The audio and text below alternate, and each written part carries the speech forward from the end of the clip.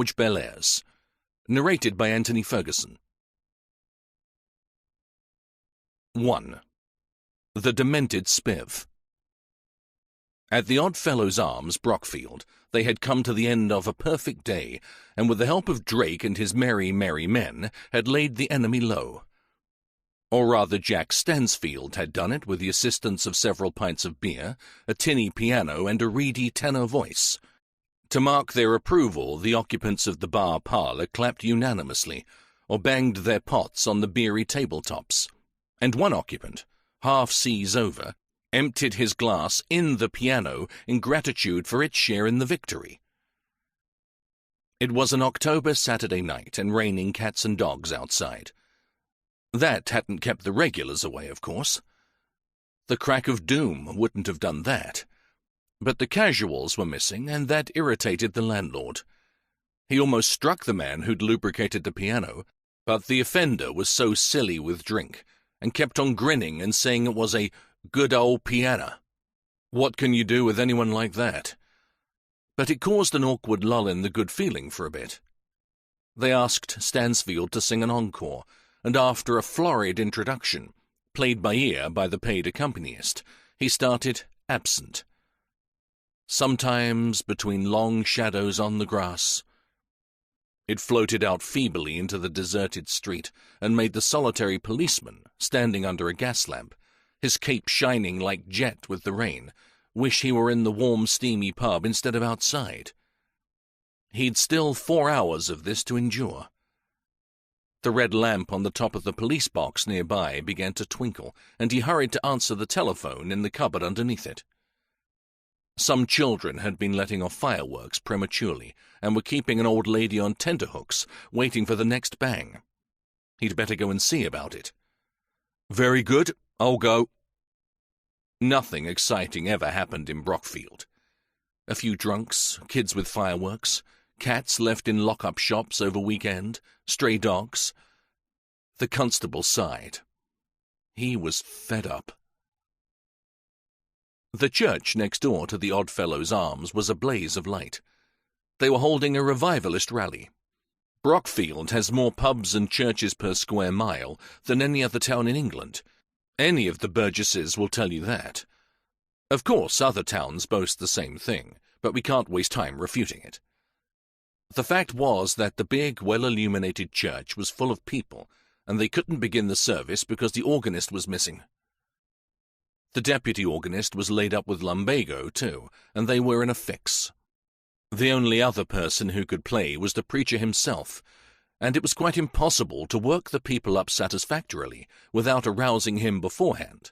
The parson had to keep leaving the pulpit, playing a verse or two, and then hurrying back to say what he had to say before the congregation went off the boil. It was hard work. Everyone was annoyed with the fugitive organist, to say the least of it. Strains of Drake and his merry, merry men and Absent floated in now and then from the Oddfellows next door, and they had to close the windows on that side, although the church was like an oven from congestion. Rain lashed the street as the dripping constable returned to his stand under the gas lamp. He had effectively silenced the young pyrotechnicians, who, on account of the rain, had been lighting their thunder flashes under their jackets and then throwing them into convenient dustbins to go off. Now the bobby had nothing to do but get wet.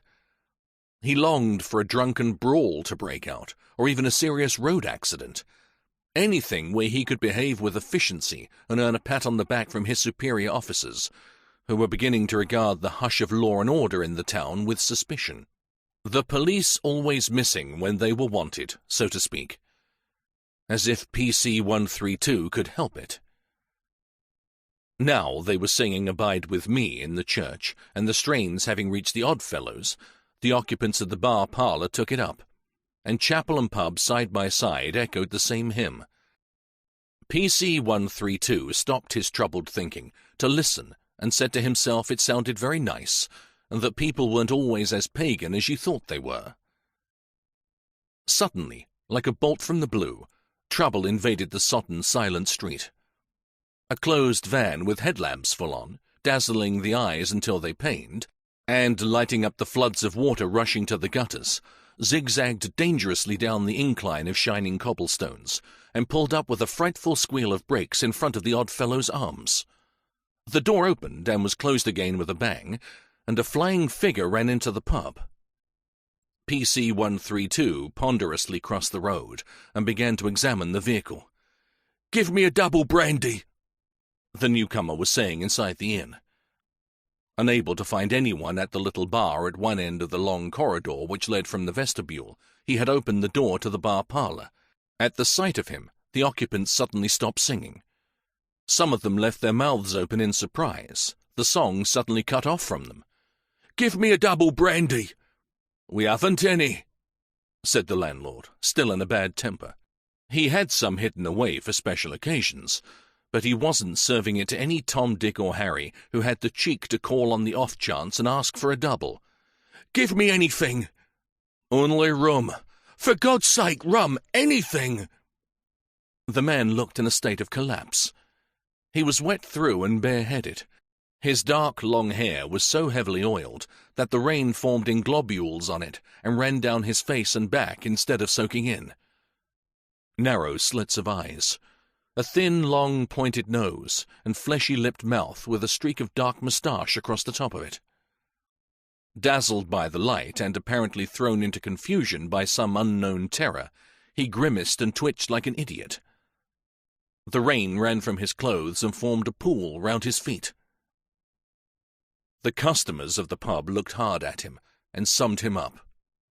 A cheap jack, a street corner boy, the sort who stood on the local open-air market selling odds and ends of jewellery and on the sly clothing coupons. They gave him the collective cold shoulder at once. They were all honest-to-goodness working folk, and there was no place for an easy money boy among them.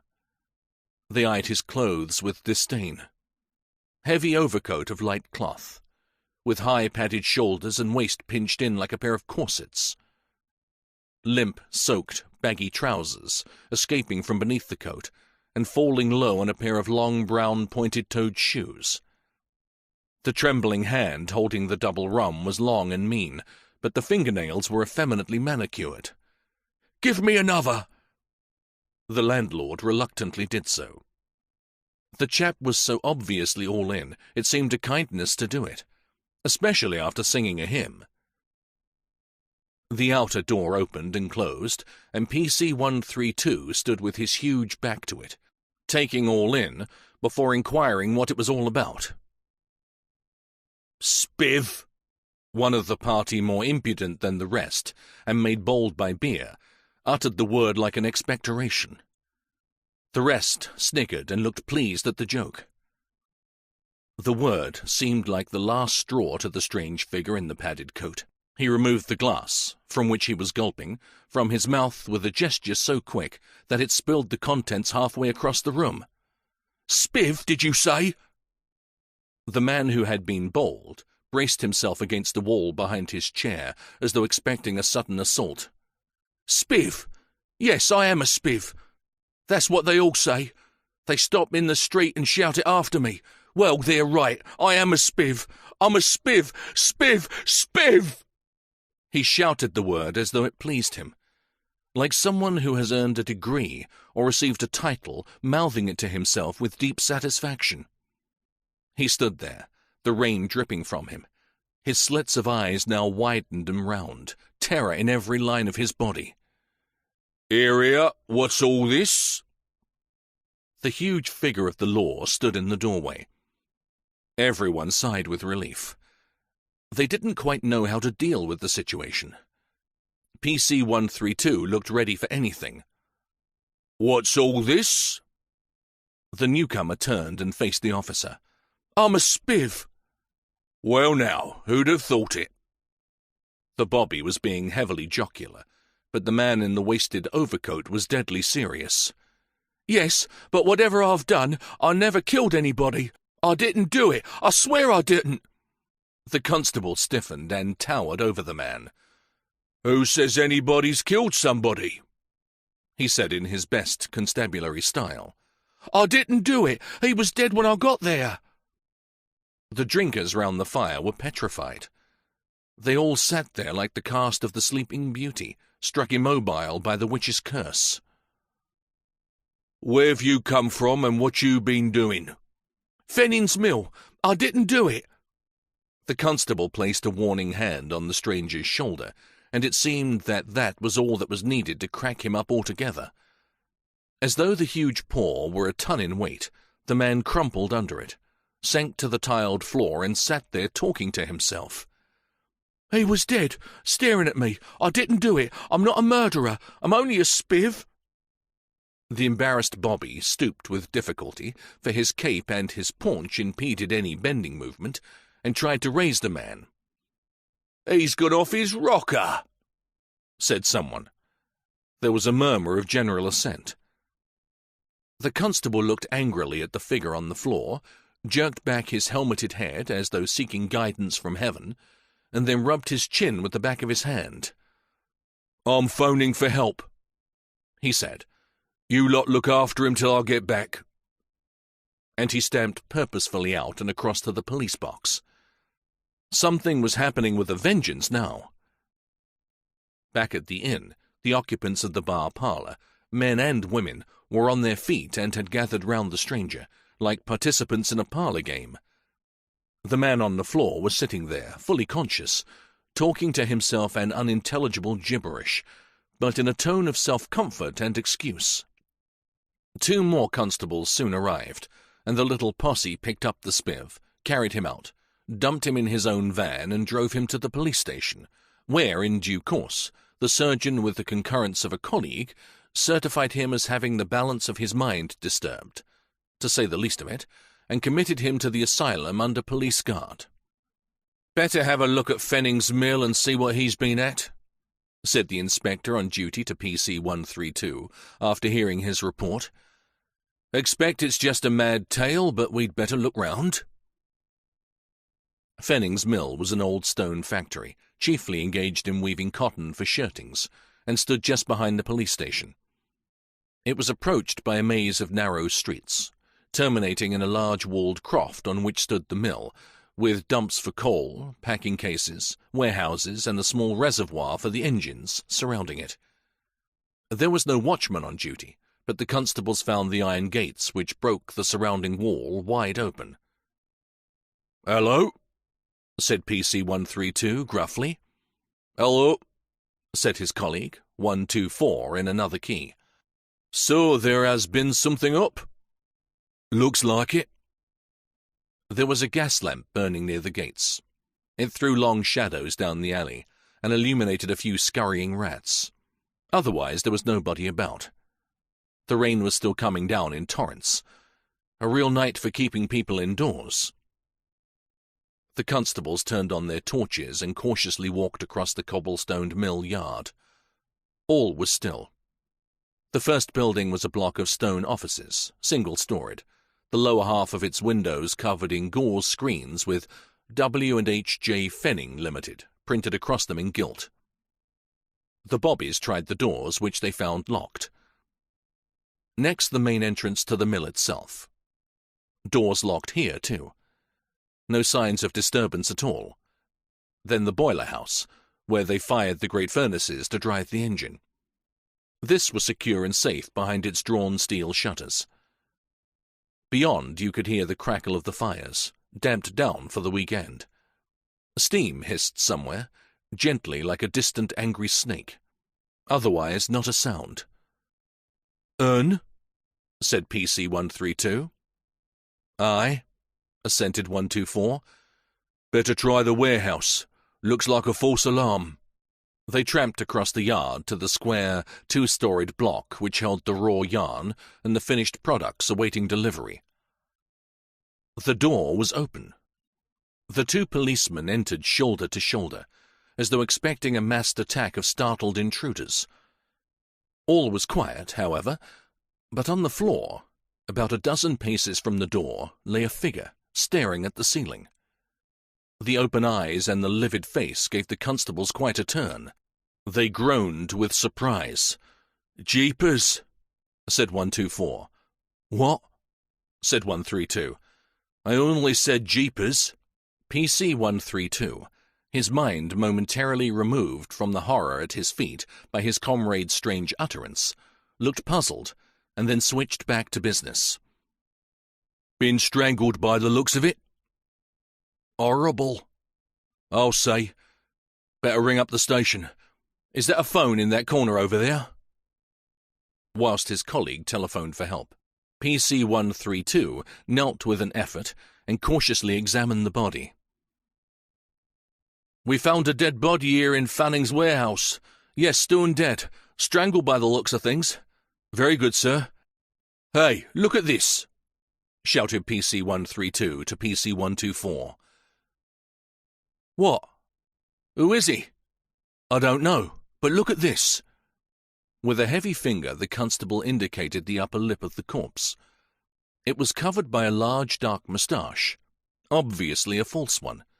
The constable touched the cheeks, too, and then looked at his finger under the light of his lamp.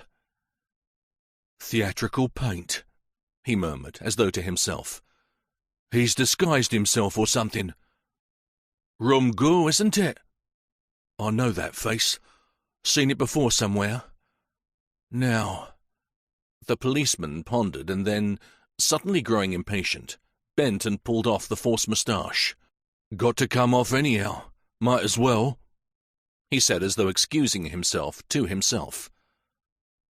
"See who it is! See who it is!" PC-124 was almost beside himself with the delight of discovery. "Why, it's Ambrose Barrow, secretary of this here mill. Right you are, Joe. No wonder they was running about like a lot of loonies at Hake Street Chapel tonight. He's organist there, and they've some sort of special service on. Put him in Queer Street when he didn't turn up. I'll bet it did, Joe, and them little thinking he was lying here, dead, strangled. I wonder if that Spiv done it." The two policemen drew closer together. It was eerie in the dim light, with the rain dripping monotonously outside and the rush of water in the gutters overhead. Somewhere the yowling of a cat split the air. Rats were scuttering about on the floor above. "No wonder he went potty and they had to put him away," said PC-132.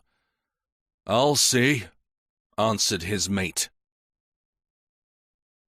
2. In the headlines. From being a small-town 9-days wonder, the case suddenly flared up to national proportions. The police who took the Demented Spiv to the asylum had a rough time with him. He thought he was being arrested for murder and grew violent. They had to hold him down, which, apart from the strength generated by his frenzy, wasn't a difficult job. He was slim and flabby, and when his large exaggerated overcoat and baggy trousers were removed, he looked half the size of the man who had caused a commotion at the Oddfellows' Arms. Ambrose Barrow was a medium-sized, heavily built man of middle age and in good physical condition. Unassisted, the Spiv, whose name appeared to be Samuel Judge, could never in his life have strangled Barrow, and the police surgeon stated that it was a case of deliberate throttling after a scuffle, and that the dead man had not otherwise been injured. No blow to knock him senseless. Cold-blooded strangling, presumably with his assailant sitting on top of him. All this puzzled Inspector Fadiman of the local police. Taking the circumstances into account, it looked as if someone had killed Barrow before Sammy Judge arrived, and that the little Spiv's tale was true. What, then, was Barrow doing in the warehouse when he met his death? Why was he disguised, and what had he to do with Judge? There was no doing any good with Judge for several days.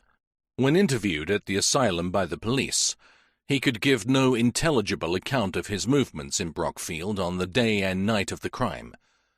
All he could do was protest his innocence, shriek to be released, weep as he denied ever having murdered anyone, and then lapse into fits of silent moodiness. The police found Sammy's home address from letters in his wallet and got in touch with it.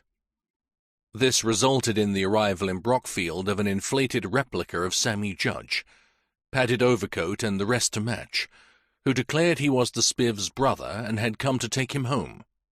When the police declined to let Sammy go, his brother, Benny, threatened them with all kinds of horrible things. He talked of bringing his lawyer, of suing for wrongful detention, of making the doctors who had certified poor Sammy sit up and pay huge damages and other pains and penalties. The police pointed out that Sammy was a self-confessed intruder in enclosed premises and would therefore be held in custody whatever Benny said or did. So Benny, having satisfied himself concerning the expenses of his brother's detention, departed for the time being, but before doing so gave the police some information about Sammy's business and condition. First of all, Benny Judge hotly denied that his brother was a spiv. He asked for a definition of the strange term, denying that he had ever heard it before. On receiving a somewhat halting explanation from a police sergeant, he indignantly repudiated the epithet. Sammy was an honest, hard-working merchant who sold goods on open markets and always took the necessary number of clothing coupons for them when regulations required them. He said he had no idea what Sammy had been up to at Fenning's mill on the night of the crime, and that they could take it from him it must have been honest and above board. Inspector Fadiman was a thorough-going officer and left no stone unturned in the investigation. He found out from Fennings that after a meticulous stock-taking consequent upon the occurrence of the mysterious crime on their premises, they had discovered their stock was light by several thousands of pounds. At first they pooh-poohed the suggestion that Ambrose Barrow was responsible for the losses. He had been with them since he left school and had, by steady, faithful service, risen from office boy to be the secretary of the company. But later, a closer examination of the stock books revealed alterations in the figures. The books were locked up in a safe to which only Barrow and two of the directors held the keys. It looked, therefore, that Ambrose was the culprit.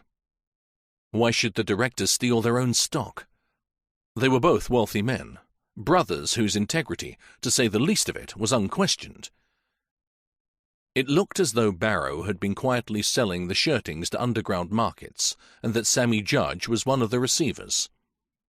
Posing as a remnant dealer, he could easily dispose of the spoils.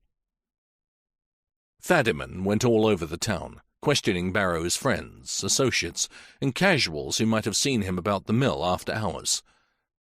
Nothing. In the mill, among the hands, he also met with a blank. Some of them might have been implicated in the robberies. If they were, they kept their mouths shut and behaved above suspicion. So Fadiman found himself facing an unanswerable question. Who killed Ambrose Barrow? And why, in heaven's name, was he disguised? The source of the grease paint and moustache was easily found. Barrow was producer or something to the Dramatic Society at the church. He had taken the materials from the makeup box. His idea, presumably, was to make himself unrecognizable if anyone saw him entering or leaving the mill at unusual hours. Finally, Sammy Judge recovered sufficiently to tell a more or less coherent tale. He had, from time to time, purchased what he called remnants from the mill. They had been delivered to him at the warehouse on Saturday nights after the market closed. Nothing wrong with that, was there? It was a perfectly normal transaction for spot cash. On the night in question, Sammy had called for his usual bundle and found Barrow lying hideously dead in the warehouse. He went off his head again, protesting his honesty and innocence when the police pressed him for details, and they had to shut him up in his room. Fadiman was inclined to believe Sammy's story. The little spiv's physique precluded his ever succeeding in strangling a man of Barrow's size and strength.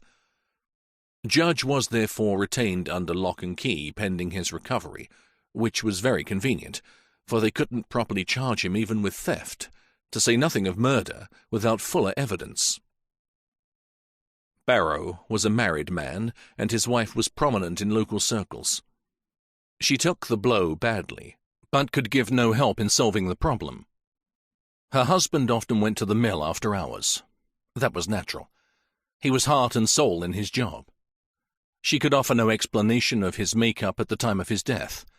It must have been put on at the office, she said, for she had never even seen the grease paint and whiskers at home. A month passed and the police were no nearer. Inspector Fadiman had to confess himself beaten. Then, Sammy Judge hanged himself on his braces, and, to mend matters, the local newspaper, in an ambiguous account of the inquest, somehow gave the impression that the Spiv's guilty, murderous conscience had caused the suicide. Benny Judge sued them for libel. The chief constable, almost as demented by events as the deceased Spiv, sent for Scotland Yard. 3. The Woman in the Pillbox Hat. "Don't look round," said Inspector Fadiman to Little John after he got out of the train and they had shaken hands. "There's a woman followed me here, and I think she's after you. Mrs. Barrow, wife of the murdered man. She was standing under the bridge leading from the up to the down line, patiently waiting, her eyes on the two officers, her long fingers screwing a handkerchief into a ball. She had a fixed purpose in mind and ignored all the bustle and noise going on around her. She was tall, dark and slim, dressed in black from head to foot. Coat and skirt, shoes, gloves, and even black stockings. Her hat was like a tall, inverted black pillbox. A good-looking woman, but pale and strained from grief and worry." Muttering to himself, Fadiman took Little John's bag, and they elbowed their way through the crowd.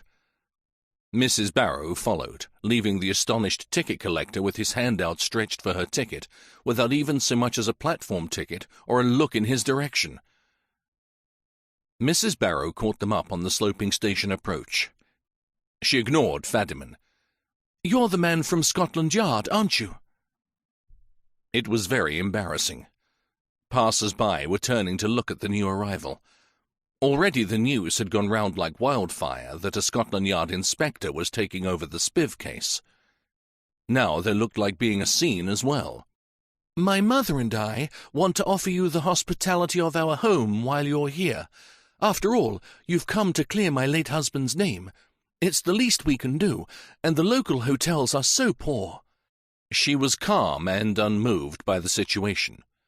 She'd a set purpose in mind, and nothing was going to deflect her from it. Fadiman was still muttering to himself. "Look here, Mrs. Barrow, please don't pester us any more. I've already told you we're doing our best, and there's no good will come from you interfering. I've booked a room for the inspector at the Queen Anne."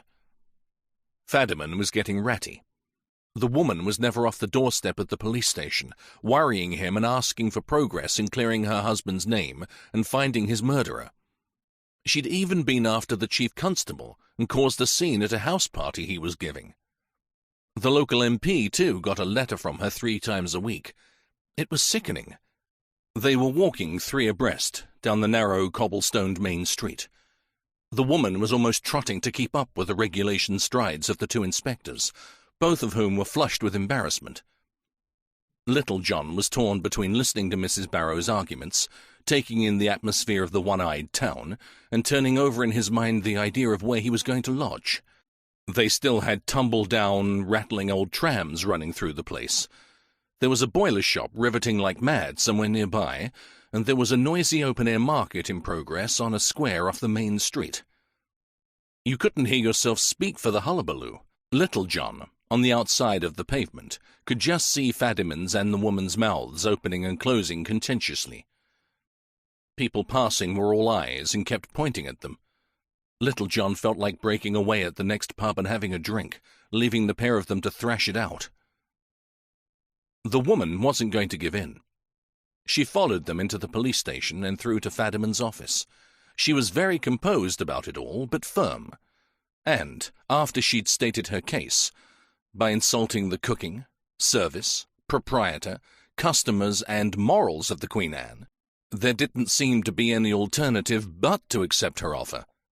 It was amazing.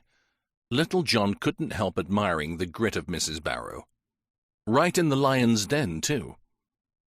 Fadiman was a formidable opponent. He looked like a policeman. He wasn't far from retiring age and was tall, impressive, grey-haired and authoritative. His small grey moustache bristled with determination, but the woman stuck it out. She must have been about 35. She was tall and big-boned, but instead of putting on weight as such people usually do later in life, she had kept lithe and slim. Her clothes were obviously the handiwork of a small-town tailor. Morning orders within 24 hours. Properly turned out, she would have been quite distinguished and attractive, and the pillbox hat was just ridiculous. She had rather a long, delicate face, and this, topping the lot, elongated it still further to an absurd degree. Little John prided himself a bit on his taste in ladies' hats. This one took the biscuit. "Could you send the inspector's bag round, then?" She gave an address to Fadiman, who almost blew up. There was no limit to her nerve. Little John was sick of it, and thought it best to intervene. "Very good of you, Mrs. Barrow, I'm sure, but I must be independent during this investigation. I can't very well stay at the home of the murdered man, can I?" "And why not? There's every reason why you should. I could help. You are working on his side, aren't you?" This sort of thing could go on forever. "Definitely, Mrs. Barrow, but you must appreciate that I must be free to choose my own lodgings and operate as I wish.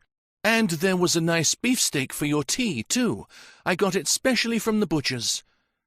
"I bet you did," thought Little John, and at length, finding himself alone with the now speechless Fadiman, he relieved his feelings in roars of laughter. Fadiman didn't think it funny at all. "I'm fed up with that damn woman. Never been off our doorstep since the case opened. I'm sure if she'd known your name beforehand, she'd have come up to London to fix things up before you left. Did you want to stay at her place?" "Not on your life." All the same, it might have had its advantages. A lot of inside atmosphere and information. Freedom from the small-town commercial. And there was a nice beefsteak for his tea. But it just couldn't be done.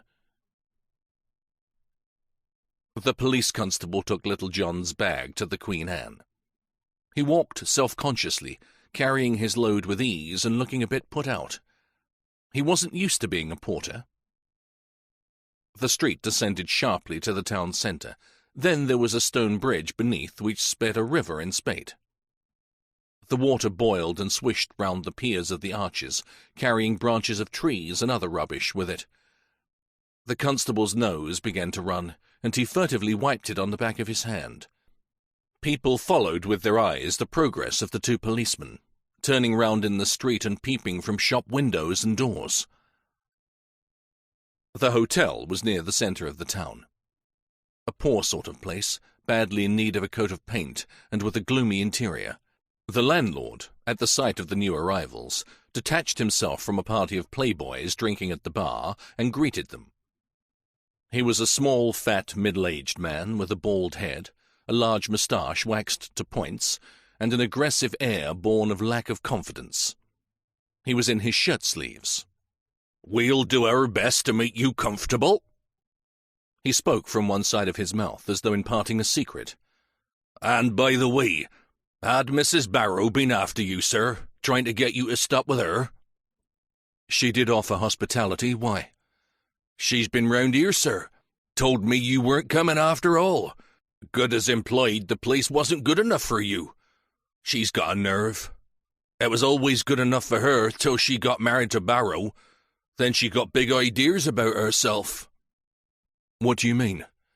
"She used to come here with her boyfriends regular at one time. Quite one of the girls of the town in her day was Flo. Harrison. That was her name before she wed Barrow." "What did she do in those days?"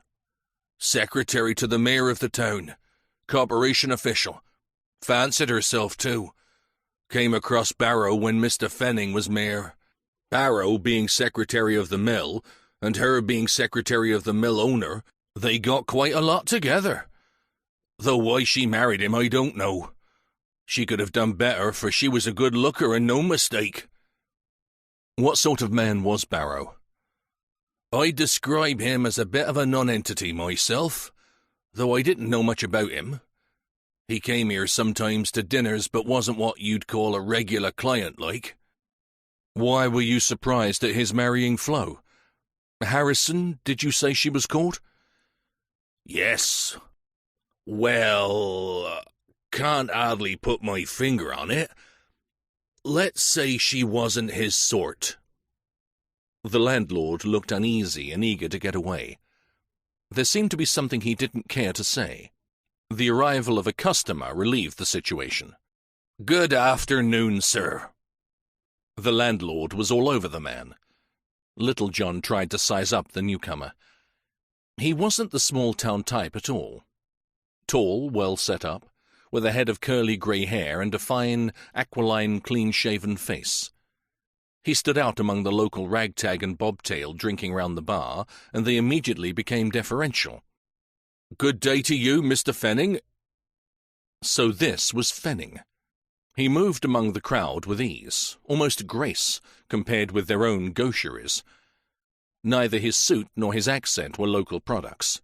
He'd been well-educated somewhere, and you could tell it as soon as he entered the place. "The usual, please, Spencer." He had a word for everyone, kindly but not familiar, the sort you wouldn't take any liberties with. "How's your mother, Mary?" That was for the barmaid.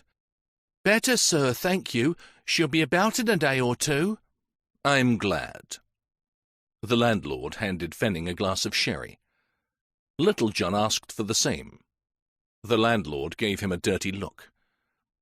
"It's all right, Spencer. No need to keep it all for me." It was excellent sherry, too. Fenning smiled at Little John.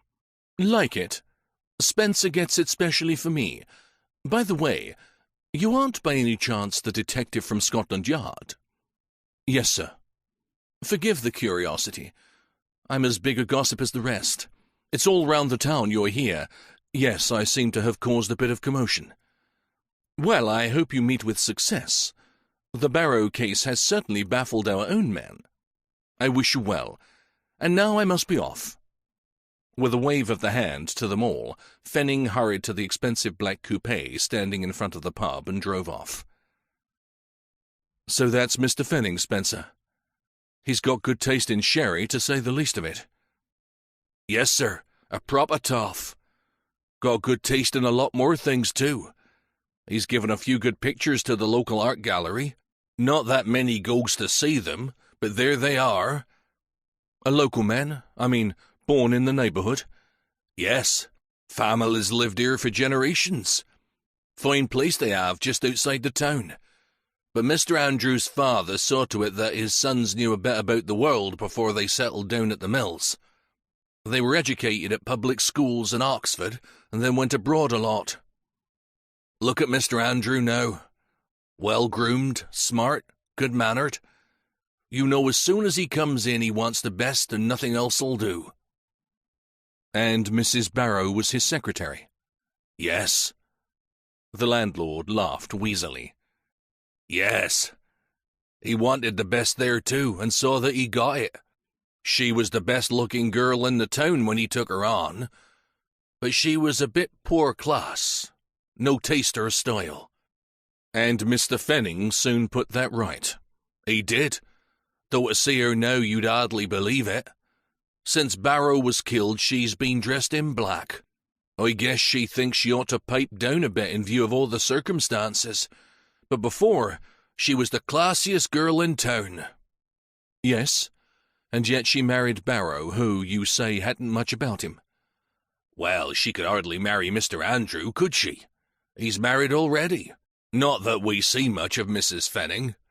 She won't live here, and has a flat in London, and goes in for a good time. I wonder what Mr. Andrew thinks when he sees Flo in her morning get-up. I bet he thinks she's slipped a bit." The landlord laughed another spiteful, wheezy laugh. Wretched little runt, thought Little John, who'd taken a bit of a fancy for Fenning. "Did Mr. Fenning and Flo get about a lot together, then?" "Yes, quite a bit before she married Barrow. All the town knew about it, but everybody disliked Mrs. Fenning for calling Brockfield an awful dump and refusing to be seen in it. So they didn't mind. But the thing stopped being free and easy like after she married. This is a small town, and however much you carry on the QT, you mustn't do it in public. Get me?" "Yes, I get you." "I think Flo and Mr. Andrew was always straight and above board, and they've kept it so. The Fennings was Barrow's employers, and he had a good job with them." I've heard of him and Flo dining at the Hall quite a lot. I wonder what Barrow felt like among all that silver and cut glass, with the fine pictures on the walls and priceless old furniture. I've been up there a time or two. It's lovely. I guess Mr. Andrew educated Flo up to that standard, but as for Barrow, I bet he was a fish out of water and no mistake. You'd only to see the way he wore his clothes to know that. He once came here in a dinner suit. Somebody mistook him for a waiter. The landlord was set for talking all the rest of the day and night. Somebody had paid for a drink or two for him, and he was half seas over already. Little John guessed it wouldn't be long before the license changed hands. Probably he was drinking away all the profits, and more besides. The telephone bell rang in a box at the end of the bar. "Is Inspector Littlejohn here? Inspector Littlejohn?" Everybody looked up, and a score or more pairs of eyes fixed themselves curiously on Littlejohn. He took the call in the box, and the eyes remained fixed on him as though trying to read his thoughts. It was Mrs. Barrow on the telephone. "I say, Inspector, it seems a shame to waste this good steak. Even if you are staying at the Queen Anne, you might like a meal here. I can promise a better spread than old Spencer's any day. Will you come? I can perhaps tell you something useful, too, whilst you're here." "But I've got to see Inspector Fadiman almost at once. I've only just got here to settle in." "Ring him up and tell him you'll be a bit late." Little John sighed. Of all the determined women he'd ever met. "Very well, Mrs. Barrow. Thank you." "The address is 41 Fairley Grove, about 5 minutes' walk from where you are now. The landlord will tell you how to get there, or I could walk down and show you the way." No, thanks, I'll find it." He didn't ask the landlord, however. He'd had enough of Spencer for the time being. It was raining, so he took a taxi. "Chuck in the country's money around," said the driver when he got back among his pals in the local cabman's shelter. "Getting me out in all that rain for a 3 minutes trip and a bob fare. Ruddy shame, I call it." 4. Steak for tea. The taxi was out of the town in a couple of minutes. This was the suburban part of Brockfield, where the clerks, officials, prosperous traders and better-class artisans lived. Small detached or semi-detached houses, each with its formal little garden, so many to the acre, as laid down in some planning scheme or other. Many of the avenues had not yet been adopted and paved, and traffic had churned them up badly. The taxi bounced over potholes, which the rain had filled with liquid resembling cold tea. The afternoon light was fading, and added a dismal air to the scene. Electric lamps with naked bulbs, posted here and there on the estate, had been switched on by time clocks, and their light shone weak and desperate against the remaining daylight. They halted at a small detached house in the middle of a road. Small cars stood at the gates of other villas, as though their owners had brought them out and parked them there just to show they owned them. Number 41 Fairley Grove was like all the rest. Box hedge, wooden gate, with 41 in full on a plate made of the individual letters held together in a frame. A few dripping poplars and bushes surrounding a small patch of lawn with bedraggled and neglected flower beds at the edge. There were heavy green curtains at the windows, and on the windowsill inside, 2 glass vases of flowers with a plaster figure of a Greek athlete between. Little John paid off his taxi and walked along the crazy paved path to the front door. The bell was a clockwork thing which you wind up by turning it round and round inside. "Will you please come in? My daughter won't be a minute." Little John guessed that it was Mrs. Barrow's mother. A little grey-haired, faded woman with bright, inquisitive dark eyes. She spoke with a trace of some dialect or other. She was serious and a bit overawed by her visitor. There was an air of refinement about her worried face, and you could see from whom her daughter had inherited the delicate arched nose and regular features. As he entered the house, Little John was enveloped in a warm smell of cooking. Steak and chips for tea, with something connected with hot custard to follow. Upstairs you could hear someone, presumably Flo Barrow, hurrying here and there, dressing herself up specially for her visitor. The passage was gloomy, and the old lady switched on a light, a wrought-iron lantern with orange-coloured glass. The first thing that caught Little John's eye was a fine little etching hanging beside a modern oak hall wardrobe. The rest of the furniture was nondescript. Mock Jacobean umbrella stand, a small dinner wagon with a plate glass top, and a green and black carpet. "Let me hang up your hat and coat." Little John handed them over with a smile, whereat the old lady thawed and smiled back. Her face, relieved of strain, assumed quite an air of distinction. The whole wardrobe was chock full, but she managed, by ramming the contents tight, to find room for Little John's clothes. "In here, please." The old lady indicated an easy chair near the fire, and bustled off to hurry along her daughter. You could hear her climbing the stairs. Little John looked round the room. To him, it indicated a struggle of tastes. Flo Barrow on one side, and her husband, and perhaps her mother too, on the other. Flo influenced by Fenning, a man of the world and by all accounts a connoisseur, and Ambrose Barrow, a Philistine who played the organ at chapel, looked like a waiter when he put on his evening clothes, and was content with the standards of small-town life. You could imagine the tussle when they set up house. There was an enormous dim oil painting on the wall. It dominated the room from a heavy gilt frame. Probably Barrow had been very proud of it, and hoped that one day some expert would proclaim it a masterpiece and buy it for a fabulous sum. It completely overshadowed two small, exquisite woodcuts, which perhaps Fenning had given to Flo at some time or other. The carpet was fitted and of rust colour, which, toning after a fashion with the mahogany furniture, brought out none of the colour or lustre of it. Blue would have been better. The piano was a good one. Barrow had been a musician and presumably used it a lot. There were still 2 or 3 oratorios lying on top. You could divide the room in 2. Furniture, heavy and unimaginative, with carpets and fittings by Barrow. Odds and ends, like ornaments, by his wife. A conglomeration of warring styles. Then Little John realized that he might be doing Barrow an injustice. Perhaps he hadn't been responsible for the setup at all. Maybe Flo's taste was reflected in the main scheme, and Fenning had merely imposed a little here and there by an odd gift or two. His education of the small-town girl might not have gone very far.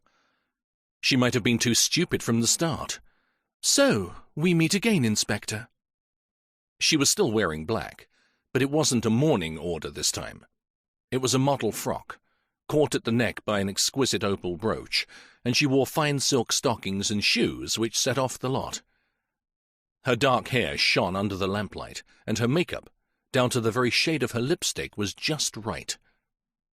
Little John's runaway imagination saw the finger of Fenning in it all. They shook hands. Mrs. Barrow looked quite at ease, but she seemed to have arranged everything beforehand. "Sherry." She produced a bottle and 2 glasses. The glasses were poor, the sherry excellent. It was Fenning's favourite brand. Again, the conflict of tastes. A really fine drink served in glasses bought from a 6-penny store before the war. Outside you could hear the old woman bustling around, rattling plates, spreading cups and saucers, rushing in and out of the kitchen, looking after the meal. The nice steak. "I wanted to talk to you before you started your investigation, Inspector. But excuse me, I didn't ask if you found the Queen Anne all right." She smiled a bit spitefully, knowing the answer she would get.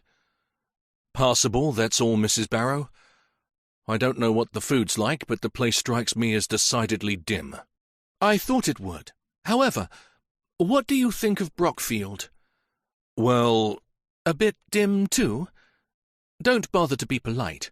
I think it's a dreadful place. Nobody— It's ready." The old lady's head appeared round the door and vanished again. "This way." The dining room was just the same.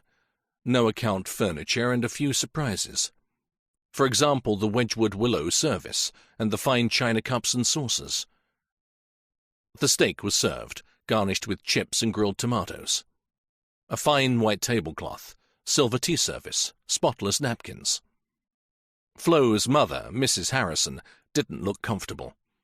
Either she was a bit scared of little John, or else she wasn't used to a show such as her daughter was putting on. "Will you have a bottle of beer, Inspector?" As Flo Barrow went to the kitchen to fetch the drink, her mother shook her head and clicked her tongue against her teeth. "I never touched drink," she said testily. "Neither did Flo until she—" And then Mrs. Harrison stopped. They were sitting in the lounge again, taking coffee. Mrs. Barrow had offered little John brandy and cigars, but he had refused the drink and was smoking his pipe. Impossible to believe that but a short while ago the master of the place had been strangled. It was so quiet and settled. You'd have thought that trouble was safely shut outside. "Had your husband any enemies, Mrs. Barrow? Anyone who might have wished him ill or borne him any grudge?" The same old question and the same old answer. "No." She was sitting with her legs crossed, smoking a cigarette and staring in the fire. The look she gave little John as she answered was untroubled. Outside, her mother was washing up in the kitchen. "What was he doing at the mill at that hour?" "According to the evidence at the inquest, he was there selling some oddments of cloth to the dealer who could only come for them on Saturday night." "Was he in charge of that kind of thing? One would have thought the warehouseman—" "Yes, but with cash passing for the transaction, my husband probably wished to lock it in the safe. Only he and the directors had keys." "It seems a bit strange, though. Surely Mr. Barrow wasn't in charge of the warehouse." "You're thinking of the story that my husband was dishonestly selling the company's goods, aren't you? I won't believe that. There must be some satisfactory explanation. He was too honest. There wasn't a straighter man anywhere. The insinuation is scandalous, and that's why I hope you'll do better than the local police and clear his name at the same time as find his murderer." Flo Barrow's cheeks flamed, and she grew excited. But she showed no sign of grief, merely indignation. "What is this matter about his being disguised? Made up with the Dramatic Society's grease paints and false hair? Was he an actor, then?" Mrs. Barrow looked ready to laugh. "Ambrose an actor? Not at all. His association with the church dramatics was as a musician. He ran a little piano quartet which played between the acts. He couldn't have taken a part to save his life." She said it almost contemptuously. "Why?" "He wasn't that kind. Stolid, unimaginative. He was a good musician technically, but quite uninspired." Little John looked at the woman facing him. Good-looking, passionate, well-dressed, with a measure of surface sophistication and probably boundless ambition. Yet she married Barrow, unimaginative, stodgy, provincial to his fingertips. A real self-satisfied bore. You could imagine him coming home, sitting by the fireside in his slippers, playing his piano, talking about his day at the office. Now and then going out to choir practice or to rehearse his little orchestra. And sometimes he'd go upstairs and put on his evening clothes and attend some local function. And he'd come down looking like a waiter. "What was your husband doing disguised, then?" "I don't know. If it weren't so tragic, it would be comic." Little John wondered what was going on in this woman's mind. What was under the cynical show of case-hardening she assumed? "What did you do when your husband went out practicing his music and such like, Mrs. Barrow?" "I stayed in or visited friends." "You didn't share his musical interests, then?" "The church choir? No, thank you. They didn't want me there." "Why?" She shrugged her shoulders. Little John knew. Probably there was a commotion and a lot of talk at the chapel when Barrow married the girl he did. Not the chapel sort.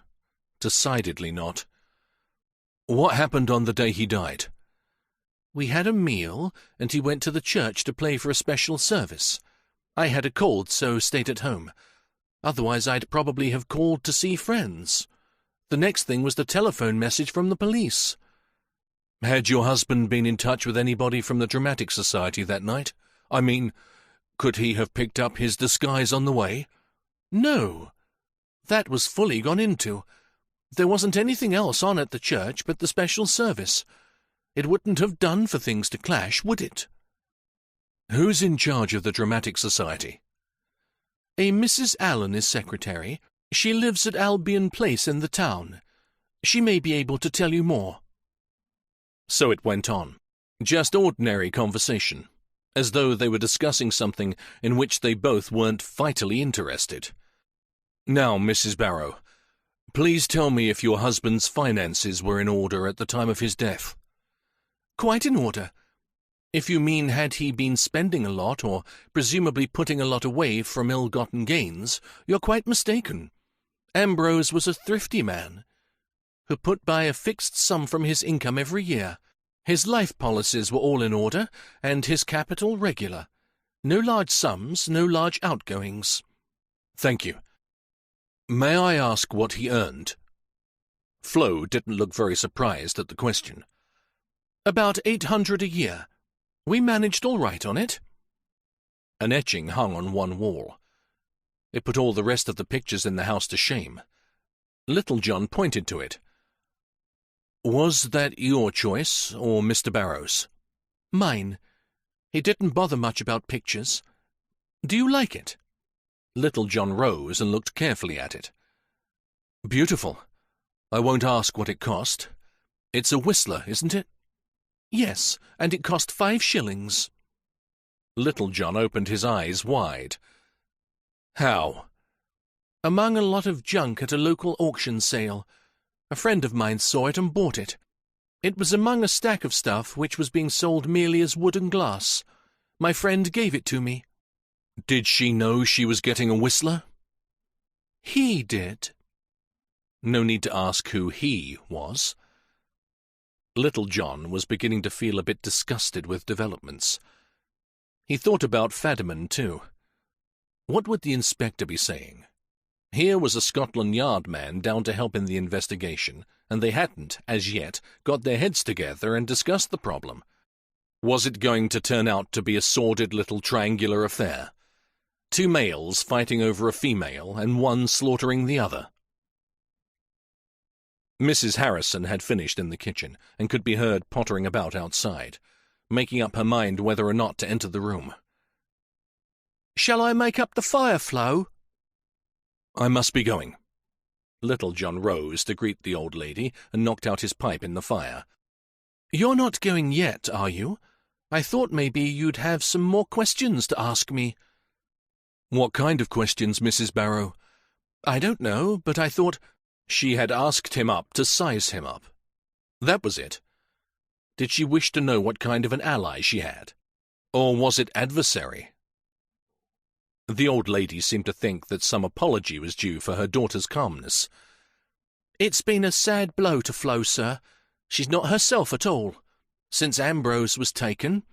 Please be quiet, Mother. The inspector knows all about it." Little John looked at Barrow's things, still scattered here and there. Furniture, piano, heavy books in shelves on each side of the fireplace, some pipes in a rack, the oratorios on the piano. It was as if he was still alive, had just gone out to choir practice and would soon be back. "How long have you lived with your daughter, Mrs. Harrison?" "I have my own house. I just came to keep her company after Ambrose—" "She couldn't be alone, could she?" "No, she couldn't." "Have the police any clues? Any suspicions?" Flo tried to say it casually, but there was strain in her voice she couldn't hide. So that was it. The meeting at the station, the pestering and badgering of Fadiman, the insistence on Little John's early visit. She was afraid of something. "No, Mrs. Barrow, we haven't a thing to guide us, but sooner or later we'll find what it was all about." They saw him to the door, and the pair of them stood there, framed in the hall light, until Little John had walked almost to the end of the avenue. It was still raining hard, but the inspector preferred to walk. He turned up the collar of his raincoat, pulled down the brim of his hat and struggled against the wind and rain till he reached the police station. 5. Hamlet in modern dress. Little John found Penelope Allen attending a rehearsal of the Baps, Brockfield Amateur Players, to give it in full. After a brief interview with Fadiman, who seemed quite resigned to the strange ways of Scotland Yard detectives, he had called at Mrs. Allen's home and been told she was at a rehearsal at the school behind the Oddfellows' Arms, of which we have already said quite a lot. The inspector was anxious to learn a bit more about the murdered man and his activities, and also, if he could, to get to the bottom of the strange affair of the disguise. The room was in darkness, except for the stage, which was brightly lit and full of activity. They were soon to give Hamlet in modern dress. A tall young man was occupied in alternately dealing with the gravediggers and quarrelling with the producer. The latter was sitting just below the stage on a chair tilted on 2 legs, and was in a perpetual state of convulsion, now waving his arms, now yelling abuse or instruction, or again mounting the stage in a single bound, and excitedly showing them all how to do it. The gathering seemed divided into 2 parts. One lot of earnest actors sat silent and immersed in their art, waiting their turns. The other formed a clique of frolicking chatterers, whom the producer kept abusing and ordering to shut up without much effect. One pretty dark-haired girl, cast for Ophelia in a blonde wig, was flirting and displaying herself among a group of young bloods, some of whom pounced upon her and pawed her from time to time without being rebuffed. A sort of mass courtship. Like a lot of dogs. "What's he want?" somebody said in a loud, affected voice as Little John entered. The rehearsals were private, and the show was to be sprung as a surprise on the lucky people of Brockfield. Somebody found Penelope, who was not in the play, but busy preparing tickets, and brought her to the inspector. On her way she gathered up a forlorn-looking man who had been sitting alone, apparently meditating in the dark. Penelope Allen had just been married, and this was Cuthbert, the lucky one. It was difficult to see properly in the dim light at the back of the hall, but Mrs. Allen was grotesquely dressed. Arty, crafty, livid jumper, with wheels across it which reminded you of astigmatism, homespun shapeless skirt, Russian boots and a belt decorated with horse brasses. The latter was her own idea. Cuthbert was taking the ghost in Hamlet, and he looked the part. He was tall and pale. He sagged from the waist, and wore a limp, thin moustache on his Slavonic face. He had glasses, too, in heavy black frames, and couldn't see a foot without them. This was a source of great anxiety to the producer, for you couldn't very well have a ghost in spectacles, and Mr. Allen's brief part, therefore, was a kind of game of blind man's buff. In his worst nightmares, Mr. Blight, the producer, saw the ghost walking right off the stage and mingling dimly with the audience on the night of the show. Penelope interviewed Little John in a corner and in whispers. Cuthbert stood patiently by, like a camel, and whether or not he was taking it all in, he alone knew. He seemed stunned, as though weeks ago somebody had knocked him on the head and he had suddenly recovered consciousness to find himself tied to Penelope for life. "Did Mr. Barrow take an active interest in the society?" asked Little John. Mrs. Allen was a curious shape. A long body of tightly braced bones with no waistline, thin legs with huge feet, square flat face, pink and white, good complexion, and a little nose like a snout. Her eyes were blue and grew round with innocence at the time when she fired her most deadly shafts. "My husband," she said, introducing the ghost to Little John. "Yes," said Cuthbert, like a schoolboy answering roll call. "Yes, Mr. Barrow was interested, but only in the music. He ran a tiny orchestra which played between the acts. He used to call at rehearsals from time to time.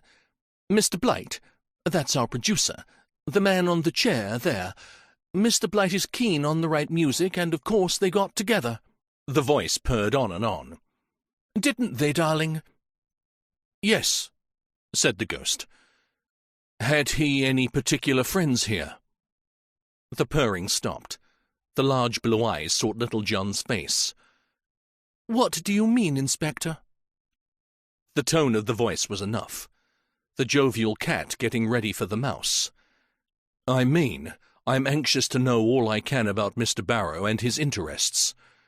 Had he any particular friends in this society who can tell me something about them?" Oh, yes. He was a great friend of Mr. Menstone, the tall one over there by the dark girl. She's the younger sister of Miss Lackland, who was violinist in the little orchestra. They might be able to tell you something. Eh, darling?" The ghost didn't respond. "Darling?" "Yes." There was an intermission in the rehearsal, and the chattering groups were now at it fortissimo. They spoke a language of their own. Everything was wizard, smashing, dim, lousy, or putrid. And their ways of life seemed to consist of beetling, stooging, staggering, waffling, and blowing. Like talking in code. Mr. Blight was trying to tell the first gravedigger how to do it. A tall fellow with projecting teeth shook hands over his head in approval of Hamlet and shouted, "Wizard prang!" "Mr. Barrow was very friendly with Miss Lackland, the one in the band. I mean, not our one." The purring and the large blue eyes came into operation again.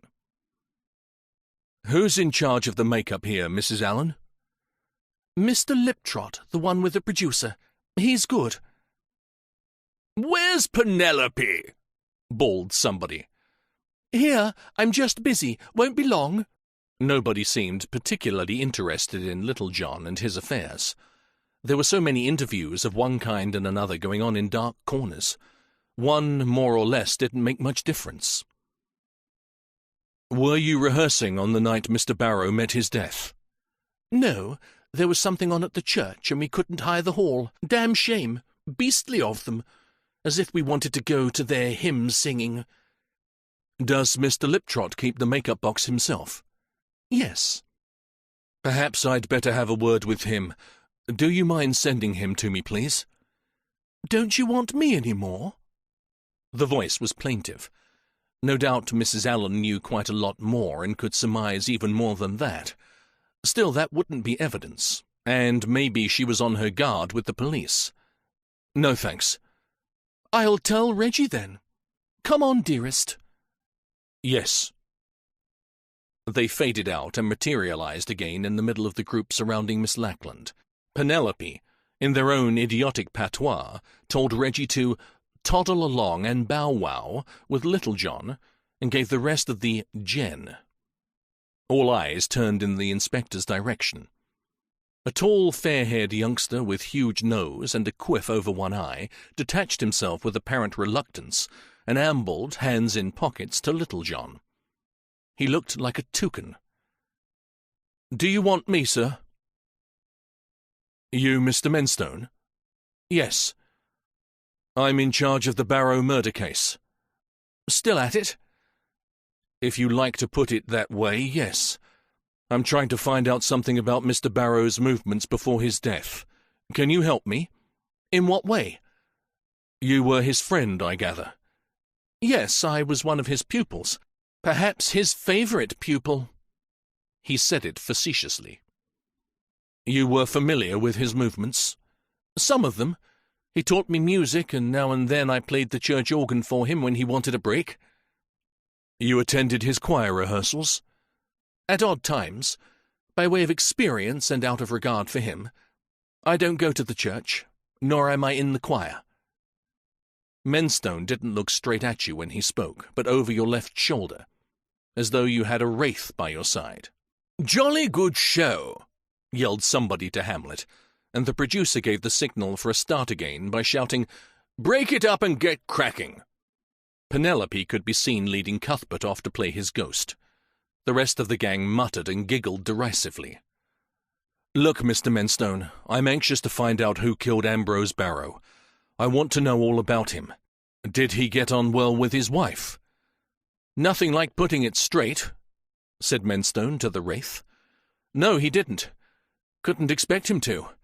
Everybody was surprised when he married her. Poles apart." "In what way?" "This is a bit embarrassing, you know. I shouldn't be talking like this of a dead friend." He was strangled, remember? Oh, I'm not forgetting, sir. Otherwise you wouldn't have got a word out of me. To cut a long story short, Barrow was always a decent sort of bloke. A bit potty on his music, that's all. Wrapped up in it, in fact. His wife, Flo, on the other hand, didn't know one note from another. Didn't want to, either. Still, that's not enough. I know. But Flo was a high flyer. Liked a good time with the boys. Spent above her husband's income, and her name was mud among the decent folk of this town before she married Ambrose. Got among a crowd much above her, and tried to ape their ways. The Fenning lot. I'm saying nothing about who. You must get that elsewhere. I'm not mixing myself in it. You may have to if you've got the information, Mr. Menstone. The inquest was only adjourned. You might find yourself in the box making a statement in public under oath. I don't care. I won't be bullied. Nobody's trying to bully you. Was Barrow fond of the ladies? What do you mean? You know what I mean. I've nothing more to say. Very well. Please ask Miss Lackland to have a word with me. Here, if you think— Do as I ask you, please. Menstone went and brought Miss Lackland, somewhat to the consternation of her many vociferous admirers, and stayed beside her with Littlejohn. I'm sorry to bother you, Miss Lackland, but I'm investigating the death of Mr. Barrow. He was a great friend of your sister's, I believe. The girl was good-looking and knew it.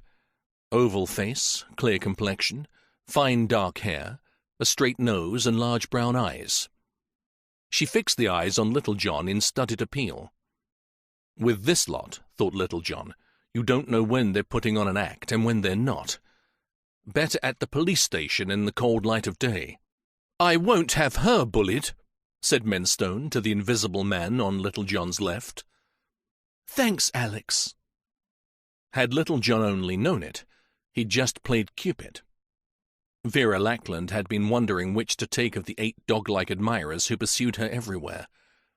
Alex's bravery in the face of police tipped the beam. Vera felt she'd be safe for life with Alex. They were engaged by weekend. Mr. Barrow was a friend of your elder sister? Vera recovered from the first shock of Eros's arrow. Yes, she played in his quartet. I'd like a word with her sometime. Alex edged closer to Littlejohn, as though about to fight to the death for Vera and all her relations. Littlejohn took it all in with a wry smile. He wondered whether Alex would strike the first blow at him or at the fellow on the left. The Hawthorns. Highley Crescent is where we live. She's at work during the day, of course. Where does she work? Fenning's Mill. She's cashier there. Thank you, Miss Lackland. Will that be all? Menstone was still looming protectively over Vera, pouting with displeasure and self-assertiveness, like an angry turkey cock around one of his threatened hens. Yes, thanks. I'd just like a word with Mr. Liptrot, if you'll be so good. Thank you both. There must have been some intonation of goodwill in Littlejohn's voice, for they both turned and smiled before they went. Menstone beamed at the wraith, and Vera flashed her eloquent eyes straight at the inspector. They went off together to get Liptrot, and for the remainder of the evening the rest of the suitors were left in the cold. Mr. Liptrot was greeted by shouts of laughter as he crossed the room to join Littlejohn. He was the funny man of the society. A perfect scream. He was a stocky, slightly bow-legged chap, studying to become an architect. He was a keen amateur actor, although he stammered when excited.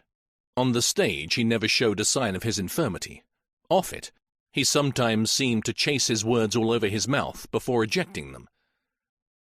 Liptrot faced Littlejohn with half a beard on his face, hence the mirth. He was a make-up maniac, always at it with his grease paints and whiskers. He had just been inventing a phenomenal first gravedigger. "Did you want me?" A goatee beard climbing up one side of his face, the other side clean-shaven as yet. He looked to have the two halves of different heads glued together and stuck on his thick body. Littlejohn asked his questions. "Oh, yes. I guess Barrow would have access to the make-up box if he wanted. It's kept, as a rule, in a little room off the stage. I bring it for dress rehearsal, and there it lies, till I tidy it up after the show. Have you missed anything from it lately? Any grease paints and whiskers? No, and if we had, I'd know, because I keep it stocked and see that everything's there. Liptrop paused a moment, and then something seemed to strike him. He began to stammer, and his words seemed to stick to his palate like flies to a flypaper. Wait a bit. Yes, about a year ago. We had some stuff pinched, I remember it. Must have been after the dress rehearsal. Damned awkward on the night. Instead of having the sticks of paint, I had to blend 2 or 3 together. Somebody pinched a lit K. Pardon? A lit K, mixture of number 5 and number 9. Are those the colours of the tints? I'd have thought you'd know that. Detectives often disguise themselves, don't they? Never done it in my life. Liptrot looked put out. He'd always understood from Penny Dreadfuls that... Well, it was the Penny Dreadfuls that had started his interest in makeup, and now detectives never disguise themselves. He looked hard at Little John. Must be a very poor sort of detective, or else, as a matter of policy, they didn't make a habit of owning up. So somebody took the makeup? Yes, a lit K, as I said. A stick of carmine vermilion and a chunk of black crepe hair. All we'd got. Good job we didn't need whiskers for minds a bitter, else we'd have been in a jam. That was over a year ago. Yes. Thanks very much. And now I must be going. Good luck for the show. Thanks, we'll need it.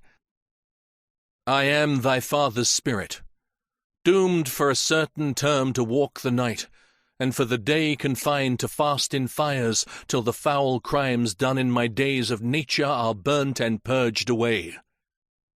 The ghost was walking and talking. Talking well, too. The best voice and style of all the lot. Little John turned to find Cuthbert Allen on the stage, voicing his lines with easy grace and skill. The inspector left the hall smiling to himself. One never knows all the lights some people hide under bushels. 6. Fenning's Mill. Little John was up at 8 o'clock. As expected, the Queen Anne hadn't much to offer in the way of comfort. The bedroom was cheerless and overlooked a back street where customers park their cars. Across the way there was a brush shop, in the dim interior of which he could see an old man and a few girls fixing bristles into wooden handles. They all looked fed up with the job.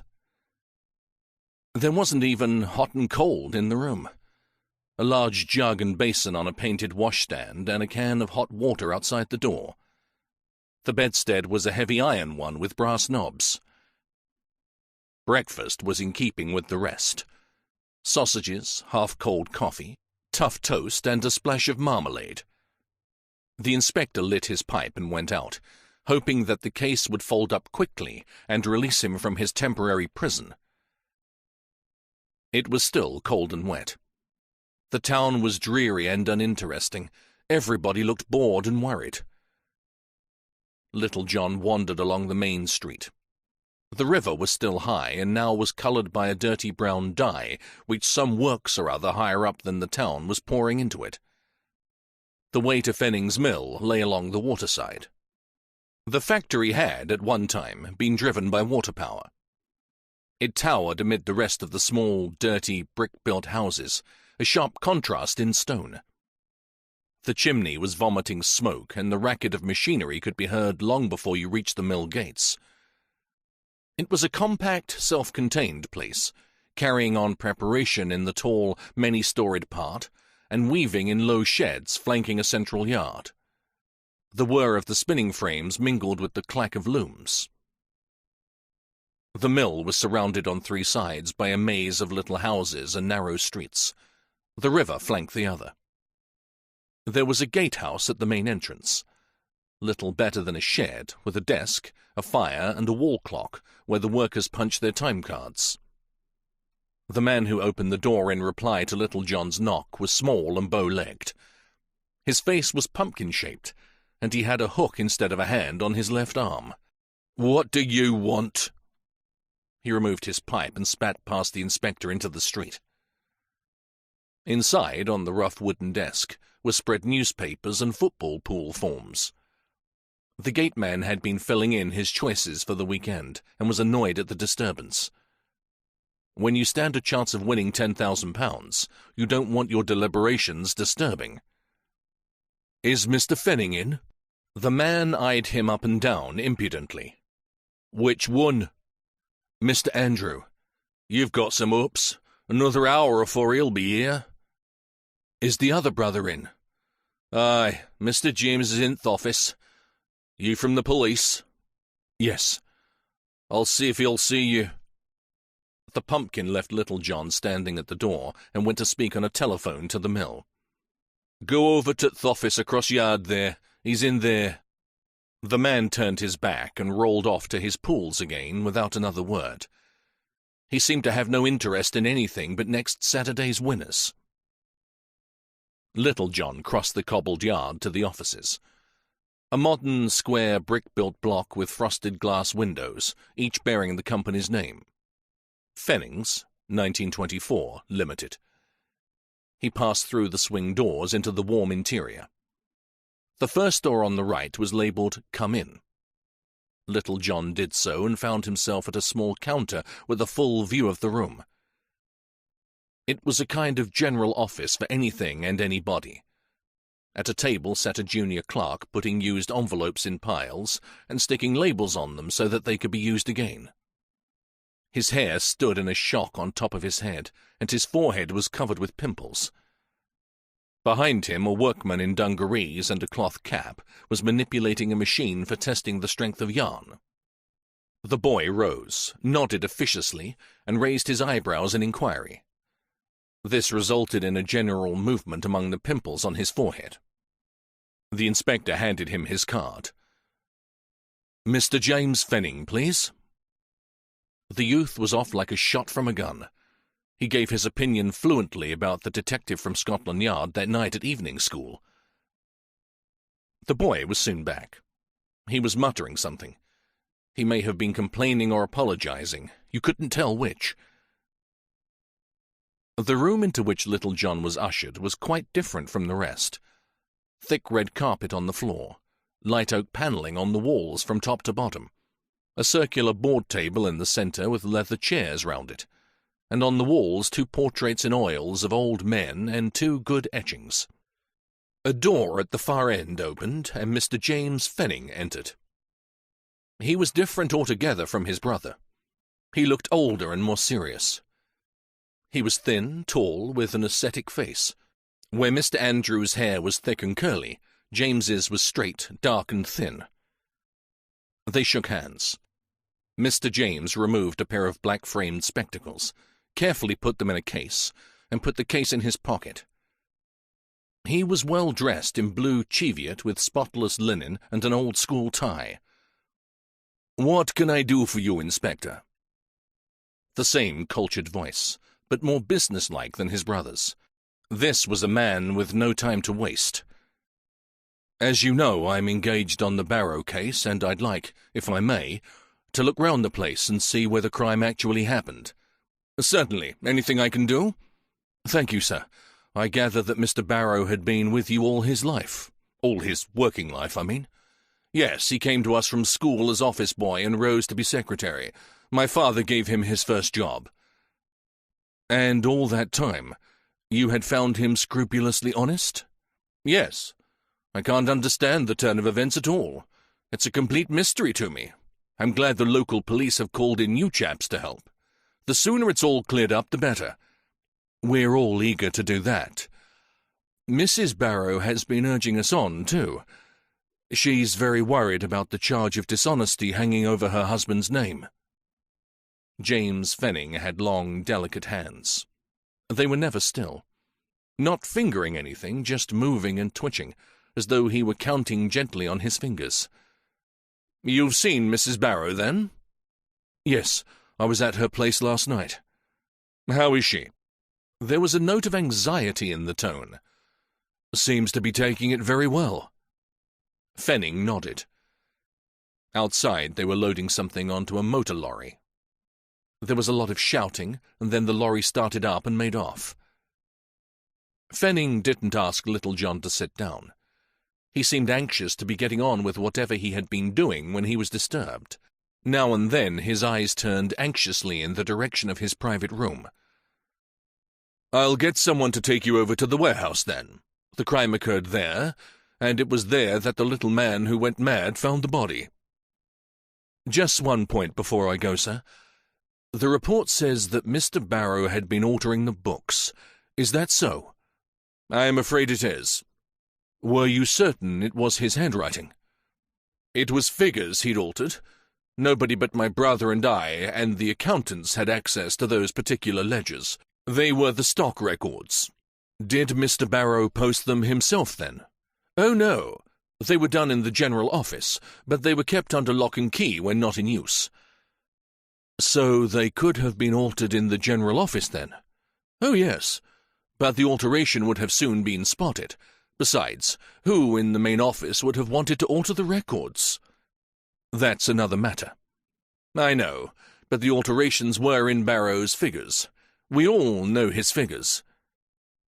And who recognized them? My brother and I, as well as some of the staff whom the police questioned. Fenning looked a bit nettled. He wasn't used to being cross-questioned about statements he made. Have experts been called in about this? Of course not. It doesn't need an expert. The figures were Barrow's, no doubt about it. We'll have to go into that. Perhaps I may see the ledgers later. Meanwhile, what was the nature of the alterations? The previous figures had been carefully erased or scratched out, and new ones imposed. Was it in cash? No. Stock, as I said before. Will you please be a little more explicit, sir? James Fenning was getting rattled. He kept looking at the closed door of his room and fidgeting impatiently with his feet. "Really, Inspector, I'm a busy man. I've a visitor in my room. Couldn't you call later?" "I'll not keep you a minute, sir. The stock records were—" "Briefly, it's this. The ledger contained a record of the contents of the warehouse when we took stock a month ago. The figures are used for the annual balance sheet, as you're no doubt aware. Next stock-taking, we shall check the warehouse again, and this should tally with the balance shown last time, plus additions, minus deliveries outwards. Follow?" "Yes, sir." "Good." But what had Barrow altered? He had increased the deliveries outward figures, thereby making the stock, depleted by whatever had been stolen, tally. In other words, systematically arranged for stock to come out all right whenever we cared to check it again with the contents of the warehouse. "I follow. I'm no accountant, sir, but that strikes me as rather stupid. The alterations might have come to light at any time. Surely Mr. Barrow knew something about bookkeeping." "Whether he did or not, that's what he did. Altered the books to cover his own thefts." "Are you of the opinion that he was robbing the firm, then?" "What else could it be, and who else?" Do you ever sell stuff from the warehouse to people like Judge?" "Certainly not. Whatever anyone else may say, I think Barrow was carrying on a black market racket with Judge, and that he met him here to turn over the shirtings after dark." "Disguised?" Fenning pursed his lips. "Yes, disguised. My theory is that Barrow tried to make himself unrecognizable just in case he was disturbed. My brother thinks the same. He had to come and go through thickly populated streets to get to the mill. The grease paint and whiskers were just the same as the old burglar's mask." "That's reasonable, sir." "So you think I really must be going, Inspector? Call again when my brother's in, just before midday. I'll be free too, and we can have another talk." "Very good, sir. May I have a word with Miss Lackland, please?" Fenning's eyebrows rose. "Miss Lackland? Oh, very well." He went to the wall and pressed a bell push. The boy with the pimples answered. "Send Miss Lackland to the inspector in here, please. Perhaps you'd like the use of this room. More private. Ask for the warehouse on your way out. The boy will take you there. See you later." With that, Mr. James hurried off to his room and closed the door. You could hear him speaking quietly to someone inside. Janet Lackland was dark like her sister, and had the same shining, dark, metallic-looking hair. But she wore pale-rimmed spectacles, looked older, and was more grave and sensible. "You want to see me, Inspector? Won't you please sit down?"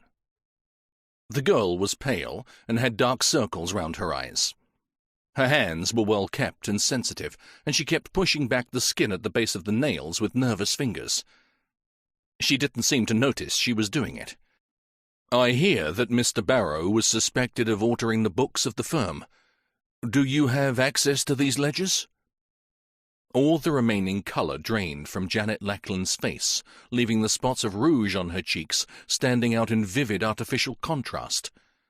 Then her eyes blazed. "It's a beastly lie. Mr. Barrow would never have done such a thing. He was a fine man. Whoever says he was dishonest is a liar. Oh, I know they say he was stealing the firm's goods and covering himself that way, but I know he wouldn't have done." Tears began to flow down her cheeks, although she made no noise or motion of weeping. She was very overwrought.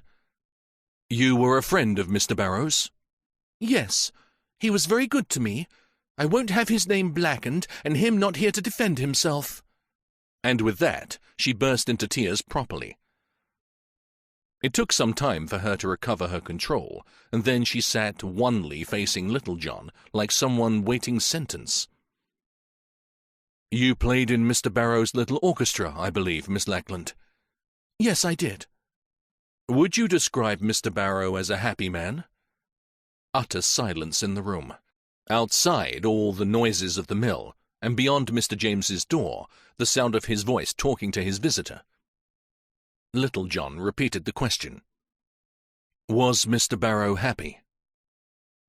The girl stared straight into Little John's eyes and threw back her head. Then suddenly she gave way in a torrent of words. "You needn't think I don't know what's been said about Ambrose Barrow and me. I know it all. I was in love with him. He gave me all the things that go for happiness. He taught me music. He encouraged me in my playing. He took me in his orchestra. Yes, and he took me to concerts and did all kinds of sweet little things to make me happy. And I tried to make up for all the misery his wife caused him. To her way of thinking, he wasn't good enough for her. The Fennings were her class. Her class indeed. Brought up in the gutter. That's her class." "Was Barrow in love with you, Miss Lackland?" "Yes. I'm not ashamed of it. Put it down in your notebook and tell everyone. I don't care. I tried to keep it secret, but now I don't care. He seems to have nobody to defend his good name now he's dead. Well, I'll defend it. I want everybody to know we were in love, and I'll tell them why and what a good man he was. Do you know why I wasn't his mistress? I would have gone any length. I loved him so much, but he wouldn't have spoiled it that way. He said so. He loved me too much. Sordid weekends in hotels, creeping here and there, debasing our love by dodging those who didn't know the meaning of love. That was Ambrose Barrow, and that's as I remember him, and I shall love him till I die. And now he's dead, strangled in grease paint and a moustache." She started to laugh, but before the hysterical fit could go far, Little John leaned over and slapped her face. She recovered and started to sob quietly. "Sorry I had to do that. But really, Miss Lackland, we can't have you advertising your feelings like that. Try to calm down a bit before you go back in the office." "I'm sorry, Inspector. I can't realize—" "I know. And now I've a suggestion to make. Say nothing to anyone about your love affair with Ambrose Barrow. The less said the better, as far as you're concerned. Leave things to me. If Barrow was innocent of the charges, I'll see that his name's cleared. No need for you to attract attention and damaging publicity by making a fuss. Don't you agree?" "Yes, Inspector." "Then you'll leave it to me. I'll defend Mr. Barrow if he deserves it." "Thank you. You're the first one who's understood. Ambrose was really a good man." "Well, don't start to upset yourself again, Miss Lackland. From now on, rely on me. And now, run along and bathe your eyes. Don't let them know in the office that you've been having a scene. And, by the way, I may want you to help me with the books Mr. Barrow is said to have tampered with. Will you? Later? Anything. And now, I'll be off to the warehouse." The pimply boy led the way, past the offices, across the yard to an old stone building of 3 stories. On the way there, Little John looked back at the window of what he judged was Mr. James Fennings's private room. There was a desk light burning behind the frosted screen which held the shadows of James and his visitor, who seemed to be standing ready to part. Just above the screen projected an object which Little John easily recognized. It was the pillbox hat. 7. Whiskers and Paint. Benjamin Ewell was head warehouseman at Fennings. A little fat rolling man, dressed in dungarees, wearing a cloth cap and full of his own importance. Fate had not dealt kindly with Ben. Once he'd been in business on his own, and brought back a wife to a flourishing little shop. A multiple store had immediately opened opposite. The child they'd planned the future for had been stillborn, and his wife, Cora, had grown into a nag and a scold. Ben had had to find a job, a menial one too, and he was just contemplating throwing himself in the reservoir, which provided water for Fennings' engines, when Mrs. Cooper Cantrell came to the rescue. It was long-distance redemption, for Mrs. Cooper Cantrell was the leader of a new sect, the First Pentecostals, in Iowa somewhere. Ben was caught up in the crusade which swept through Brockfield, and now he was the leader of one of the meetings. So sure was he that all the truths contained in Mrs. Cooper Cantrell's testament were correct, that he took on a new lease of life, faced his troubles foursquare and routed them, Cora included. Soon he had his wife bellowing hymns of joy and praise above all the rest, and they appointed him head warehouseman at the mill, because the Cooper Cantrell authority, which covered him like an impervious cloak, made him a leader of men. Ben took Little John's measure by eyeing him up and down. The inspector probably hadn't yet received the message. See C&C, Testament, page 46. But Ben liked him. He decided to cooperate. He showed the inspector exactly where the body had been found. Not that that did much good, for the place had been swilled out and scrubbed since the crime. Reader Ewell. Ben had a title in the sect and was proud of it, did, however, spring a surprise on Little John. He produced the broken top of a stick of grease paint and asked if that was any use to him. "That any use to you?" he asked. "Where did you get this from, Mr. Ewell?" said Little John. "On the window bottom the day after the murder." "Why didn't you hand it to the police then?" "I didn't know what it was at first. I called here on my way to meeting that Sunday morning. I always do, just to see as all's well. It's on my way. The police were here when I arrived. They was so busy talking to the 2 Mr. Fennings that they didn't notice me. I was of no importance." Ben turned his small button nose heavenward slightly and sniffed. His pride had been hurt by the local police, and he'd taken the huff. "In me own warehouse, too. Treated like an intruder." "Well, Mr. Ewell?" "I pottered about a bit and found this on the windowsill nearest the corpse. That one there." He pointed a podgy index. "I put it in my pocket and forgot it. Meantime, the police just ignored me, dealt with the directors and ignored me. I could have told them a thing or two, but I wasn't going to butt in where I wasn't wanted." "It was your duty to tell them, though, Mr. Ewell. Your personal feelings shouldn't have prevented that." "You needn't tell me my duty. I know that well enough," snapped Ben, with the conviction of a true Cooper Cantrellite. "That's why I'm trying to help you now." "Well, sir, I'm coming to it." Ben liked the "sir." It showed respect. He was on Little John's side at once. The local police would ignore him, would they? Well, "It's like this. I got wet through on the Sunday after the murder. It put me in bed with me lumbago again, and I was away a week. Couldn't even straighten myself up. Did the police come to see me? No, they didn't. They messed about with the Fennings, who know nothing what goes on in the warehouse, except what I tell 'em. I'm a trusted servant of the firm. I'm sure you are. Yes, well, it was this way. We did sell bits and pieces of shirtings and stuff, coupon-free, to outsiders. Nothing big, just ends at most a foot or two, cut off when we made up the lengths for export or home markets. There'd be perhaps bits with flaws in 'em, or the selvage. Outside they were loading a lorry with large brown paper parcels, and on benches inside girls were wrapping up lengths of shirting, labelling them and addressing them. Some of the stuff was being baled for export and stenciled "no hooks." This was superintended by a huge, loose-jointed ape of a man, who kept looking humbly in Ben's direction for approval. Now and then Ben would make some staccato remark on the proceedings, and then go on with his tale. Well, these bits and pieces, not many of 'em, you know, because the stuff take their share, paying for it, of course. As I was saying, these bits and pieces is sold to Fent dealers. Judge was one of them. He paid for what he got. Nothing underhand. There's no dishonesty in my warehouse, mister. Now then, Charlie, find Beatrice something to do. She'll do nothing unless she's told. Okay, Ben, meekly replied his subordinate. And the money we drew, perhaps £1 or 2 a time, was put in a box in my desk. Ben produced a cigar box stuffed with notes and silver to prove his point. When it gets to £20, it goes in the office and is booked.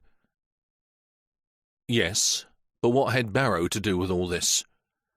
On the Saturday he was killed, I had a rally of brethren out of town, and as Mr. Judge was due to call after the market, I mentioned to Mr. Barrow I couldn't be here. To my surprise, he said he'd be passing and would call. Judge was here at 6, and he'd hand over the remnants and take the pay. I see. Why didn't you tell the local police all that? They wanted to find out if the Judge deal was straight and above board. They spent weeks on it. They also wanted to know why Barrow was here. You held the answers and said nothing. Ben Yule's little eyes flashed and his lips tightened. They never asked me. Anyhow, I've told you, haven't I? I'm not one for speaking out of my turn. You should have made an exception this time, Mr. Yule. Didn't anybody else know of these things and tell Inspector Fadiman when he called in your absence? No. Charlie there came to see me that Monday. Wanted to know if he should mention it. Now then, Charlie, keep them lads moving. That lot's got to be out soon as we can. Okay, Ben. No, I tells Charlie, if they want your advice, they'll ask for it. He'll do nothing without me agreeing first, won't Charlie? So nothing was said. So, out of spite and pride, Ben, you withheld important information from the police. I'm surprised at you. I've no spite nor pride in me. I poured contempt on all my pride long ago. My conscience is clear. I'm glad of that, Ben. Little John left Ben to think it out and called at the office again. He asked for Miss Lackland. The girl entered the shabby inquiry office and seemed surprised at the fresh visit. She still bore the traces of tears. Could you tell me, Miss Lackland, if Mr. Barrow knew anything about professional makeup? I mean, did he do any for the amateurs? Oh, yes, Inspector. We had 1 or 2 lectures on makeup once, and Mr. Barrow was very interested. He said he'd like to help before the show. Lend a hand, you know, before the music started, and he did. He was quite helpful and good. Thank you, Miss Lackland. That's all for the time being. There were visitors in Fadiman's office when Little John arrived. A parson and his wife. The Reverend D. Theodore Brewer, of the church where Barrow had been choirmaster. Unfortunate name for a clergyman, but there it was. Mr. Brewer was a small, light-footed, thin little man with pink cheeks, a bald head, a noble Roman nose, and a meek, gentlemanly manner. His wife was twice his size, large, heavy-bosomed, with a flat, round face and a firm voice. They both looked anxious, partly from the matter in hand, partly because they were expecting the Lord to call them from Brockfield, which they disliked, to distant seaside parts, and the letter hadn't arrived yet. "Ah, here you are," said Fadiman in a voice which hinted that Little John had been taking a day off, unauthorized. "Mr. Brewer has called with some information." He introduced the parties, and there was a lot of fussing before they all got down to business. "I am, as you may know, minister at the church at which Mr. Barrow played the organ. It was a very sad loss and a great pity, for he was a good man." "Yes, sir." "Mind you," interposed Mrs. Brewer, "mind you, there were things about his domestic life that were most unsavoury, but then that wasn't his fault. It was his wife's. Surprising how a woman can drag a man down." The Reverend D. Theodore Brewer coughed apologetically and looked firmly around to show that he hadn't yet been stricken by his huge partner. "I have heard a lot of talk of late," went on Mr. Brewer, "about police inquiries. It's surprising how recently, with the reopening of the case, things seem to have warmed up, shall we say?" The little man looked terribly pleased with the metaphor and repeated it. "Warmed up." Fadiman gave him a perforating glare. Was the little devil hinting that he had only been carrying on a lukewarm investigation? "That is hardly fair, my dear," boomed Mrs. Brewer. Her husband was always putting his innocent foot in it. They were wanting to leave the Brockfield church because of a split he had caused by mixing up the names of the deacons at the opening of a bazaar. Everybody had laughed except the deacons and their retinues. After all, when you forget the names of men you've known for a dozen years, he'd called Rainrider and Heathcote, Heathrider and Raincoat. "That is hardly fair, my dear. Mr. Fadiman certainly did his best, but then Scotland Yard is trained to capture murderers. You can't expect the local police, who only get a murder now and then, to know how to do it." Mrs. Brewer always made matters worse. Fadiman was furious. Little John didn't know where to look to hide his smile. "Well?" asked Fadiman acidly. The parson looked up suddenly. He couldn't understand what he'd done to deserve all this. "I only thought it my duty to call and say that I saw Mr. Barrow entering Fenning's mill on the night of the crime." "Did you indeed, sir? And why haven't you brought this information earlier? The case has been open for months. It has never been closed, or off the boil, as you seem to think."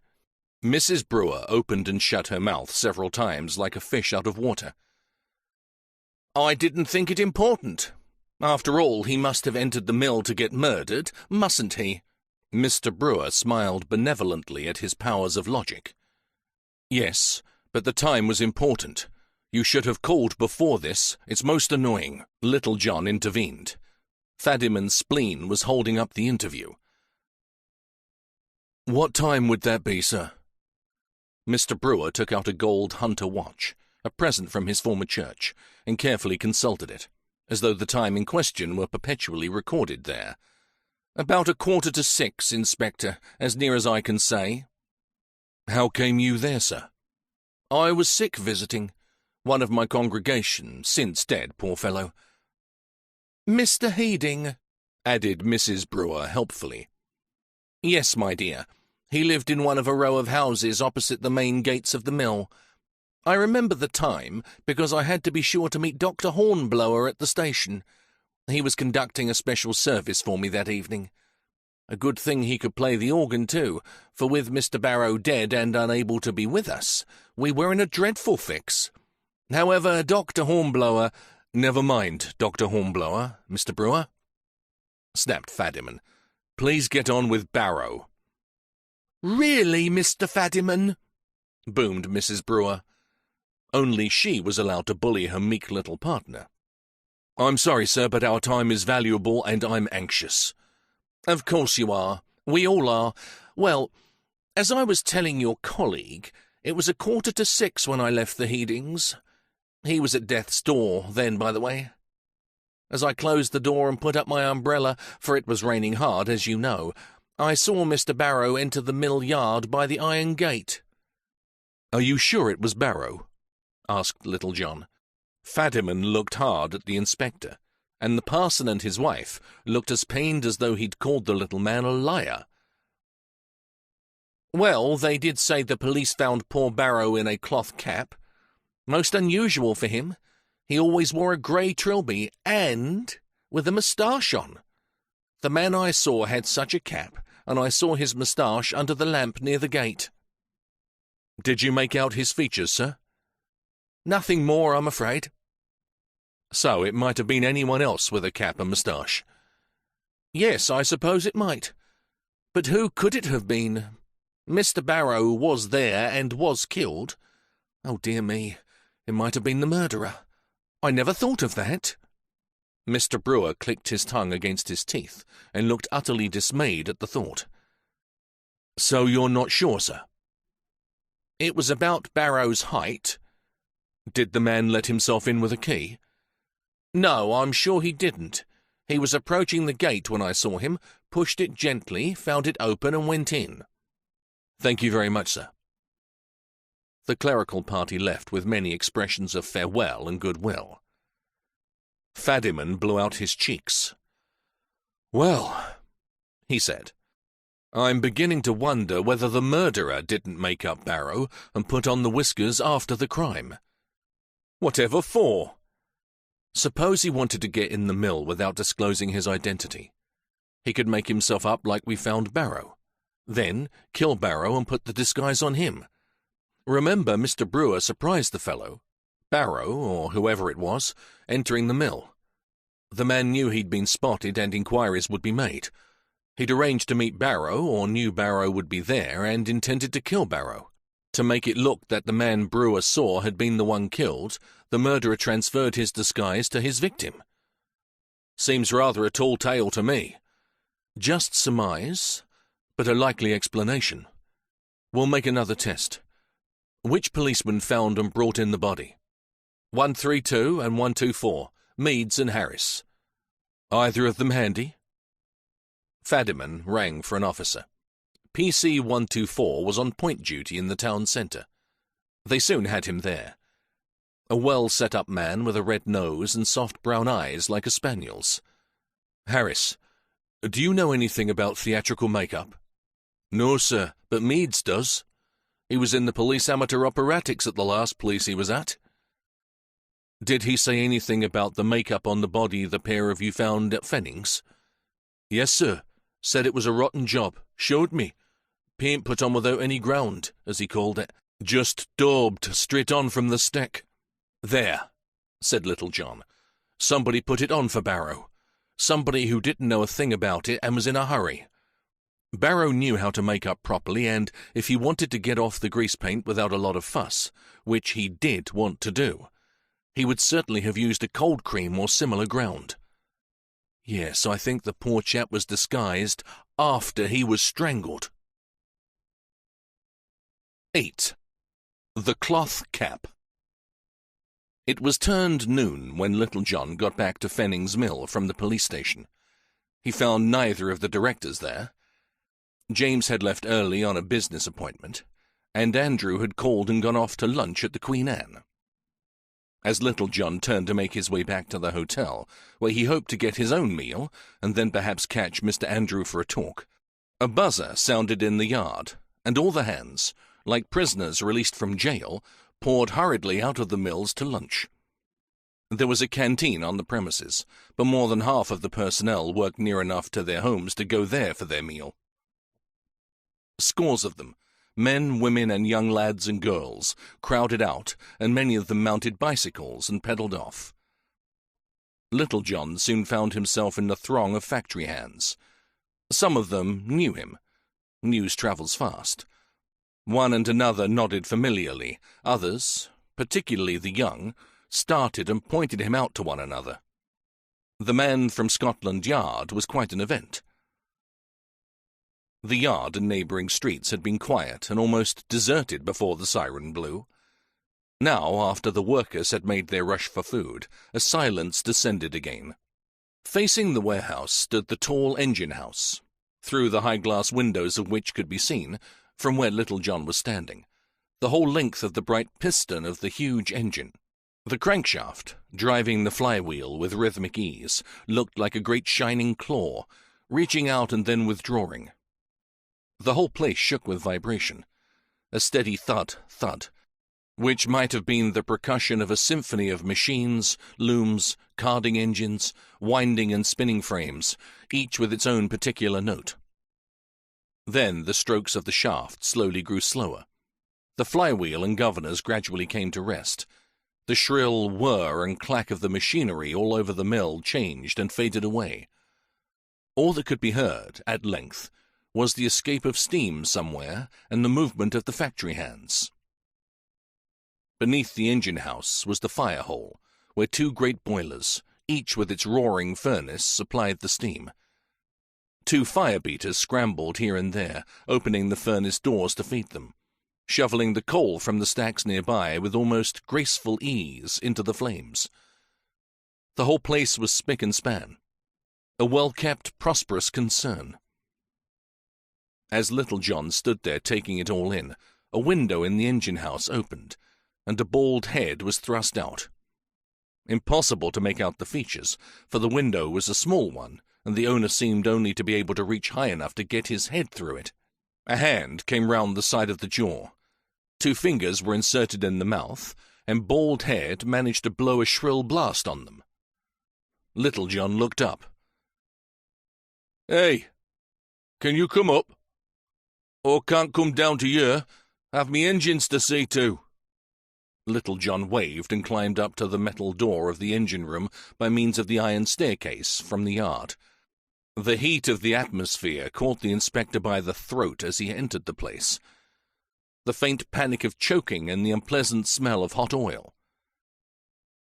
There were two men there, the engineer and his assistant, each dressed in blue overalls, with little else on underneath.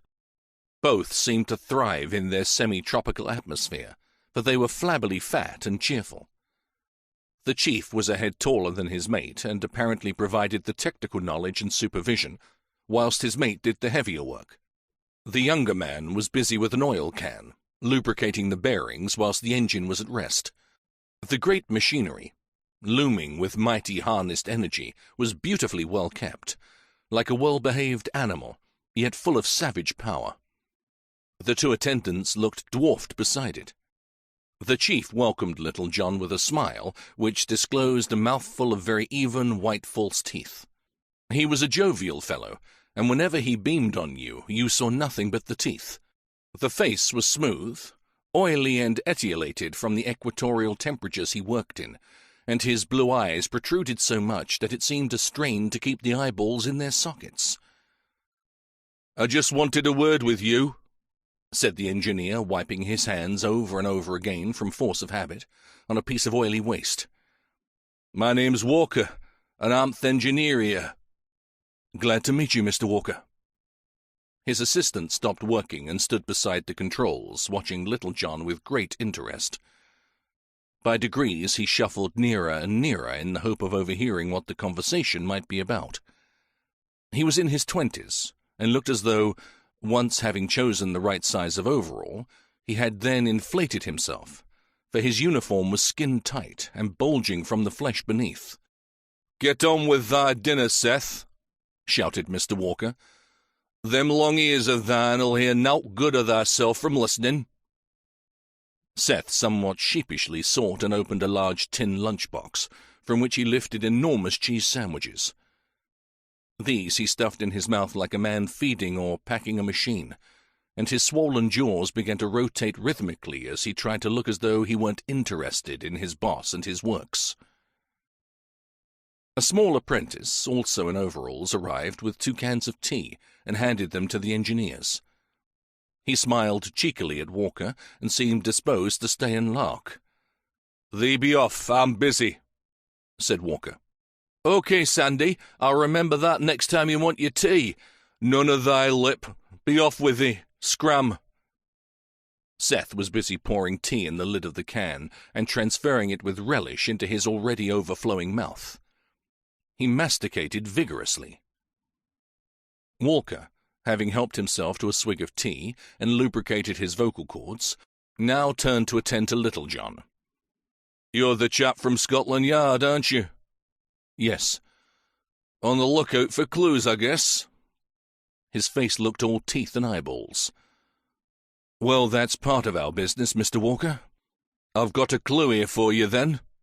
Followed by the eyes of his assistant, which glinted with curiosity over his food-swollen cheeks, Walker walked to the wall and from a nail above a number of gauges took a dirty cloth cap. There you are, he said, handing it with great satisfaction to the inspector. Little John smiled. What's this? Seth made noises through his food, and finding he could not properly articulate, masticated more furiously than ever to empty his mouth. Thee shut up and get on with our dinner. This is my business. Yeah, but Dad... So they were father and son. They looked it. Shut up, I said. The cap was an ordinary tweed one, now quite dry, but bearing evidence of immersion in water. Inside, a dirty piece of triangular silk bore the name Bolting, Bond Street, London. Well? Said Little John. Well, what? Asked Walker. He seemed to expect a long chain of deductions from Little John, just like those of Sherlock Holmes, who was one of Mr. Walker's great favourites. Size of wearer, age, height, habits, temper, and a club foot. He at least expected these. Where did this come from, Mr. Walker? Asked Little John disappointingly. Out of the mill lodge. He pointed a flabby finger through a side window to a sheet of water behind the engine house. It was steaming. A long conduit pipe discharged a stream of boiling water from the mill. The contents of the reservoir were a dirty green, but from the high position of the engine house you could see to the bottom. Somebody threw that cap in the lodge. There was a piece of old iron in it to weigh it down. From below, you can't see the bottom of the water.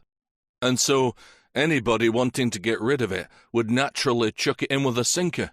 But from up here we can see right at the bottom. Seth there spotted that cap the Monday after Barrow were done in. By climbing along that pipe as pours thot water out, he managed to fish it out. There it is, mister. What do you make of it? Nothing much as yet, Mr. Walker, but I'd like to take it with me. Mr. Walker looked disappointed. Sherlock Holmes would have had it in a crack. Probably gone off and arrested the murderer right off. This chap, however... Well, it's no good to me. It's too big for one thing.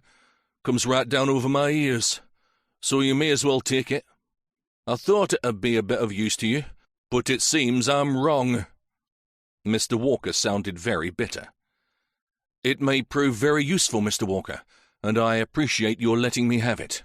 Oh, well, in that case, it's all right, isn't it? Mr. Walker recovered his good humour and bared his pot teeth and vulcanite gums amiably. How are you getting on with the case, mister? Not so well just yet.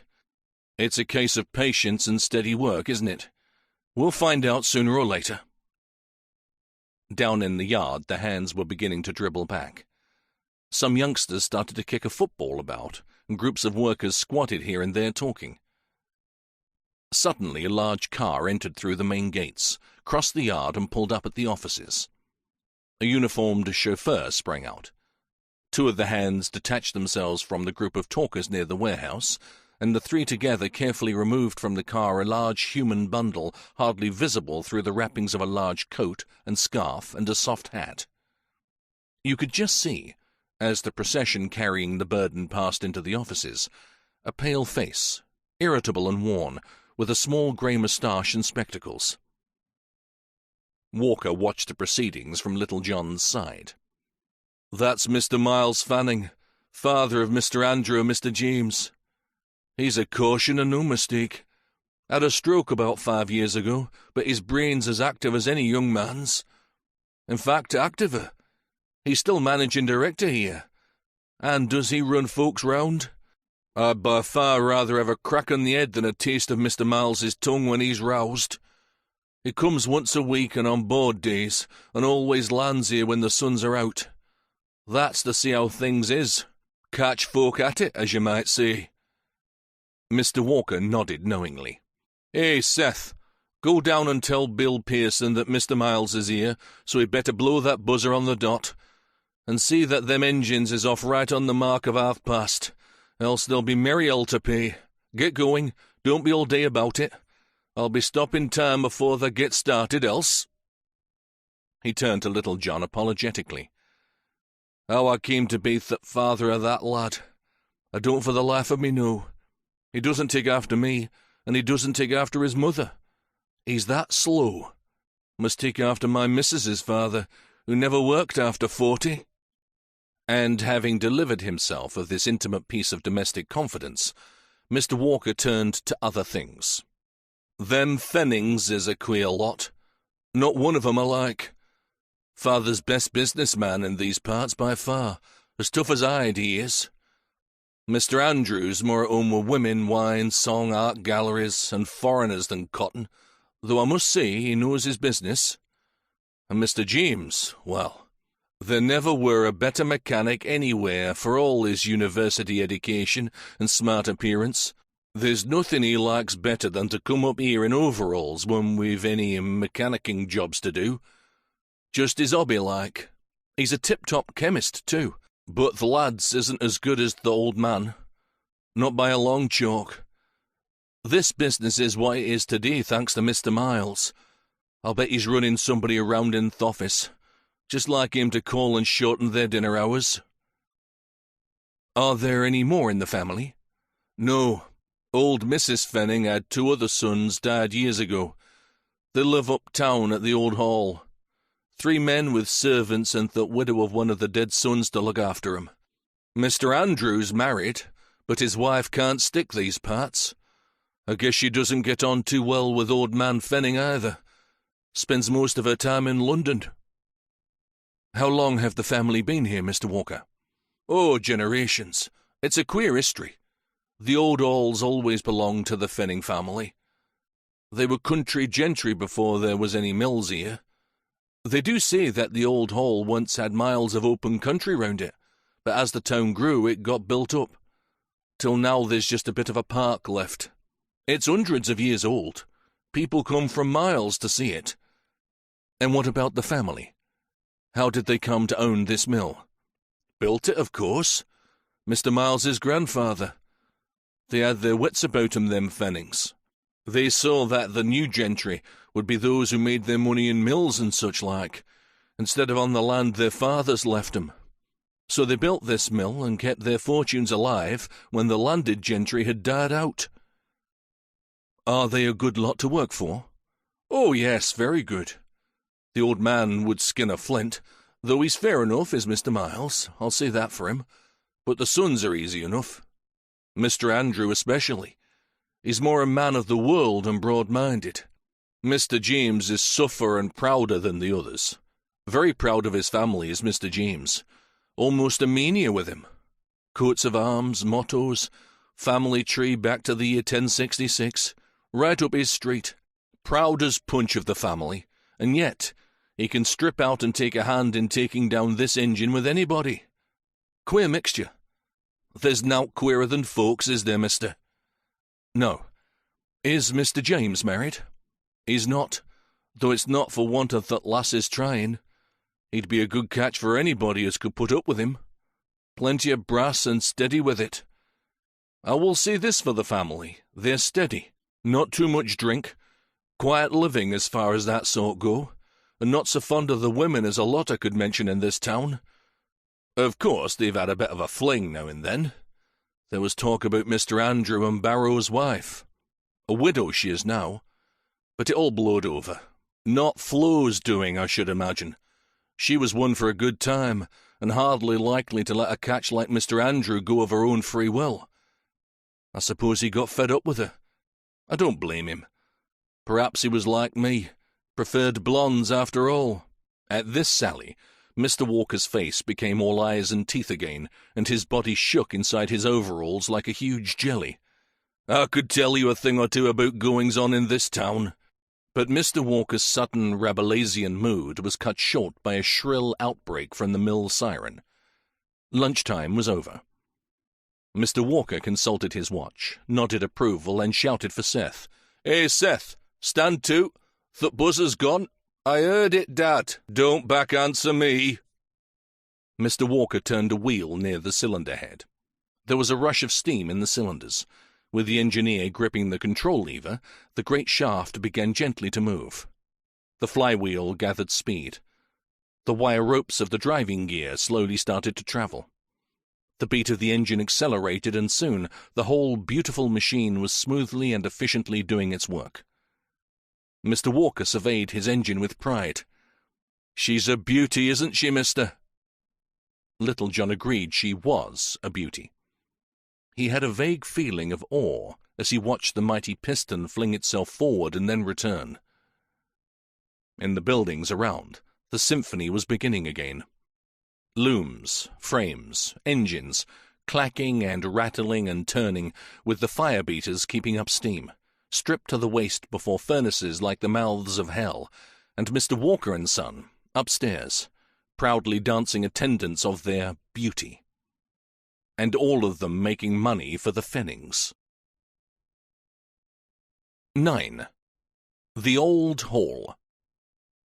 Brockfield Old Hall, the family seat of the Fennings for many generations, came upon you quite by surprise as you tried to find it.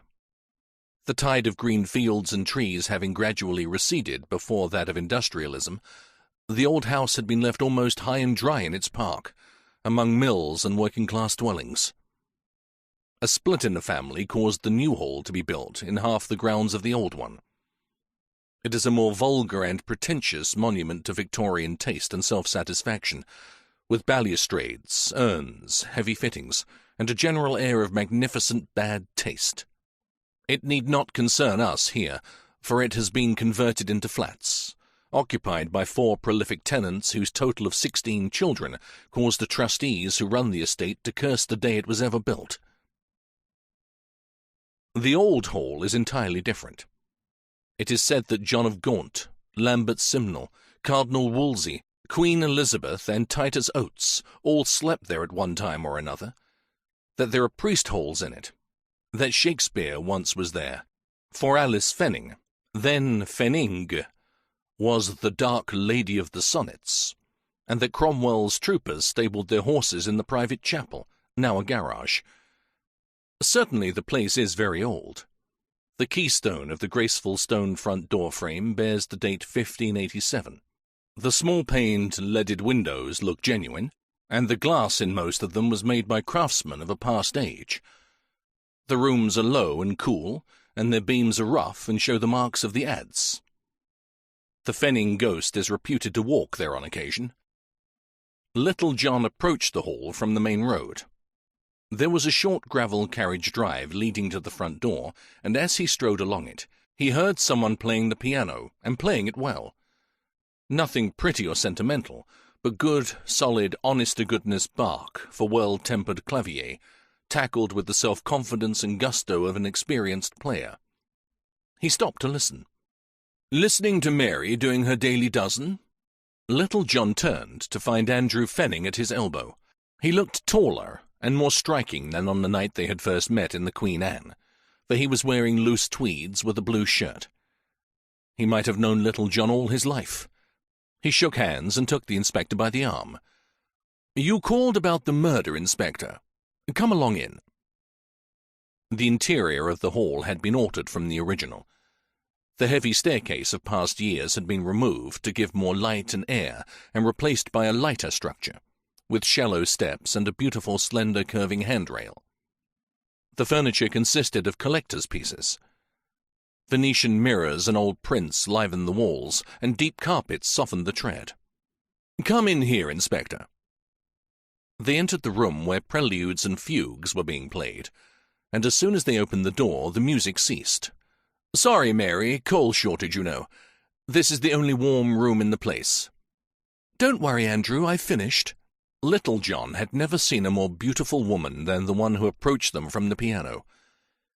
She was tall and well-built, with the grace of movement of a panther, but with none of its furtiveness. She had a pale complexion, yet the slight pink of healthy blood under the skin saved her from looking delicate. She was wearing a plain, excellently tailored blue serge costume and a cream jumper, She had kept on her costume coat, probably through the chill of the large room, and by the way the collar was cut, her exquisite white neck emerged like a tulip from its sheath of foliage. The mouth was small, with finely moulded lips. The nose high-arched and delicate, with sensitive fine nostrils. The eyes grey and straight, wide-set, under a clean, intelligent forehead. The face reminded you of a well-cut cameo.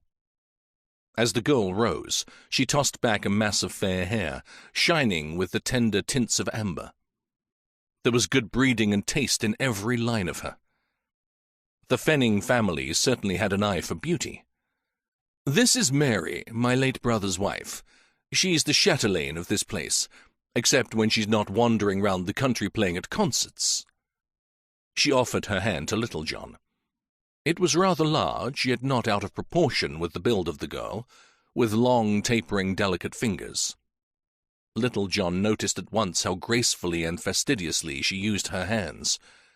He always noticed people's hands. The room was large and gloomy at the end where there were no windows. The piano stood by the leaded casements, which were set in stone frames of great age. There was a fire of logs and coal in the large open hearth. This spread warmth in the immediate vicinity, but the rest was cold and damp. Little John wondered how Mary kept her fingers warm enough for her practicing. "The inspector's dealing with the crime down at the mill, Mary. I suppose you're here to ask us some questions." "Just one or two, if you don't mind, sir."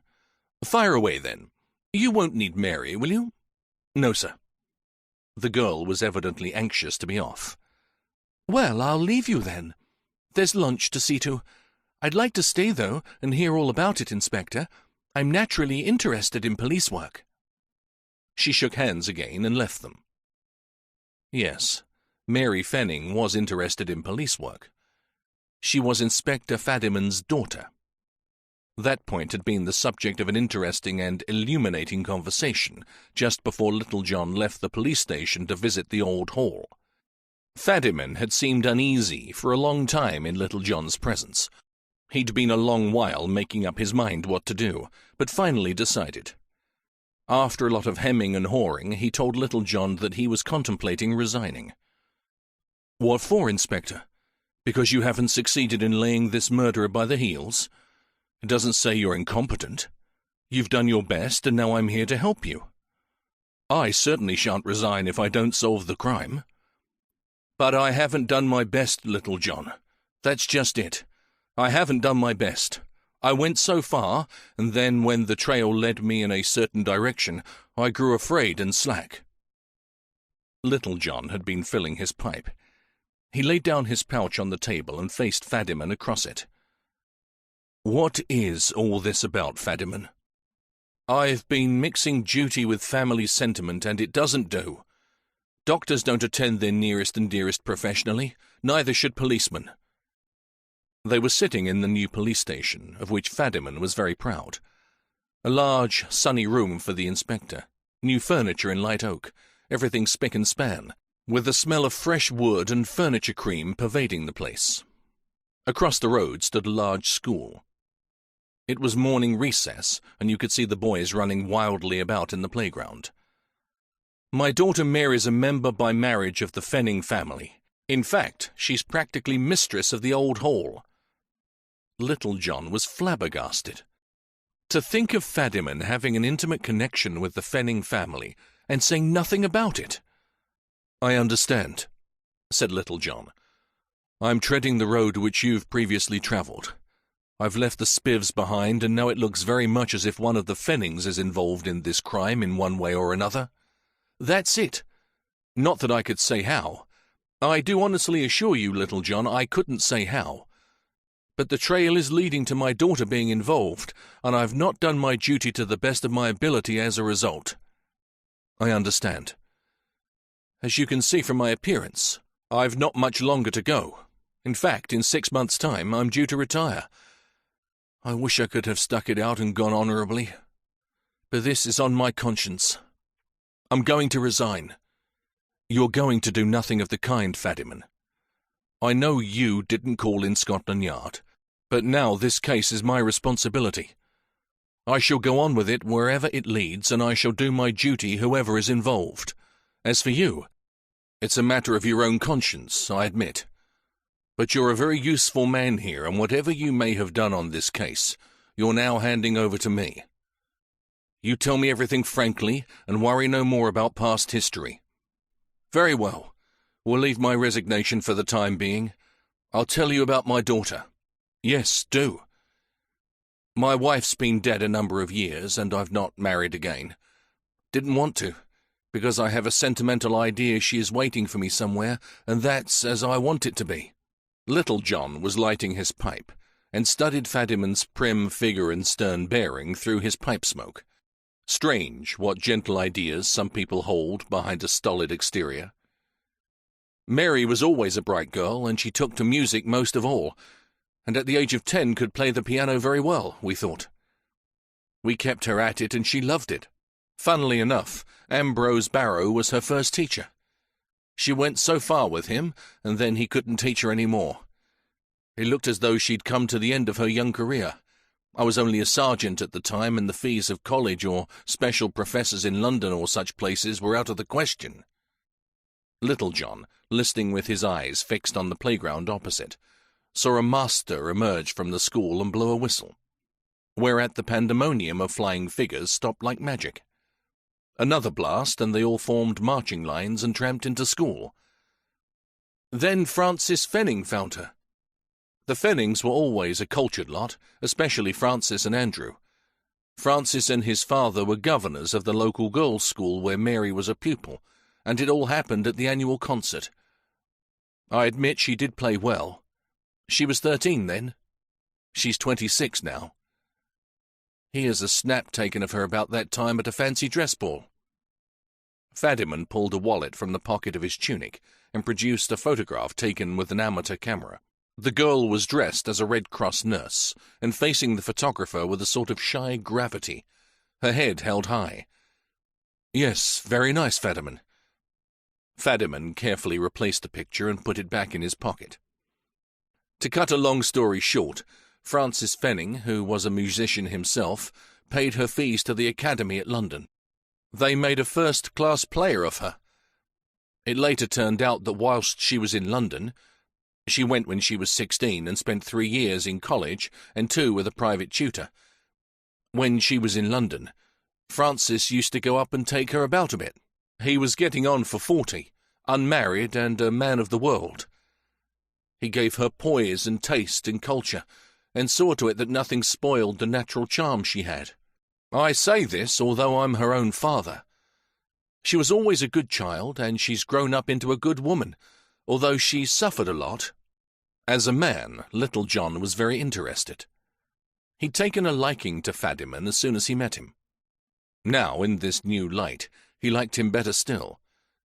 But as a police officer, Little John wondered what all this history was about, how it affected the case, and how it was going to end. She was soon playing at concerts all over the place. I'll show you the press cuttings I've collected one day. She was a great success. She left here rather a plain girl. You'll see from the photograph she looks just average nice, doesn't she? She came back a beauty. Although I say it myself, she grew up into a very lovely woman. Francis Fenning fell in love with her and asked me if he could marry her. There's no doubt about it, she was in love with him. You knew it when you saw them together, not by the fuss they made or any undue show of affection, but there was a sort of oneness about them, a tranquillity they had in each other's presence, as though they thought the same thoughts and saw everything with the same eyes. Fadiman absently took a cigarette from his drawer. It had a cork tip, and he put it in his mouth and lit the wrong end. Then, as though nothing had happened, he reversed it and lit the right end. I was very put out. The 20 years between them bothered me a lot, but my wife didn't seem to mind. Happiness of their kind doesn't grow on trees for the gathering, she said, and rarely comes to anybody. Let them take it. She was right. They got engaged. I always remember the pair of them. She was so very proud of Francis. As well as loving him, She sort of looked up to him as the one who had given her real life and happiness. And he was proud of her beauty and talent and relied on her. He was a bit of an impulsive and temperamental chap, prone to rashness. She kept him right, for she had a good fund of native wisdom, tact and shrewdness. Francis was always telling me that.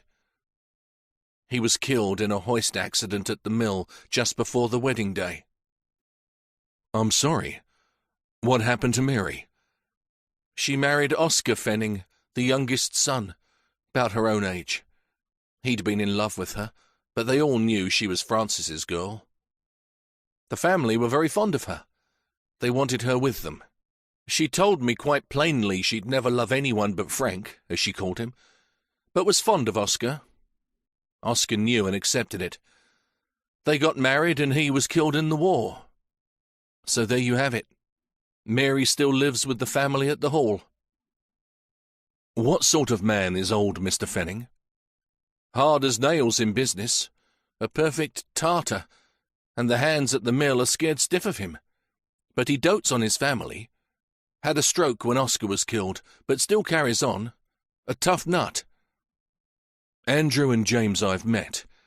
Andrew follows in Frank's footsteps, does he? A bit artistic and dilettante? Yes, but Andrew's fond of the women. Married an actress who lives in London still. Frank hadn't much time for women, I gather, till he met Mary. And what of James? The businessman, following in father's footsteps, so to speak. He'll be like his old man when he reaches that age, if he does. Also a sower of wild oats? If he sows any, he does it on the quiet. Not like Andrew all over the shop. I see. And now for the crime. Did you arrive at a position where Mrs. Barrow entered into the reckoning and, instead of being robbery with violence by the little Spiv, it looked very much as though the Fenning family might be involved, either through some sort of intrigue with Flo Barrow or else a blackmail affair? Yes. I brushed aside the Spiv early enough and soon unearthed the joint history of Mrs. Barrow and Andrew Fenning.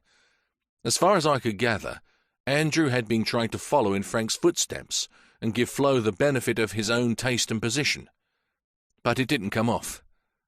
Flo was of the unsettled gutter-snipe variety, an unpleasant sort of woman, whom the relationship with Andrew didn't tranquilize, but made discontented, with an appetite for more and more. That's how it was you were so rude to her on the day I arrived? Yes, I can't stand the woman. Barrow was a decent, ordinary sort of chap, content with his lot and his music, who happened to get infatuated with her. I guess Flo married him either out of pique against Andrew for something, or else as a stepping stone to higher things. She gave Ambrose merry hell, and he turned to a better girl for consolation, the little Lackland girl down at the mill. Nothing wrong, but just, well, I know. I heard all about that too from Miss Lackland herself. Fadiman's eyes opened wide. You don't let the grass grow under your feet, do you? No. Who are these Lacklands, by the way? A very respectable family. Father's borough accountant here. A stern, religious man who rules his family with a rod of iron, or tries to do. Vera, the youngest daughter's a bit of a lively spark. I don't think the old man knows much about the life the girls lead. I expect he thinks they're going to something at the Sunday school when they go out at night. And there are only 2 children, the daughters. There's a son, too, Claude. He's something in the civil service in London, I think. Did you see the family? No. You understand my dismay when I found the Fenning family among the likely suspects. I didn't know what to do. It involved Mary and all that. Awkward, wasn't it? Yes. It's better faced by an outsider like myself. I'd better get along to the Hall then, and have a word with Andrew and James if they're in. Little John showed Andrew the cloth cap handed to him by the engineer at the mill. Have you seen this before, sir? Yes, it's an old one of mine. I took it down to the office ages ago and left it there. Why? It was fished out of the mill reservoir just after the crime. What of it? All kinds of things go in there. Dead cats, rubbish of all sorts. It might have been there for months. Oh, no. They'd have spotted it before from the engine house. Besides, it was weighted down with a lump of iron, as though somebody wanted to be sure it would sink. I'm afraid I know nothing of it, sorry. Where were you on the night of the murder, sir, between, say, 5 and 6:30? Here at home, with the family. We dine at 6. We were all in, waiting for the meal. By in, do you mean in each other's company, or just about the place, sir? Oh, about the place. We had to tidy up for the meal. So I guess none of you could find a real alibi, then? No. Why, are we suspect? No, sir, just a matter of formality. Is Mr. James in, sir? Not at the moment, but he's due any time. Want to ask him the same question? The answer will be the same, I'm afraid. Have you any personal views about how Barrow might have met his death, sir? Why, should I have any? He was one of your workmen. There may be something in connection with his job, or relations with his colleagues which might be useful. I can't think of any. Andrew Fenning had a shrewd, intelligent face, and listened keenly to Little John's questions. The inspector soon formed the opinion that here was a man who would be quick to spot the relation of cause and effect, and find intellectual enjoyment in doing it. Yet Andrew had nothing to say. James entered shortly afterwards, and he had nothing to say either. Yes, he had been at home too. It was a bad day, and he'd been reading during the afternoon. The family didn't follow one another all over the place. How did they know they'd be expected to produce an alibi when one of their men got murdered? James got a bit impatient about it all. He laughed scornfully when shown the cap. What was that object?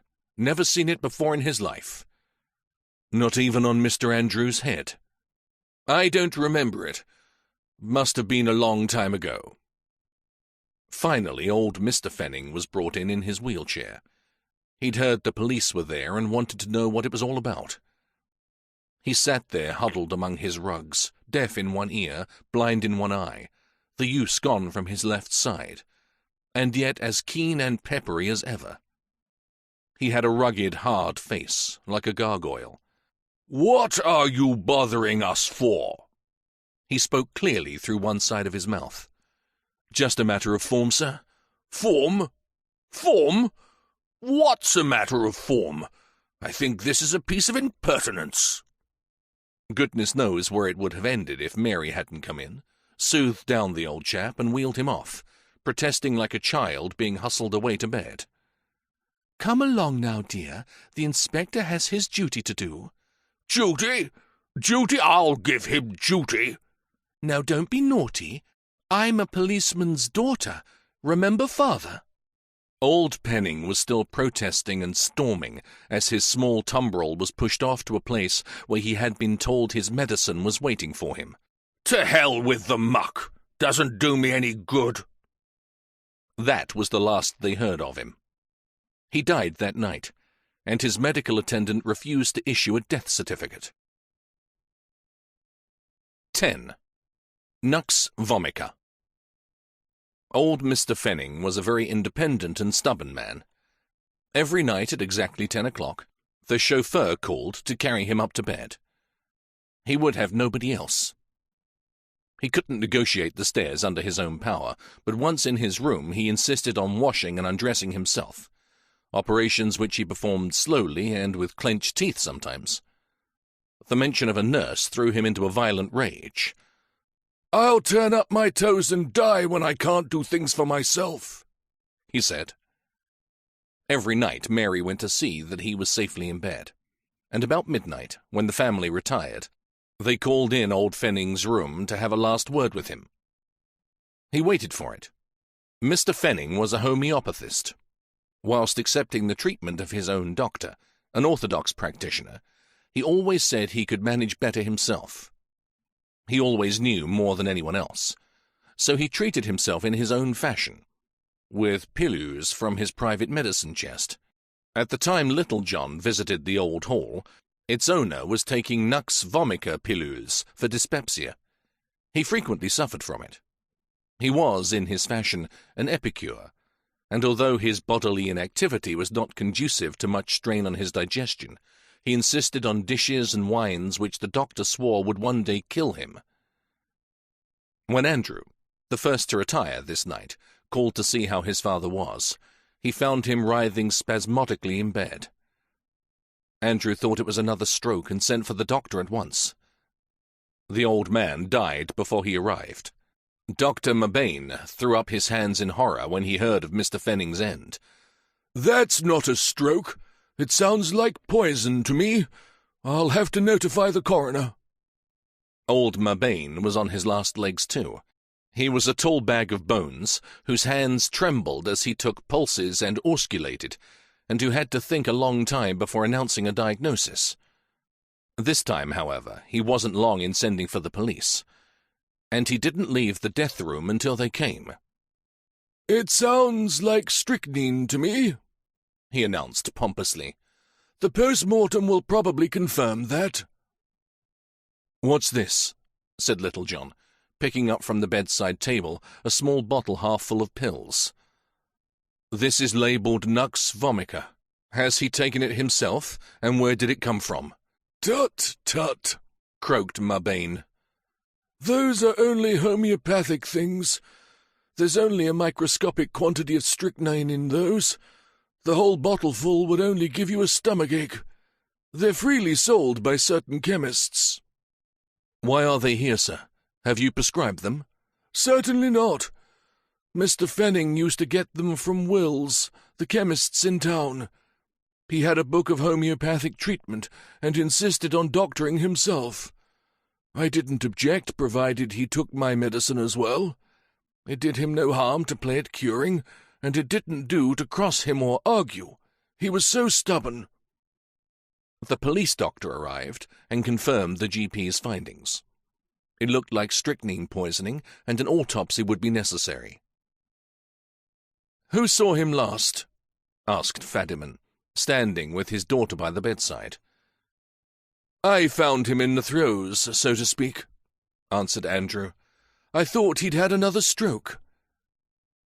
"Who was in before that?" Mary said she was. "And were the pills then on the bedside table?" "Yes, he took 3 whilst I was here." "Where did he keep them as a rule?" "In his pocket when he was out. He took them from time to time. Then, when he came to bed, he put them where you found them to take in the night if he needed them." "So they were accessible to anyone?" "Yes." Dr. Mabane, gathering his tackle together, tut-tutted again. "But I've already said they are quite harmless. He didn't get poisoned that way." "That remains to be seen, Doctor." "The pills are quite harmless. In fact, I question whether they have any drugs in them at all. Perhaps it's faith healing." Andrew, James, and the chauffeur were also there. "Did anyone else see the old gentleman just before Mrs. Fenning came to his room?" "Both Andrew and I did," said James. He looked annoyed at the questioning. He resented the suggestion that anyone in the family might have killed his father. "Were you here long?" "I called for 5 minutes, and Andrew was up for about the same time afterwards. He always liked a bit of a chat on the day's affairs." "Did he say anything particular to either of you?" No. Both brothers had heard the same tale. The old man had been going through the books at the office, and had found them untidy and altered. He had complained. "Did he refer to the alterations said to have been made by Barrow?" "Yes. And what do you mean by said to have been made? I thought there was no doubt about it." James was irritable again. "That remains to be seen, sir. Did your father mention the particular alterations?" "No, just a general complaint." "Did he raise it with any of the office staff?" "How should we know? We weren't in when he called, and he didn't tell us." "Very well, sir." The old man's room was the first past the top of the stairs. It was easy of access and the best room in the house. It had a private bathroom attached. The police examined the whole suite, but found nothing of interest. A number of chiming clocks struck 2 before inquiries ended for the time being. Nobody had seen anyone enter the bedroom except the family, as already stated by them. The servants were sure of it. The chauffeur said that when he carried Mr. Fenning to bed, he seemed well. "Full of beans, is what I'd call him." Falshaw, the chauffeur, was a little spindle-shanked man. He had once been a lorry driver at the mills, and had been promoted to be personal servant to his late master. He had a thin, hatchet face, a pointed chin, and his nose was slightly askew. His little eyes missed nothing. "You were very much attached to Mr. Fenning?" "Yes." Just that. Yes, with a wealth of meaning. Nobody seemed particularly stricken by the event. After all, the old man had been at death's door several times, and had returned, if possible, more obstreperous and stubborn than ever. It was almost as though they expected his resurrection again with the usual unruly and sarcastic commentary, but this time the body was removed to the local morgue. Little John pocketed the bottle of pills, too. "Did Mr. Fenning have his supper in bed?" "Yes," said Mary. "I gave it to him and sat by him as he ate it." "What was it, please?" "Chicken sandwiches and a glass of malted milk." "Queer combination. Did he enjoy them?"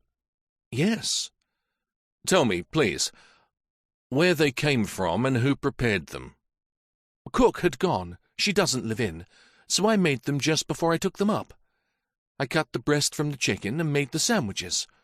I got the milk for his drink from an unopened bottle, and the malted milk from a jar in the kitchen cabinet." "And brought them straight here?" "Yes. Nobody but I touched them." "What's the meaning of all this? You're not suggesting that one of us did this thing?" James thrust his face close to Little John's. "Don't be fussy, Jim. The inspector has to ask these questions. It won't mend matters to be obstructive." Andrew looked anxious to get it all over and go to bed. "Who removed the glass and plate?" "I took them away with me," said Mary. "They'll still be on the kitchen table ready for the maid to wash in the morning." She accompanied Little John downstairs. The dishes were where Mary had said they would be, and they brought them back with them. The next day, the flags in the town were half-mast. The autopsy revealed strychnine poisoning. The homeopathic pills were analyzed, and among half a bottleful of innocuous ones, a solitary pilule of 5 grains was discovered. Someone, somewhere in his journeys, had tampered with Mr. Fenning's apparently harmless medicine and introduced a lethal pill or two among the rest. Inquiries at the chemists, and by telephone from the makers, assured the experts that it was impossible in the course of manufacture to make a mistake. The unmedicated sugar pilules were soaked in a solution of a certain percentage of the drug, and could not absorb enough to prove fatal. At Fenning's mill, Little John saw Miss Lackland again. "Yes, I remember Mr. Fanning being carried in the office. He had heard the books had been falsified and called to see where. I was having lunch, but left my meal to get him what he wanted. He saw the stock book which Ambrose was said to have altered." "Did he say anything?" "No, but he grew quiet and serious. He was quieter than usual. Oh, yes, and he asked if Mr. Barrow used one of those new stylograph pens. I said he didn't. He used an ordinary fountain pen which he filled with ordinary ink here." "May I see the books, especially the stock book?" They were brought to Little John. He could not be certain, but it looked to him, too, that the alterations had been made with one of the new patent pens. "I saw Mr. Fenning testing the ink by wetting his finger." Little John made the same experiment. The ink of the alterations left an impression. That of the original figures didn't. A shrewd old bird was Mr. Fenning. "I'd better take this ledger with me, Miss Lackland." "But I daren't. Mr. James would—" "This is my responsibility. I won't keep it for long." "Very well."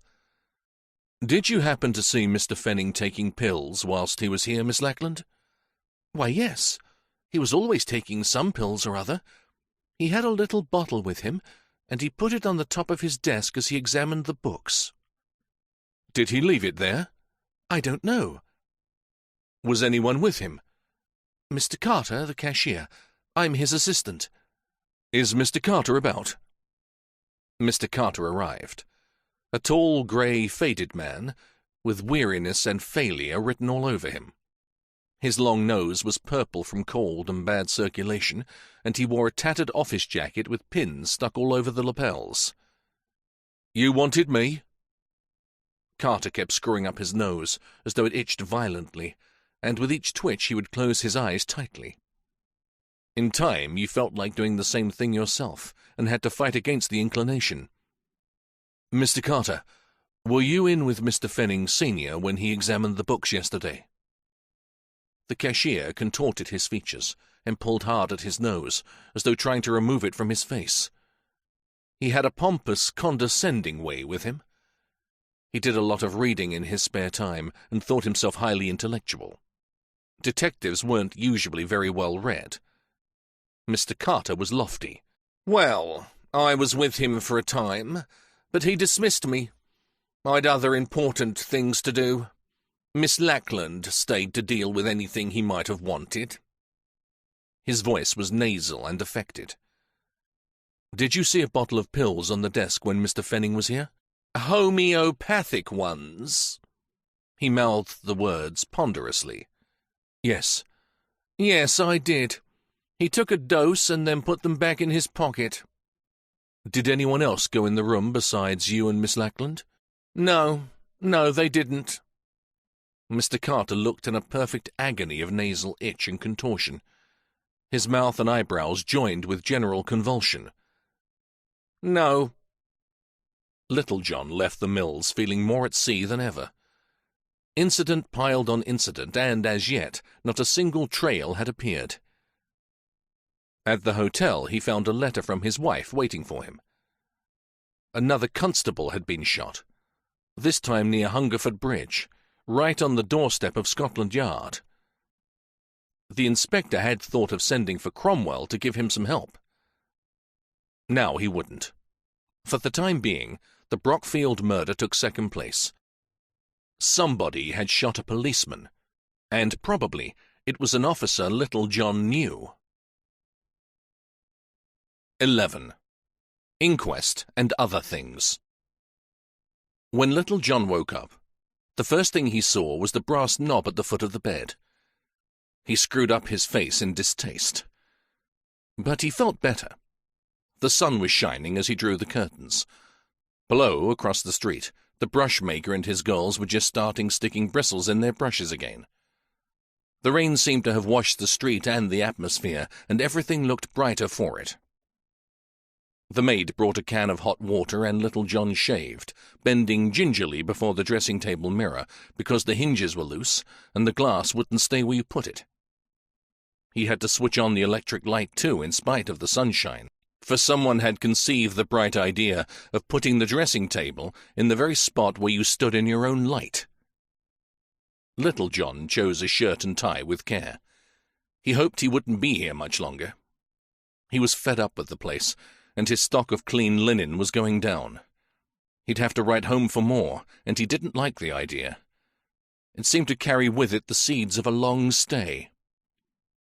He slipped his trousers out of the portable press he always took with him. You never find Little John looking as though he'd slept with his clothes on.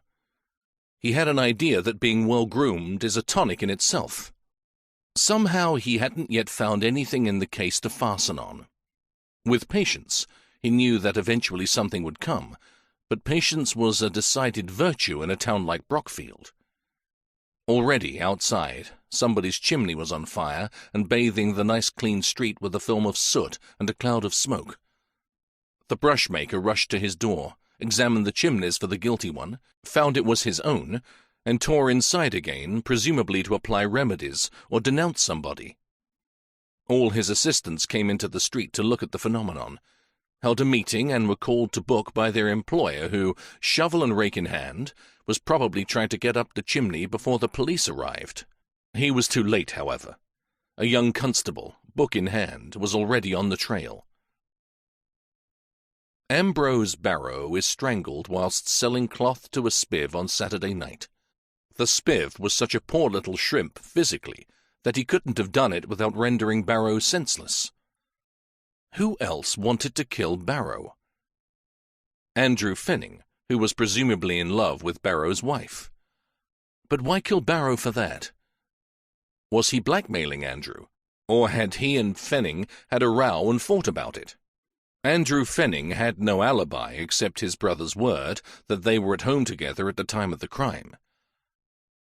What was Flo Barrow doing with James Fenning when Little John called at the office? Of course, it might have been a settling up of her husband's affairs. But was that all? Then there was the affair between Barrow and Miss Lackland. Had a member of her straight-laced family intervened and settled Barrow's hash? The disguise. This had presumably been put on by the murderer after Barrow's death. The method indicated this. Had the man seen entering the mill about the same time of the crime by the little clergyman been the murderer? And, having known he'd been seen entering, had he transferred his disguise to the dead man and made off another way? The only other way was by the riverbank. Little John went down to breakfast pondering the case. There wasn't as yet a single line to follow. Downstairs, the landlord was talking in the dining room with a man Little John hadn't seen before. He was tall, dark, and pale. He had a shifty look, and his clothes were shabby. He had a case under his arm. "This is Dr. Martindale, sir. Inspector Little John, on the Barrow murder, you know." The landlord introduced them quite proudly. He'd been drinking already. So had the doctor. "Had to call in the doctor to my wife this morning. Got a touch of bronchitis and had a bad night." He said it to Little John with alcoholic confidence, as though they'd been bosom pals for years. The doctor looked anxious to get away. Little John caught his queer look, and could have sworn he saw vague fear in it. "I must be going. More patients to see. Tell your wife to do as I say, and I'll be in again in 2 days. Good morning." He bustled off without another word. Good doctor, but a bit on the loose. He comes here a lot, so when I can, I put a bit of business in his way. The landlord laughed hoarsely at his own joke and went to see about Little John's breakfast. It wasn't worth mentioning. Sausages or something. It made Little John eager to solve the case and be off. The inquest on Miles Fenning was held in the new courthouse.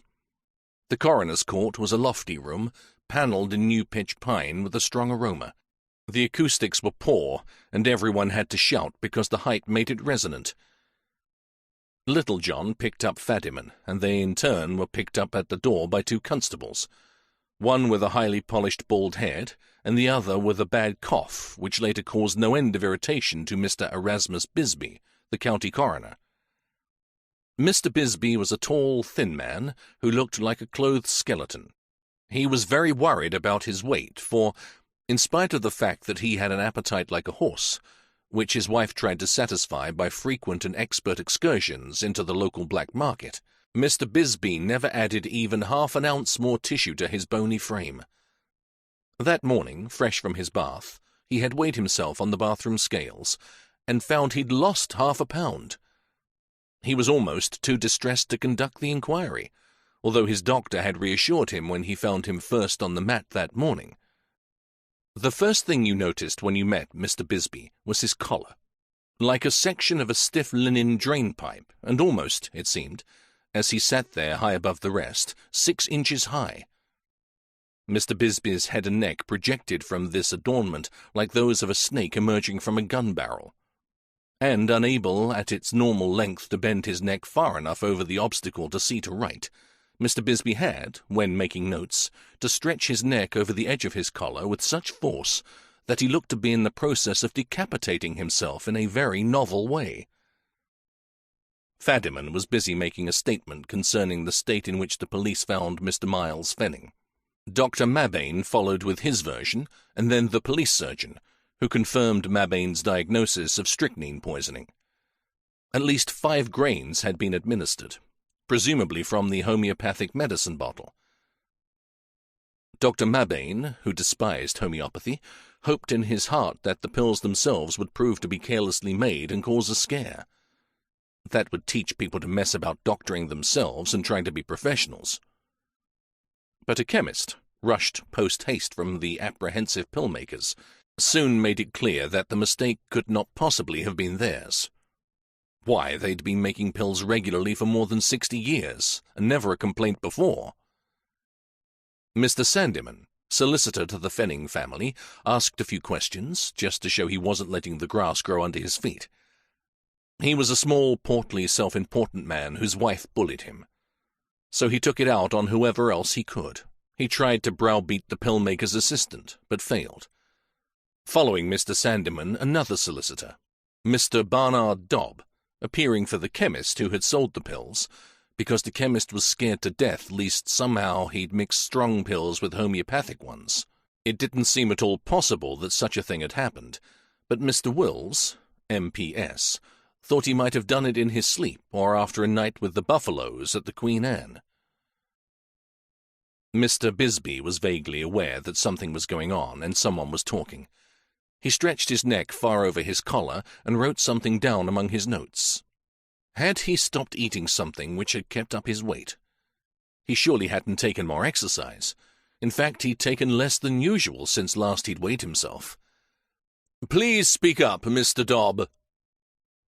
Mr. Bisbee said it to try and prove that he was listening.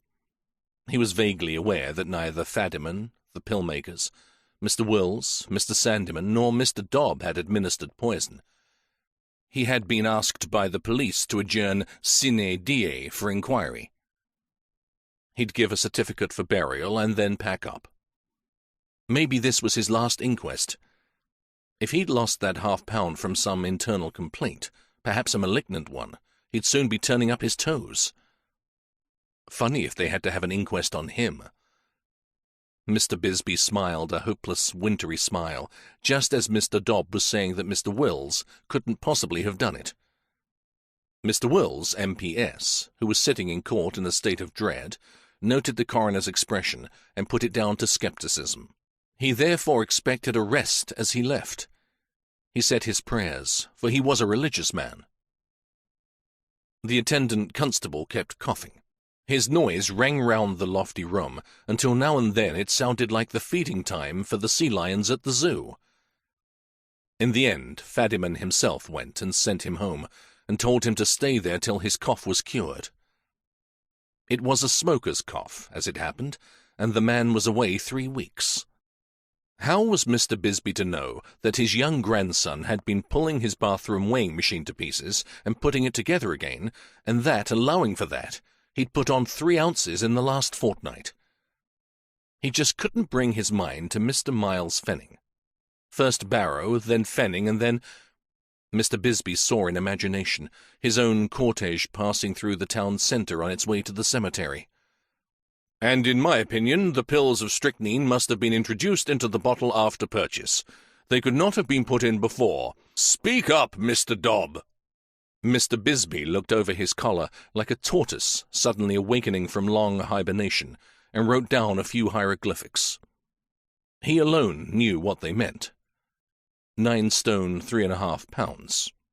The coroner's jury had been listening portentously. They were local tradesmen for the most part.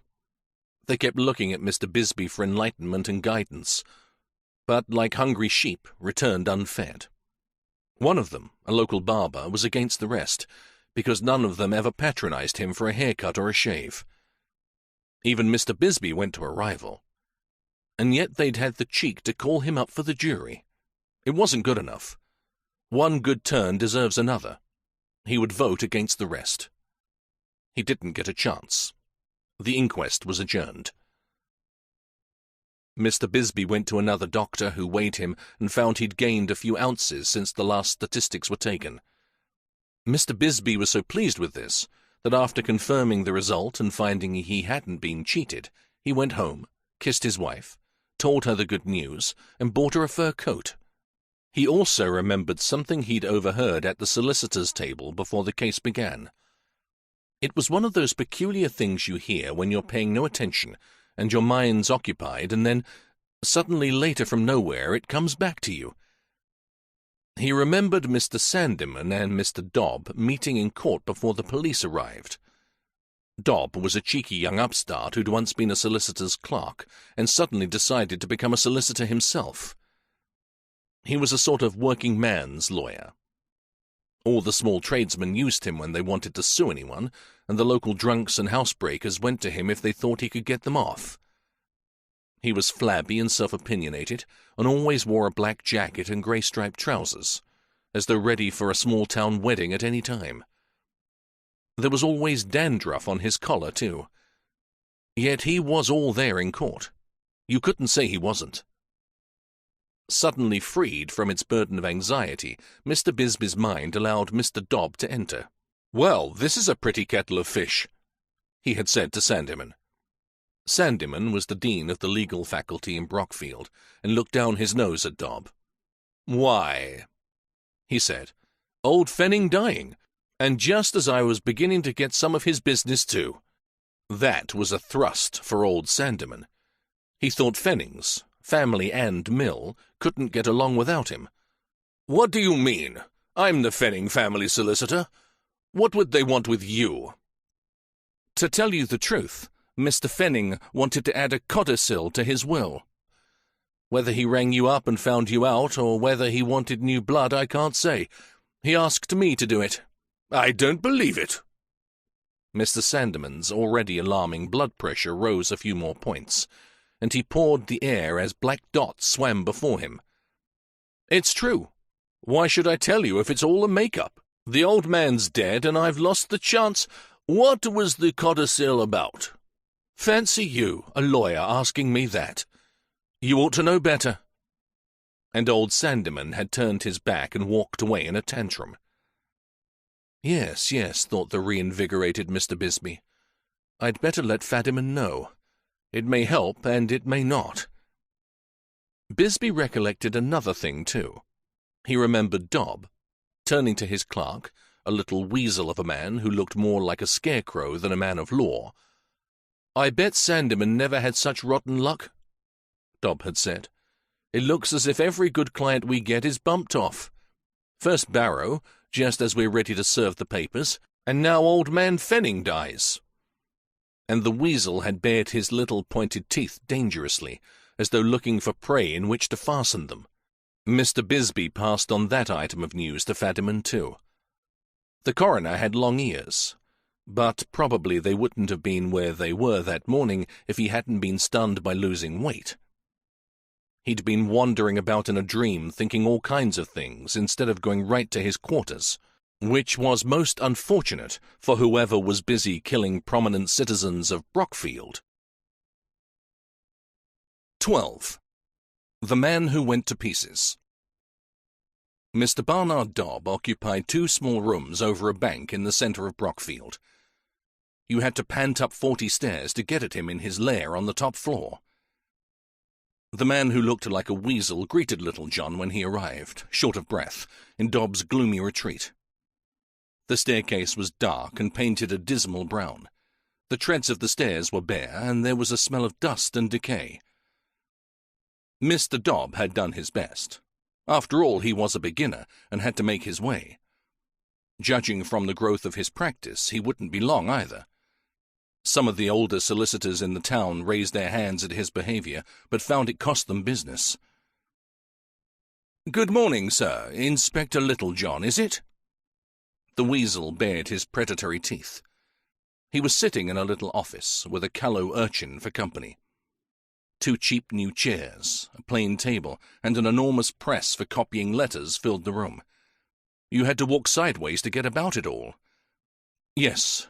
Is Mr. Dob in, please?" "Yes, sir. Engaged with a client, but won't be long. Can I do anything?" "No, thanks, I'll wait." The weasel smiled and nodded. "Get up and let the gentleman have your chair, Samuel. How many times have I to tell you, the first lesson to learn in the law is courtesy? Get up." The lad, looking like a scared rabbit, rose and brought the chair for Little John. His hitherto unshaven face glistened with down. He looked hard at Little John and then smiled a thin smile. He was a follower of Sexton Blake, and had the weasel not been so aggressive, would have asked Little John for his autograph. As it was, he grew tongue-tied, made gurgling noises, and sniffed heavily. "How many times have I told you not to sniff? Use your handkerchief, Samuel, and go see the doctor for a bottle for that catarrh. You'll never make a lawyer with manners like that. Sorry, Mr. Nathaniel." Mr. Nathaniel looked ready to hit the boy. Little John took an instant dislike to the weasel. "How long will Mr. Dobb be?" As if in answer, Mr. Barnard Dobb's small room suddenly became animated. The whispering voices inside grew louder and finally audible.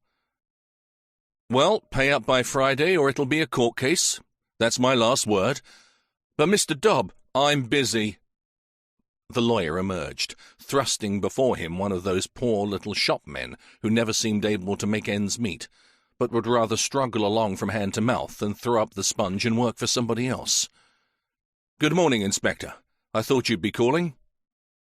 The departing client looked hard at Little John and took to his heels. You could hear him stumbling down the wretched stairs. "Why did you think I'd call?" "Old Bisbee happened to be there when I passed a few indiscreet remarks to my clerk in court yesterday. I knew he'd tell the police." "Then I needn't say what I've called for. Will you tell me, please, what all this Barrow divorce was about?" "No objection?" Mr. Dobb picked his teeth with a quill, offered Little John a chair, and sat himself down at a new desk already crowded with conveyances, writs, abstracts of title, and ledgers. He looked to be doing all the work himself. "What do you want to know?" "I suppose Barrow was suing?" "Yes." "Who was the correspondent?" "You've already made up your mind on the grounds?" "Yes. Am I right?" "Yes. The correspondent was Dr. Martindale." "Phew! How many more men in Mrs. Barrow's life?" "What do you mean, Inspector?" "You know very well what I mean." Mr. Dobb bared his teeth in an awful grin. It was the expression he used when things were going well for his client in court, and an alien witness was caving in. "Who did you think he'd cite?" "What about Mr. Andrew Fenning?" "Oh, come, Inspector, surely not that." "Will you stop fencing, Mr. Dobb, and come into the open? You know all that goes on in this town, I've no doubt. You've heard of the relations between Mrs. Barrow and Fenning?" "Yes, but surely—" "Mr. Fenning was Barrow's employer.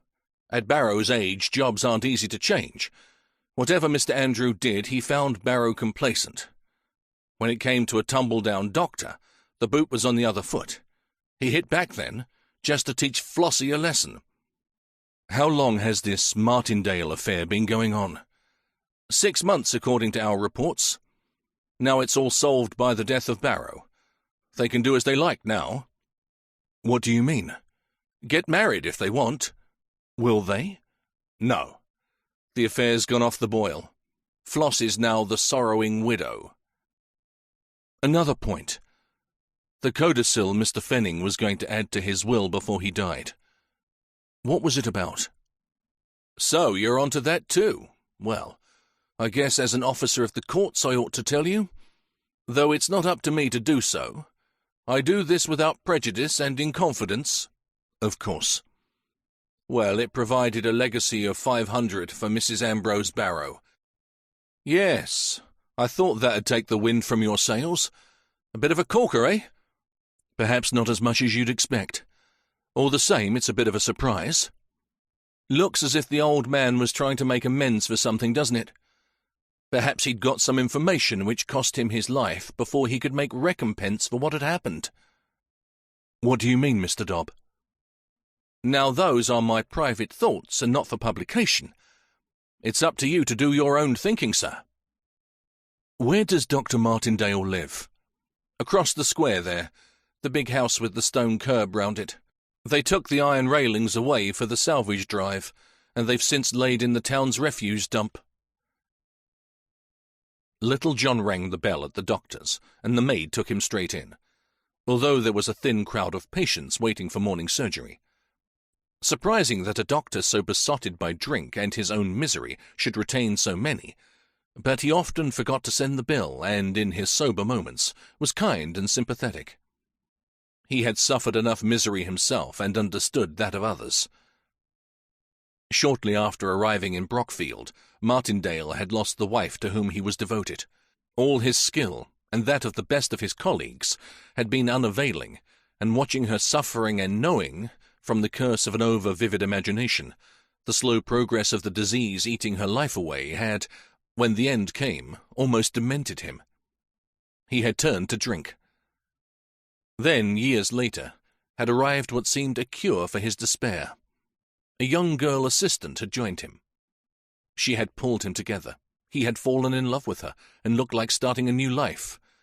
But the effort of redeeming him, working for him as well as herself during the long period of salvation, had undermined the girl's health.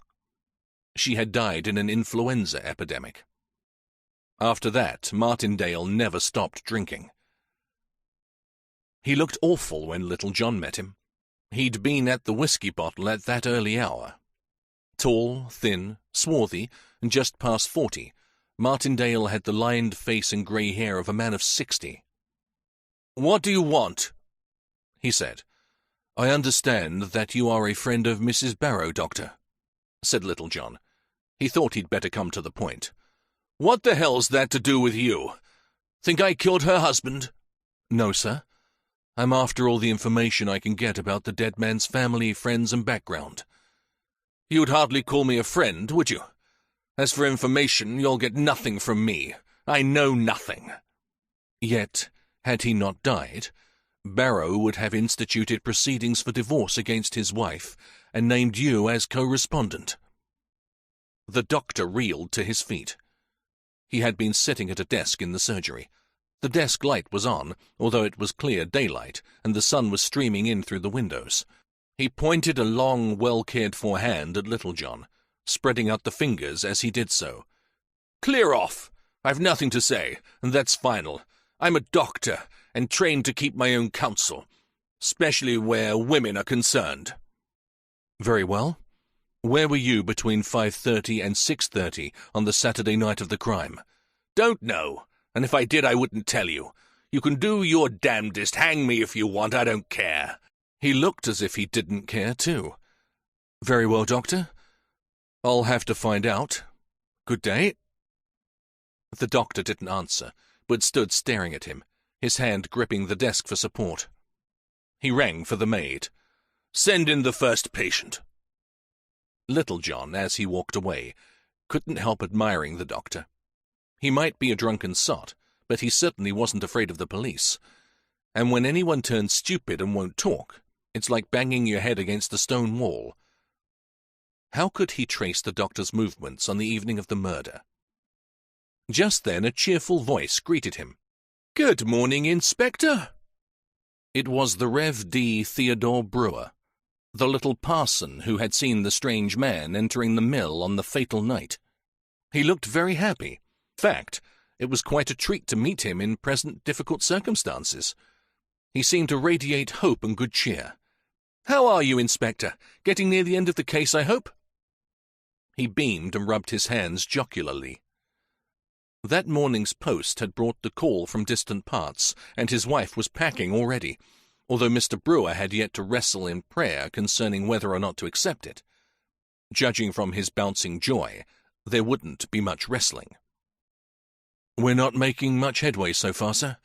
Complications keep cropping up. Thanks for the inquiry, though." "I'm sorry to hear it, Inspector. Truly sorry." He didn't look it. How could he be with a heart so light? "Is there anything I could do to help?" "I'm afraid not, sir. Oh, wait a minute. Do you know Dr. Martindale, sir?" "Yes, poor fellow. In spite of his wild habits, a thoroughly good sort. All the people of the town swear by him, and if gratitude and prayers were of any use— Oh!" He realized that perhaps he had made a heretical statement, and coughed and blushed furiously. "If gratitude and human desires were effective, he would be a happier and better man. Nobody in want ever gets a bill from him, and I've known him, where a poor old man had no help and was bedridden, to tidy up the house, cook him a meal, and then get him an attendant at his own expense, though I know he can't afford it. Between you and me, Inspector, the poor chap owes money all over the town." The little clergyman gave the last bit of information in a hushed whisper, and beamed as though the news were good. Then, in a lower voice still, he added, "Drink and betting." "And women?" Mr. Brewer threw up his hands in horror, as though the inspector was suggesting some new and diabolical way of sinning. "Dear me, no! I've never heard of that, never!" The smile vanished, as if Mr. D. Theodore Brewer realized things were serious, and he must gird up his loins for the fray. "Never!" he said firmly, and stamped his foot to show he meant it. "I heard so." "Oh, no, no, no, dear me, no." At that rate they were going to be at it all morning. "Was he friendly with Mrs. Barrow?" "Not that I know, and I would know if it were so." Then, the penny dropping, Mr. Brewer realized the implication of the question, and blushed. He looked around, too, as though somebody might be watching, and go straight away and tell Mrs. Brewer he was talking scandal. "No," he said in anguish. "He wasn't even their doctor. He doesn't go much to that part of the town." "Could you tell me, sir, where anyone who wished to celebrate or spend an evening out would be likely to go from here? After all, there's not much here, is there, in the way of entertainment or even dining out?" Mr. Brewer beamed. He'd every cause to want a jollification after the news he'd heard that morning. A good steak and some chips, followed by ice cream. He was very fond of ice cream. And a nice little bit of cheese, with perhaps a bottle of Grave to wash it down. "Where would you suggest, sir?" Mr. Brewer awoke from his joyful daydream, and wiped his lips with his handkerchief. "Bursted," he said. "A market town, and the local centre for shopping and the like. A very pleasant town with many conveniences." "I see. Why?" The little minister looked hopefully into Little John's face. "I just wondered.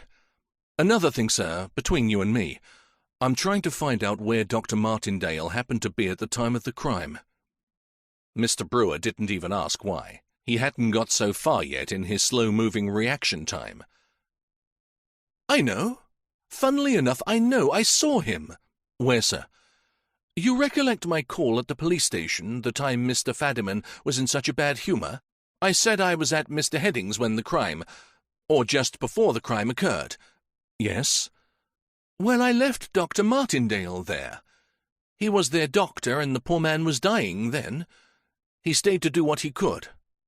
Heading died that night." "And you left Martindale there, sir?" "Yes." "Right opposite Fenning's mill?" "Yes." "I'm much obliged, sir. Very much so.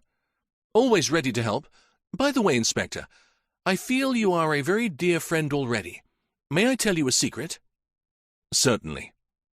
Little John wondered what was coming. "I've received a call from Burton-on-the-Ash Church, a fine ministry. I should leave, or I ought to say we should leave Brockfield in 3 weeks' time." "Congratulations, sir. I'm very glad for you." "So am I." They had parted before Mr. Brewer remembered he'd neither told the deacons, who already knew without his telling them, or prayed about it. His face fell momentarily. All the same, it was all right. A lovely morning, too. He felt as light as a cloud. "Jerusalem the golden, with milk and honey blessed. Beneath thy contemplation sink heart and mind." He wondered for a moment who was singing, and suddenly realized it was himself. Already people were beginning to turn round in the street and wonder if he'd gone mad. Let them. 13. Things in the Night. Fadiman thought it rather a tall order asking the police at Bursted to inquire round the town whether or not Flo Barrow had been in the habit of dining or going to amusements there with some man or other, but he did as Little John asked and telephoned the neighbouring superintendent. The latter promised to do what he could. Meanwhile, Little John visited 26 John Street, which ran down the wall side of Fenning's Mill. The houses were poor cottages, probably 100 years or more old, in a long row of blackened brick. They were mostly occupied by operatives of the factory. "Come in," said a voice as the inspector knocked on the door. He found himself in a neat room full of old-fashioned furniture. A large sideboard almost covered one side. In the middle of the sideboard, an old musical box, with ornaments, from which dangled glass lustres, under glass globes on each side. A square kitchen table in the middle, with 4 plain chairs. Under the window, a sewing machine with an aspidistra in a pot on top of it. Then a horsehair couch, and 2 horsehair armchairs on each side of the kitchen fireplace. In one of the chairs, which was a rocker, sat the only occupant of the room, an old lady with white hair and a drawn, tired face.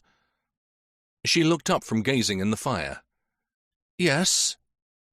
A small aquiline face, netted with wrinkles, and 2 sharp dark eyes, from which the light seemed to have faded. "Are you Mrs. Heading, please?" "Yes." The voice was severe with inquiry. Since her husband had died, there had been a lot of callers. First, relatives and friends with sympathy. Then people squaring up her husband's affairs. Later had followed an obnoxious crowd asking if she were leaving the house and when it would be vacant. Some had even wanted to buy the furniture. She desired only to be left alone to think about past days, which had been happy, and in her solitude live them over again. "I wonder if you could spare me 5 minutes of your time. I'm a police officer on the Barrow murder case." The old lady perked up at once. The one exciting event in the town for years was good enough to take her mind from her own troubles and get her busy on someone else's. "Come in and sit you down." Little John took the chair on the other side of the fireplace. There was a teapot on the hob and an empty cup on the table. Brockfield people are very hospitable. To them, a welcome includes a drink and a bite of something. Mrs. Heading was glad the policeman hadn't come after the house. Some of the callers had argued and bullied about her remaining there alone. Even her daughter said she ought to go and live with them and let Cousin Fred, who was getting married for the 2nd time, have it. The old lady poured out a cup of tea and brought a cake, which she cut and passed to Little John. "It's a bought one, and isn't up to much. Once I made my own, but nowadays you can't get the stuff." "This is very nice, thank you, Mrs. Heading." It was very quiet and remote, in spite of being in a row near a mill. The only sounds when they didn't speak were the tick of the grandfather clock and the purring of a cat which, after stretching, rose and settled on the inspector's lap. "You've taken the cat's fancy, I see. She doesn't take to everybody. Push her off if you don't like it." "It's all right, Mrs. Heading. I'm fond of cats." Nothing was said about the crime. They sat there eating and drinking like old friends. The woman was wise and patient. There was plenty of time. She could wait. "That was very nice, Mrs. Heading, thank you," said the inspector at length. "I suppose now you want to know what I've called about." "Of course I do, but it can bide your time. I've plenty now. After minding a sick husband for 3 years, I've all the time in the world now he's been taken. I never knew I should miss doing for him so much." "I'm very sorry about it all." "Thank you. It comes to all of us, doesn't it? Funny what a shock it was, though, in spite of my knowing for years that there was only one ending. It'll be my time before long, too." "I hope not." "I don't mind. Nothing else to live for now. But that's not helping you, mister. What did you want?" "I believe Dr. Martindale attended your late husband, Mrs. Heading." "Yes, he did. And whatever anybody else says about him, I've always a good word for Dr. Martindale. He did his best for my man. Never missed a day calling on him, except at holiday times, when he saw somebody else was irregular. And very few bills, too, and them small, though it wasn't for want of asking. He's been a gentleman to us, and I don't care who knows it." "Was he here on the Saturday night Mr. Barrow was murdered at the mill?" "Yes, he was. That was the night Mr. Heading died. Cancer he died of, and Dr. Martindale saw to it that he had no pain. He stopped here for 3 hours that night, 4 till 7, and then straight to evening surgery without any food." "Was he in the sick room all the time, Mrs. Heading?" "No, he came down for a cup of tea twice." "When?" I'd say about 5:30, and just before he went. I can't be sure. Had my hands full with Clem, as you might imagine." "Yes, I'm sorry to be bothering you about what must be painful, Mrs. Heading." "Painful, did you say? It's not painful. Clem died peaceable, thanks to the doctor. I'd got used to things over the years. It was no more painful than anything else. The hard part is being all by myself now he's gone." "Did Dr. Martindale go out at all when he left the bedside?" "I don't know. I stayed upstairs. My daughter made the tea for him. He was soon back with Clem, however. He couldn't have been away more than 5 minutes if he did happen to go out for a breath of air." "He couldn't have got across to the mill and back, then?" "No."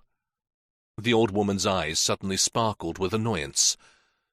"Are you trying to make out that the doctor might have some hand in the murder of Ambrose Barrow? Because if you are, you're wrong. Folk can see what they like about Dr. Martindale's drinking. He's had an hard time and a lot to put up with, but he's no murderer. Under what drink's done for him, he's a man with a heart of gold who can't bear pain and suffering, either for himself or anybody else. That's what turned him to drink. What he needs is a woman to mother him and stop him from spending and giving all he earns, and more besides, to the first that comes with a weary tale." "I'm not suggesting he was a murderer, Mrs. Heading, but he has been mixed up with the Barrow family, I believe, and we must check up on everything, you know." "How do you mean, mixed up?" Little John somehow felt that the old lady deserved his confidence. If Barrow had not died, he was going to divorce his wife and cite the doctor as correspondent. The old woman sat back astonished in her chair. "No, he wasn't, was he?" And then suddenly she flew into a rage. "It's them Fennings again. How is it they must always pay to get over what other people has to suffer for? Always money, money, money. The old man used to say everybody has his price, and he never seemed far wrong." "How do you mean, Mrs. Heading?" "It's as plain as the nose on your face, that's why it is. Dr. Martindale never had no time for Flo Barrow, I'm sure of that. It's them Fennings paying him to take the blame. They always do that, pay their way out of all their difficulties." "I'm surprised. I always thought them rather a decent lot." "Decent lot? You don't know the Fennings. Lessways, I mean, you didn't know the old man. The lads were nothing to speak of because he was the boss.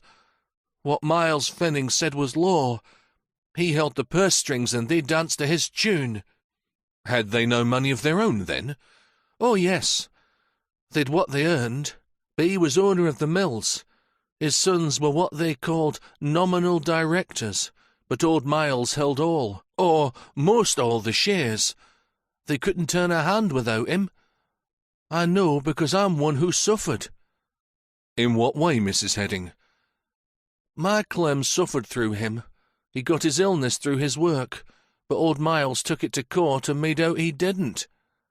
Clem got a miserable £500, where he ought to have had enough to live on in comfort for life and have the best doctors and a decent home instead of this sunless place in a back street. Oh, yes, I know." "But Andrew seems a nice fellow." "He is, but he had to do what his father said, just as if he was a little lad. He wanted a fair pension for Clem, but the old man put his foot down. Now I suppose Andrew got himself mixed up with Flo Barrow, but you see how it was. Barrow daren't name him. Oh, no. The Fenning name mustn't be smirched. Barrow's in love with Joe Lackland's lass and wants to marry her, and has a case against his wife. Leave it to old Miles. He'll fix it. He'll pay a drunken doctor who owes money all over town and looks like going to court about it, to take the blame and bear the mudslinging, and his bright-eyed family get off scot-free. You might have expected that." "I see. So you think Martindale had nothing much to do with Flo Barrow?" "Not on your life. I know him. He might get drunk, but he's particular. Comes from as good a family as Fennings any day. Better, in fact. Besides, Flo wouldn't look at a penniless doctor. She's higher flying than that. It's all a put-up job, I say." "What do you think about this murder, then, Mrs. Heading?" Whose? Both, for that matter. All I can see is there's been funny things going on at that mill for a while now. I've been up at all hours of the night tending my Clem, and somebody else has been up at all hours too in that mill. What do you mean? Mean? Many's the time I've just walked out into the night air to freshen myself. I like the stillness and the quiet of the stars.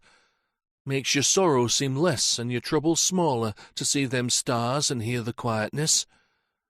But there've been folk about in that mill yard.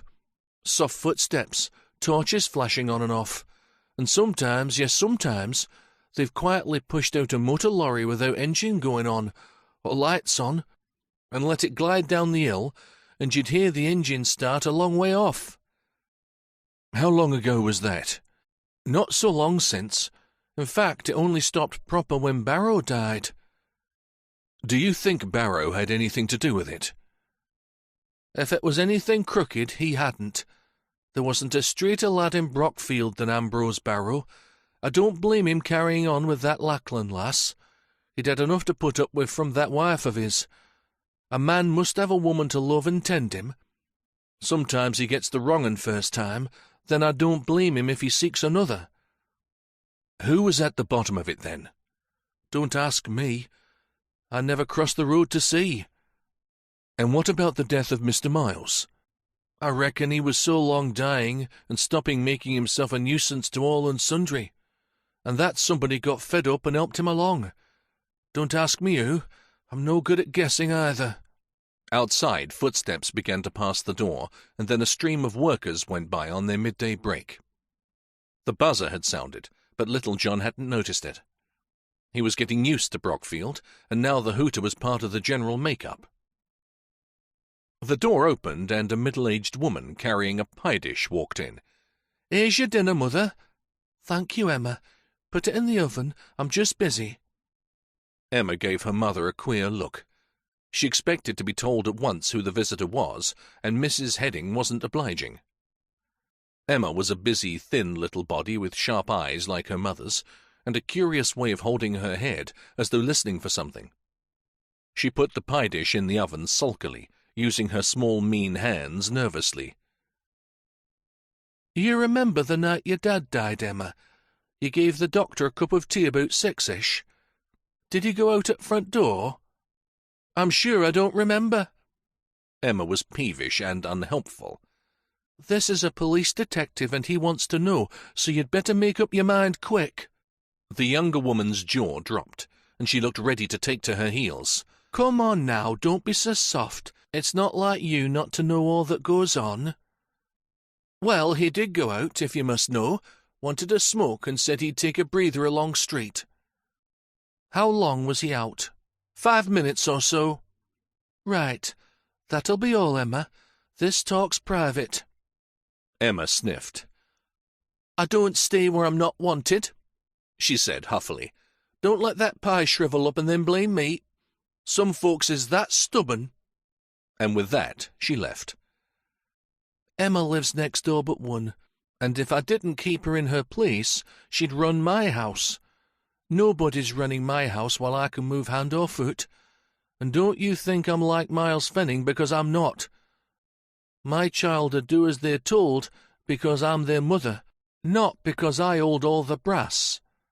She smiled at Little John, and they understood one another. He decided to go a step further. "Did you know, when he died, old Fenning was planning to leave a legacy to Flo Barrow?" The old lady didn't seem surprised. "I reckon that settles what I've been telling you. He cooked the business about the divorce, and Flo's share was something in the old man's will. Unless, of course, there was nothing else on his conscience about her. I wouldn't be surprised at that. Perhaps even in his dotage he took a fancy to her too. You never know, do you?" "Well, I've had quite a profitable talk with you, Mrs. Heading. You've helped me a lot. Have you anything else useful to tell me?" "No. I could keep you here a week and tell you nothing good of old Miles and his affairs, but you find out all about him and what he was at, and what went on in mill after dark, and then you'll soon know who did killing. Don't you believe anything about Dr. Martindale." The cat jumped from Little John's knees, strolled to the oven and started to meow. She wants her dinner. Will you stop and have a bite with me? No, thanks, Mrs. Heading. I'm more than grateful, and I've intruded enough. There's more than enough for two of us, and don't you talk of intruding, else I'll get cross. Nobody stops here unless I want 'em to, and for a policeman, you're one of the nicest I've ever come across. They both laughed. Sure you won't have some of that pie? Although you might not think it, Emma's quite a good hand at pastry. She'll be mad when she hears I've given tomorrow's dinner to a detective, but she'll have to be mad, that's all. We'll have some nice bread and butter with it, and then a bit of apple pie and cheese. I've got a cousin as is a farmer, and him and me's as thick as thieves. His wife's been doing a bit of churning this week, and he called yesterday. And cheese is from same place. I'm fond of a bit of company of right sort. All right then, Mrs. Heading. I don't think I've had any hot homemade meat pie since my mother used to make them. Sit you down, then. So Little John stayed. 14. The Frightened Woman. It was thought better for all concerned that the next interview with Mrs. Ambrose Barrow should be at the police station. It had long been realized that she was not active in the case of her husband's death, with a view to helping law and order. She was out to save her own skin. She's too much involved at every angle to be a friendly witness, if witness you might call her, said Fadiman. You can't press questions on people after you've been drinking their sherry and eating their fillet steaks. Hadn't we better have her in here? Little John agreed, secretly amused at Fadiman, who never seemed to have forgotten him for enjoying Mrs. Barrow's hospitality early in the case. Mrs. Barrow had lost a lot of her poise and elegance when she arrived. It was raining cats and dogs outside, and she wore a transparent rainproof over a black costume. She had not put it on with great care, and the raincoat bulged in parts, especially round the belt. She still had on the pillbox hat, but wind and weather had dealt badly with it. It was too much askew, and bits of damp hair escaped from under it. But it was her face and figure which had altered most. She looked to have spent sleepless nights, and to sag with utter weariness. Her cheeks were chalk pale, and she had dark circles under her eyes. She sank into a chair with a sigh, like one exhausted after a long walk. Little John insisted on conducting the interview alone.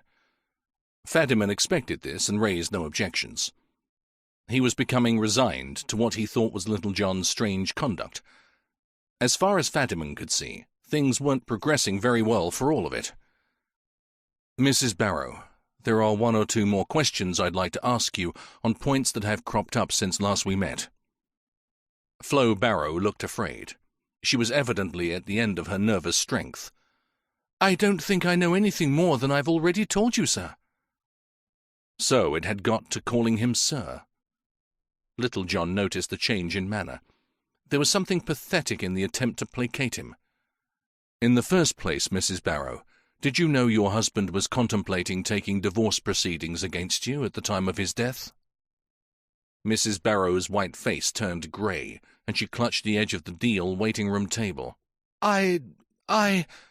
Outside there was an open-air market in progress. Fruit stalls, men selling small wares, cheese, oatcakes and gimcrack jewellery. Their harsh shouts penetrated into the room. The fruit and vegetable sellers were doing a roaring trade, marshalling their customers in long queues and treating them with little courtesy. Only the cheapjacks needed to tout for buyers. "Look here, I'll tell you what I'll do." A fat man in a bowler raised aloft some glittering brooches and began to exalt them in taste and value. Come, Mrs. Barrow, I must ask you to tell me the truth. We've been far too long obstructed in this case. At this rate, we shall never find out who killed your late husband. Yes, I know he talked of separation. This was divorce, Mrs. Barrow. He had consulted solicitors and cited the correspondent. We know the name. My husband was always suspicious of me. He was very straight-laced and couldn't bear me having a good time with my friends. This wasn't just having a good time, Mrs. Barrow.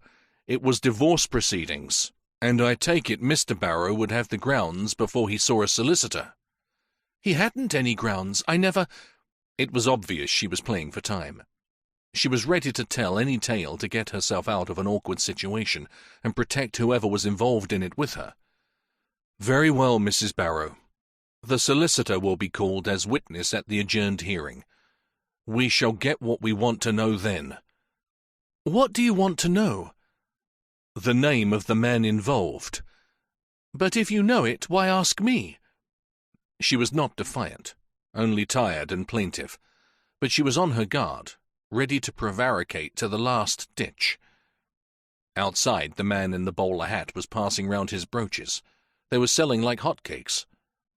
The women in the queue at one of the fruit stalls were getting restive. The hawker wouldn't open and sell his grapefruit. With sadistic delight, he was telling them he wasn't going to do it until afternoon. They could all go home and come back later. One of the women raised an umbrella to him, and another went to bring a policeman to find out how the law stood. The constable, scenting what was afoot, looked in the other direction and pretended to hurry to business elsewhere among the cars parked in the road. Do you know who was cited, Mrs. Barrow? No. Then I must tell you. She grew tense with anxiety, fearful lest the name she was hiding might next be uttered. Dr. Martindale. A look of intense relief crossed Flo Barrow's face, and her taut body relaxed. Well? That shows what nonsense it all was. Dr. Martindale was only a friend. He wasn't even my doctor. I've met him at affairs and even had a drink with him, but— She suddenly stopped, fearing she might be saying too much or interfering with someone else's schemes. But what? Nothing. Ambrose was making a lot of fuss about nothing. Little John left it at that. He'd learned all he wanted to know about the question. The rest of the answer lay elsewhere. Are you a friend of the Fenning family, Mrs. Barrow? Yes, in a way. In what way, please? She fished about for words again. She was as pale as ever and trembling, although the room was hot and stuffy. The whole business was depressing. Wringing a tale out of a woman who didn't want to tell it, in a place with one deal table and 2 rickety chairs, and an atmosphere which seemed to have been sealed in the room since the day the building was put up. There was a gas fire in the fireplace which kept making plopping noises. Finally, the thing backlit and hissed out a lot of half-consumed gas. Little John got up and turned it out. Well, Mrs. Barrow? The Fenning family was interested in all its workpeople, especially in people like Ambrose, who'd served them since he was a boy and risen to high rank. But I believe you were a particular friend of Mr. Andrew Fenning. Is that so?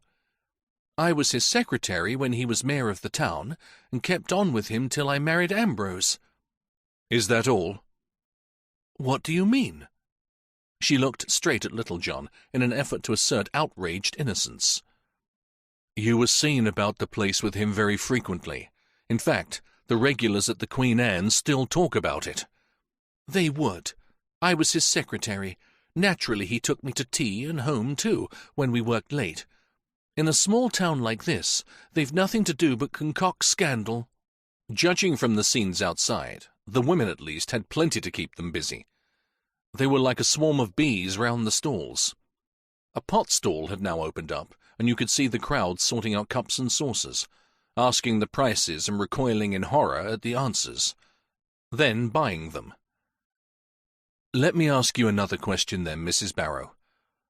Were you such a friend of the late Mr. Miles Fenning as to merit his leaving you a considerable sum in his will?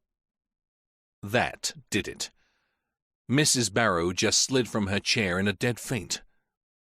The weak spot had been struck, and Little John felt a bully for doing it. He rang the bell, and a policeman appeared. The bobby's eyes opened wide and looked ready to roll down his cheeks with surprise. "What's up, sir?" "The lady's fainted. Have you any brandy?" Little John left the rank and file to deal with Flo Barrow. They were slapping her hands, trying to force a few drops of brandy between her teeth, generally rendering first aid as taught in the regulations. Little John fought his way through the milling crowds in the town hall square, Dr. Martindale was still in his surgery. He'd had a thick night and hadn't got in his stride. He looked ready to murder little John when the dispenser ushered in the detective again. "What do you want? Still badgering people about?" "Yes, I've just left Mrs. Barrow. She assures me there are no grounds for divorce in her relations with you. I thought you'd like to know." "Very kind of you. Is that all? Good morning, I'm busy." "That isn't all. I'm here to ask you who employed you to take the blame for Mrs. Barrow's shortcomings. In other words, someone paid you to act as co-respondent in this case. Someone who wanted to keep his own family out of the headlines." "Mind your own blasted business. I'm not talking." "I'm afraid you are, Doctor.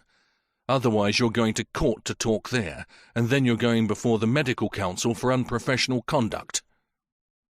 Martindale sat down and passed his hand over his forehead. Then he took out his handkerchief and wiped away the sweat.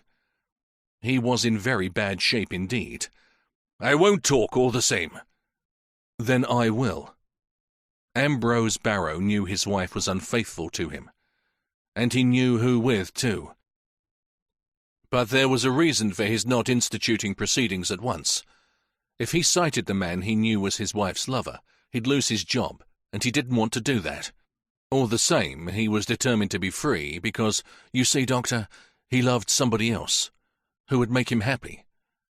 If some arrangement wasn't come to, Barrow would have taken the risk and left his job, but then he'd have cited the real culprit."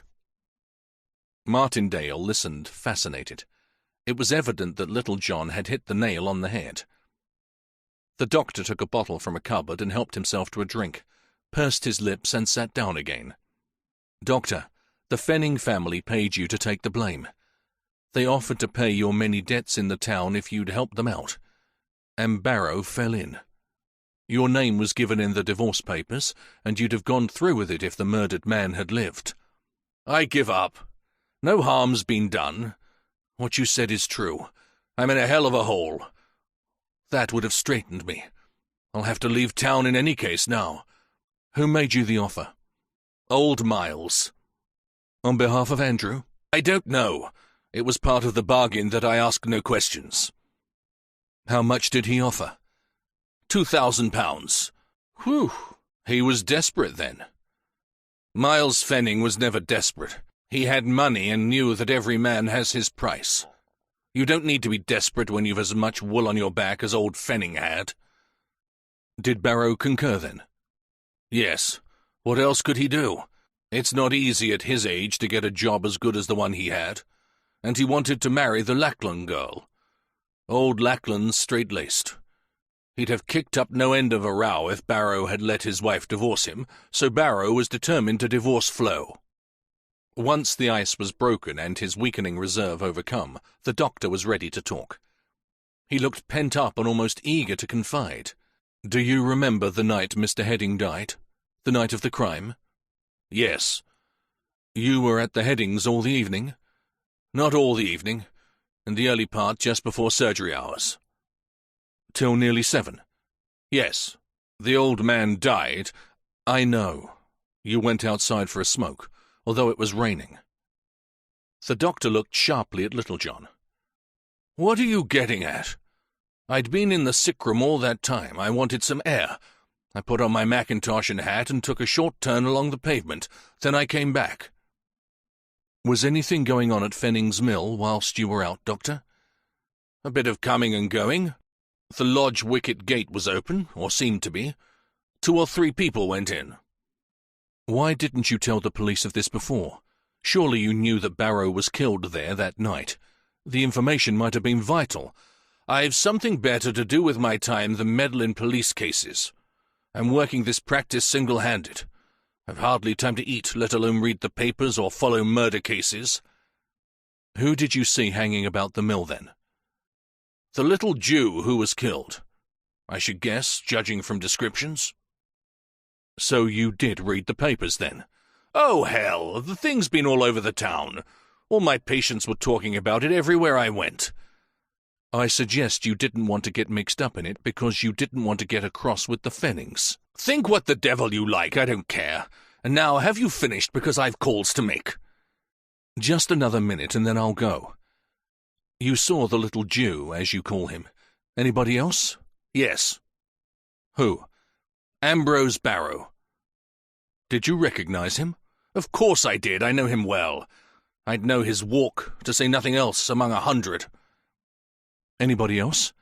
Yes, somebody in a cloth cap and raincoat. Did you see his face? Of course not. There was a street lamp in front of the mill gate, but the man didn't obligingly turn for me to see who he was.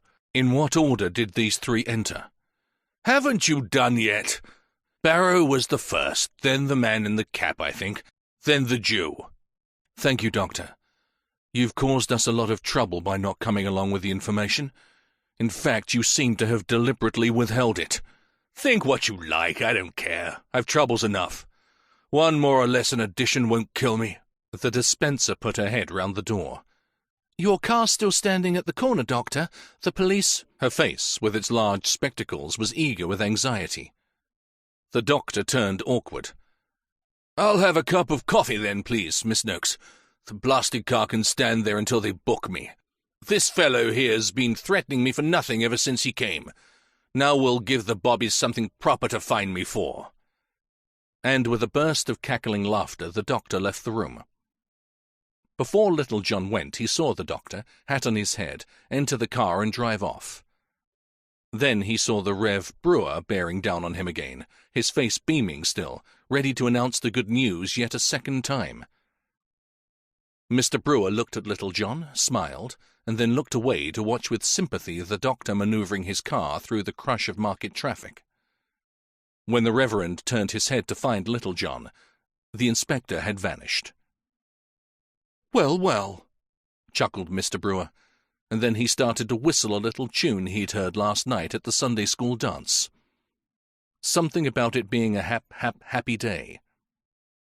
He felt like that. 15. The Sorrows of PC 33. P.C. Mulligan would have been happy by any other name. He was naturally a simple, kindly officer, with a nice wife and family, and a comfortable job as number 33 of the Bursted Borough Police. But his name had doomed him to perpetual ridicule. When he first presented himself, aged 19, as a raw recruit, the sergeant had laughed aloud as he wrote his name. Willie Mulligan. "William?" said the sergeant, with raised eyebrows and streaming eyes. "No, just plain Willie." "Go on." And between his gusts of cruel laughter, the sergeant had just managed to articulate. "P.C. Mulligan. That's a good one. That'll be grand. Ever hear of the bouncer?" Mulligan, eagerly scenting his first case tracking down a murderer who committed foul deeds by beating his victims up and down on hard pavements, felt glad he'd enrolled. "No, can't say I have, sir." "Well, it's a comic paper. My kids buy it every week, and the first thing they look for is the adventures of P.C. Mulligan, the man with the big feet. Let's look at yours."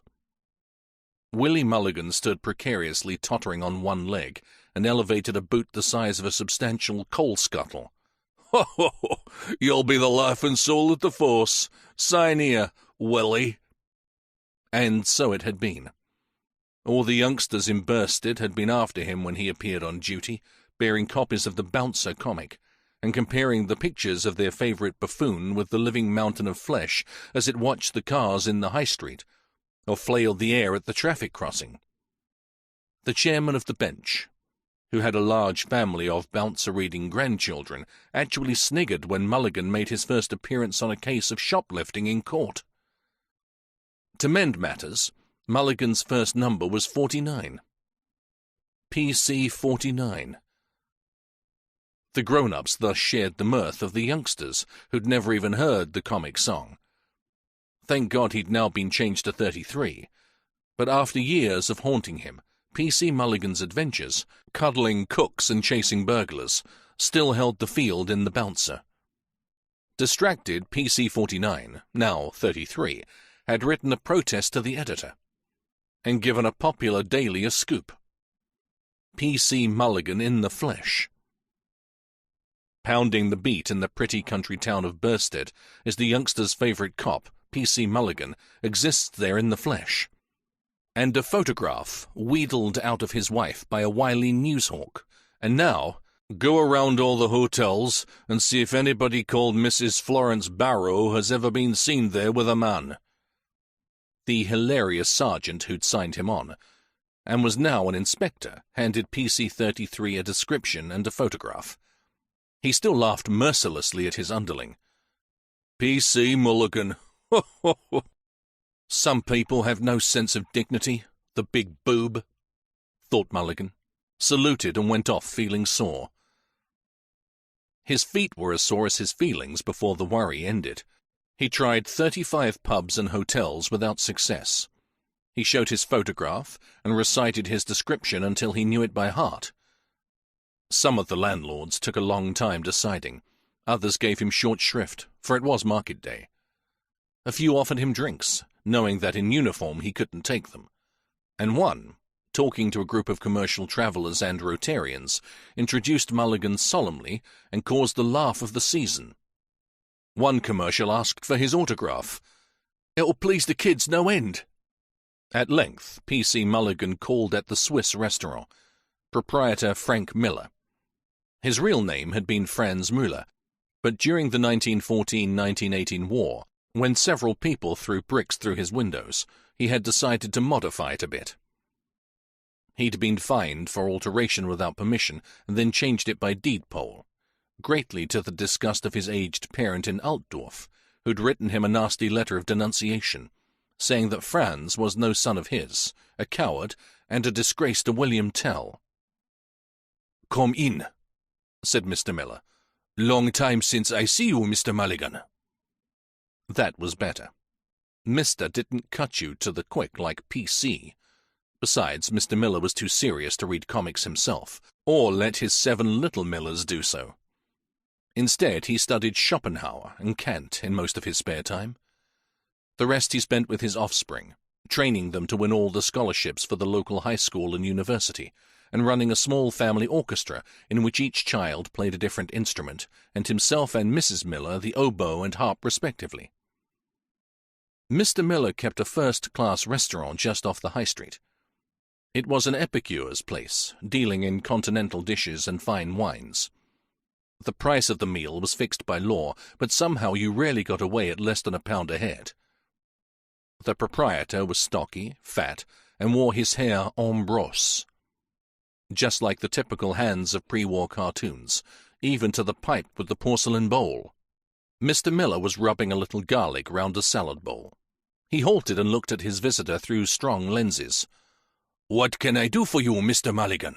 A celebration, maybe?" "No, nothing of that sort. Just a few inquiries." Mr. Miller had a pale face and a red neck like a polony hanging over his wing collar. The face turned red and the polony pale.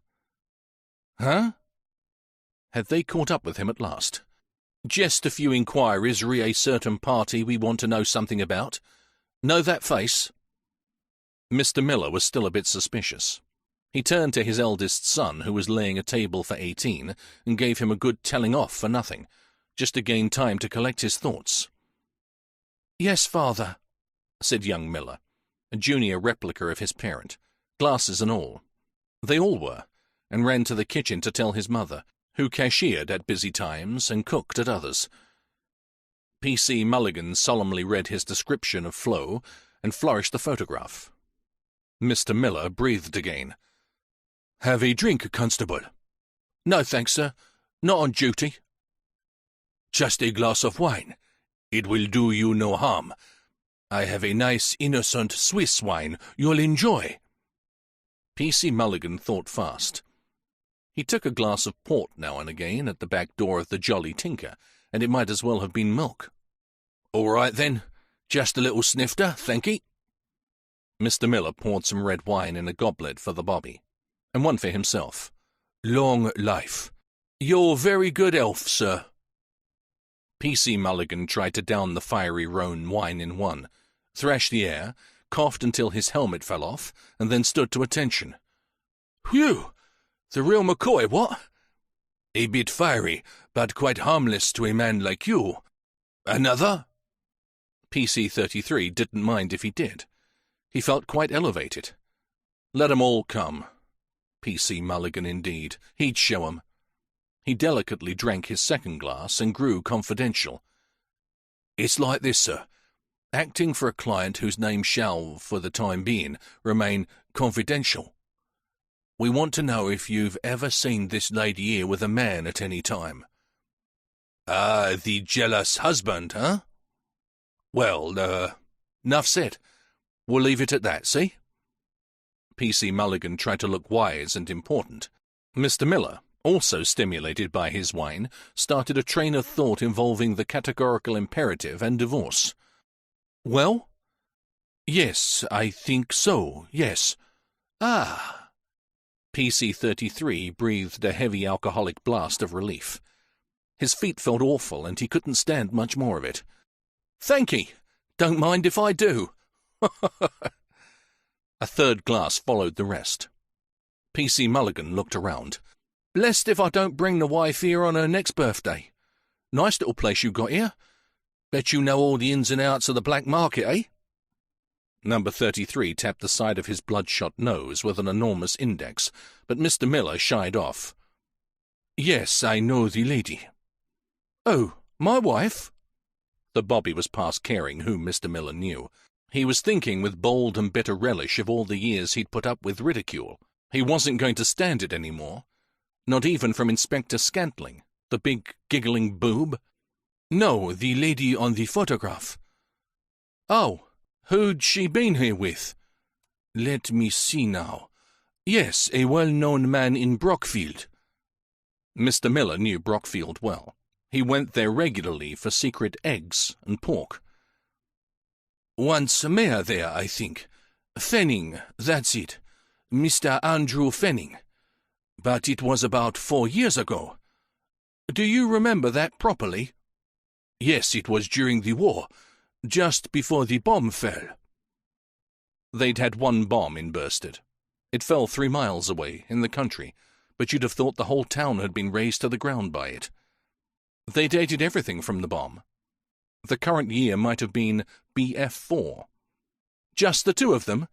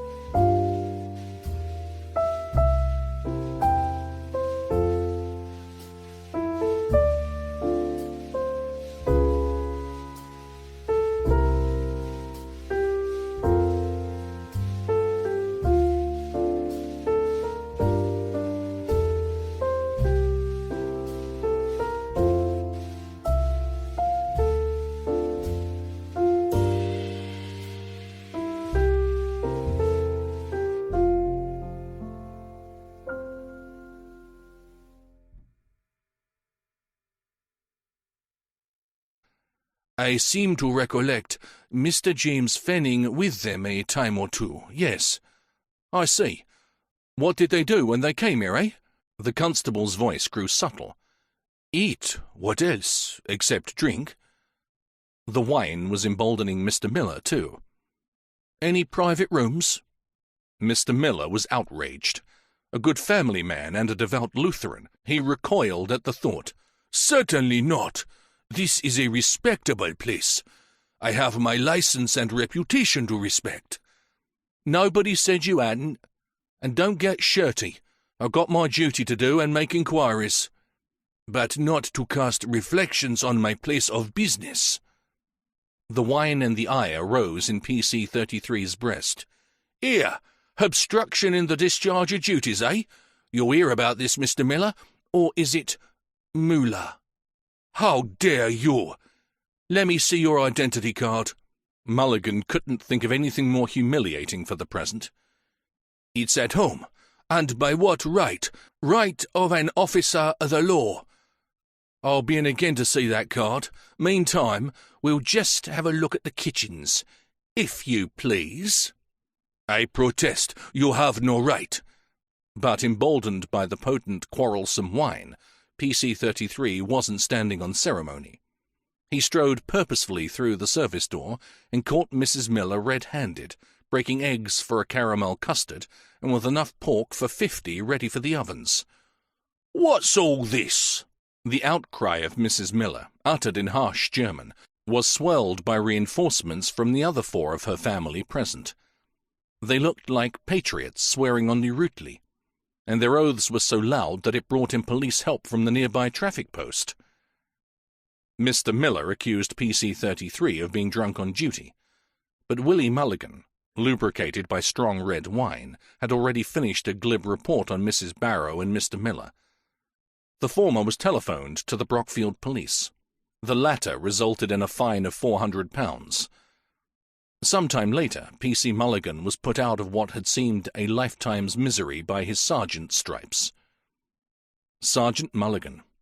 Nothing funny in that until someone wrote a thriller in which a Sergeant Mulligan was a boob and a stooge for a Greater Scotland Yard Chief Inspector. Then, as the book was a bestseller, all the trouble started again. So, it's more than 4 years ago, said Little John when he heard the news. Andrew Fenning must have tired. But why did Barrow wait to sight him, and why did the old man pay him off and want to recompense Flo for something? Fadiman shrugged. He wasn't a magician, and he certainly didn't know. And why did anybody want to kill Ambrose Barrow? Added Fadiman, repeating the question no amount of inquiries seemed to answer. Little John frowned. I wonder, he said. Fadiman shrugged again. The local man spent all his time wondering when the case was going to finish and Scotland Yard go home. 16. The Missing Laundry. The writing's Barrow's and the normal figures, but the alterations certainly aren't his. They've been done by a different kind of pen. The handwriting expert from county headquarters had studied the stock books borrowed from Fenning's mill by Little John, and was in the police station returning them and making his report. He was a man with an international reputation as an engineer and held a chair in engineering at a nearby university. His hobby was handwriting, and the police used him quite a lot. You've seen the specimens of writing and figures of the directors and office staff. Could any of them have done the alterations, sir? The expert, a bad-tempered little fat man, looked over his glasses. He seemed angry at the question, but that was his natural expression. It could, but it might not be. Figures aren't like handwriting, especially when the person altering them is trying to imitate the originals and taking pains to minimize the alteration. I wouldn't be prepared to say with any precision who had done the alteration. And that was that. Another blank.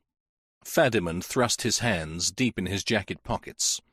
He looked sadly through the windows of his room which overlooked the town hall square.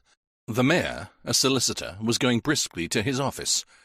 A roadman was sweeping dust from the gutter and, because he thought nobody was looking, pushing it down a grid instead of shoveling it into his cart. A dog just missed being run over by a dilapidated van, and a constable stopped to tie his shoelace, straightened himself, and slowly undulated down the street. At a large confectioner's opposite, a long queue of women was holding its morning session. "Will this thing never end? Will we never get a break?" Fadiman said it almost to himself. The expert looked hard at the local inspector, closed his bag with a click, put on his hat, shook hands, and took himself off. "Another blank." Little John smiled.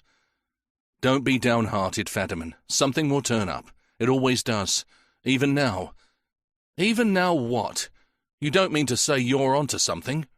"No, but I feel things are getting warm. Your men can't trace the strychnine with which old Miles Fanning was killed. Drawn a blank at the chemists here and in the towns around. What about the doctors?" "You mean—" "I mean Martindale." "But surely—" "No, not Martindale as killer, but maybe a supplier, all unknown to himself." "But how?" "I'm just going to see." The doctor was in again, but since his confidences of the last visit, was more friendly towards Little John. "You not finished yet?" "No, doctor. This time on a new tack. Poison." Martindale looked in a bit better shape. For one thing, he was quite sober, and for another, feeling a bit happier. Finding that his pay from Miles Penning wasn't forthcoming, he had approached a cantankerous relative for a loan and been cordially received. This unexpected help had brightened up things considerably.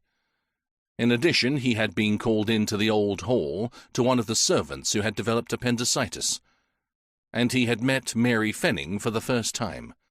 Somehow, it had been like walking into the sunshine after leaving a dark prison. He had not had a drink since. "Poison? What the blazes?" "Look, doctor, I want your help. Someone poisoned old Miles Fenning by putting a strong strychnine pill in among a bottle full of innocuous ones he was taking. We can't trace where that pill came from." "Well, I certainly didn't supply it." "Do you stock 5-grain strychnine pills?" "No. Who'd use a 5-grain pill? That's nonsense. I keep it in powder and liquid form, but I haven't given any away. I control it myself." "Do you keep a check on it?" "My dispenser does." "Before we go any farther, where were the negotiations for your part in the divorce carried on?" "Here. Old Fenning phoned me about it, but didn't say what he wanted. I was a bit off colour and ill-tempered. I said I couldn't call at the hall on a wild goose chase. It wasn't a professional call, he said, so I told him to tell me over the phone or I was too busy." "What happened?" "The old man actually came down and had himself carried in. He told me what he wanted, and I said I'd consider it. He also said he didn't want me seen about the hall, just in case people put 2 and 2 together. Nonsense, I thought, but it was his queer way of thinking. He said he'd let me have instructions, and he made Mr. Andrew bring them, like a little messenger boy." "So Andrew Fenning called here?" "Yes, and later James. There was a bit of arranging to do, and the second time Andrew was out of town, so James called with the papers on his way to the office." "Was either of them left alone?" "Yes. When Andrew called, I asked him to have a drink and went for a new bottle. When James called, I did the same. I used rather a lot of whiskey in those days." "But not now?" "No, that's over." "I'm glad. Good luck." "Thanks, I'll need it." "Where is the poison cabinet?" "In the corner there. The dispenser has everything but the poisons. You see, during the war I got a girl I couldn't trust. All right, but somehow a bit flighty. I had the poisons shifted to here, and she dispensed them under supervision. I've been in such a mess since I haven't had time to move it." "Have the dispenser in, will you please, doctor?" The girl in the large spectacles was really frightened. She confessed she was loyal to the doctor. The way she looked at him, it went deeper than that. "There was a shortage, then?" "Yes, about 10 grains. "Why didn't you report it?" The girl's face assumed a dogged, protective look. She gave no answer, but put her nose in the air. "You thought the doctor would get in trouble?" "I thought he'd made some mistake when he wasn't—" Well." "Sober?" said Martindale with a wry smile. "Well, yes." "Thank you, my dear. I'm grateful for that." The girl burst into tears and ran from the room. "Well, well." So somebody helped himself to 10 grains. It might have been anyone. But the guessing is it's one of the Fennings. Was the cabinet open, Doctor? "I couldn't really say. Sometimes I left my keys in it, and, I'll be quite frank, my dispenser took them out after locking it and gave them to me later." "Very well, Doctor. So you've never been up to the hall?" "Funnily enough, I was there last night and the night before. The gardener at the lodge got appendicitis." "Oh, did you see any of the family?" "Only Mary. She called me in and stayed whilst I made arrangements for the old chap to be taken to hospital." "Did you know the family before this divorce business?" "Only slightly. Seen them about the town. I knew Mary from seeing her around in the old days. But she was away at school and then married into the Fenning family.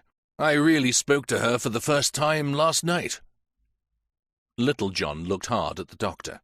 Yes, he understood why the whiskey days were over. Good luck to him. "The case was a queer one. The old chap was damned ill, but quarrelling with his wife like mad. The old lady kept saying it was his own fault. He oughtn't to have worn the clothes, and he kept saying they weren't damp. The last thing he said when the ambulance took him off was, 'Tell her they weren't damp.' He's doing all right." "What was it all about?" "It seems one of the Fenning men had got wet through in the rain and gave old Humphreys his suit, which had lost its shape. Old Humphreys kept it a day or two and then put it on. His wife played Mary Hell and said it wasn't dry. The old man gave himself a real chilling with it in his stupidity and got a thorough cold.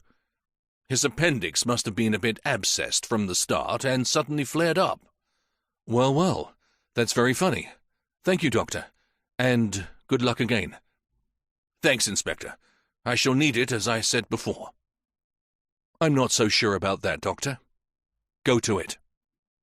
And the inspector made for the door and was out before Dr. Martindale understood what he was driving at. Mrs. Humphreys at the old Hall Lodge was still very bellicose. She was a prim little grey-haired body, soured a bit and fond of her own way. She had a long tongue which never ceased, and it was said that old Humphreys was such a good gardener because he kept out of her way from rising until bedtime. You'd stumble across him talking to his flowers and telling them his troubles. He'd himself to blame. He would wear the suit, peacocking about in Mr. Andrews' expensive suits like a lord. Served him right. Though I will say to see him took off like that gave me quite a turn. But I weren't afraid. His father and his father before him saw 90, and Abram's only 74. Them Humphreys need a lot of killing. Take my word for it. He'll see me off and marry again, I shouldn't be surprised. His old father married his fourth at 82. Like father, like son, I always says." "Just a minute, if you please, Mrs. Humphreys. When did Mr. Andrew give your husband the clothes?" "He didn't. Mrs. Aldgate, the housekeeper, gave him. Said Mr. Andrew threw them out for the ragman, and she thought maybe Abram would like 'em. A deep 'un is Mrs. Aldgate. 60 and a widder. Giving my husband presents, I won't have it. Maybe she'd like to be the next Mrs. Humphreys. Well, she won't while I have the strength to hold on. I'll outlive my Abram just to spite her." But Little John, with a farewell which wasn't heard above the racket the outraged Mrs. Humphreys was kicking up, was off. Mrs. Holgate was another grey-haired elderly woman, a comfortable, plump, homely sort. Anything but a man-hunter, especially where knotted, ancient gardeners were concerned. "Yes, I gave Humphreys the suit. It wasn't fit to be worn by Mr. James." "Mr. James?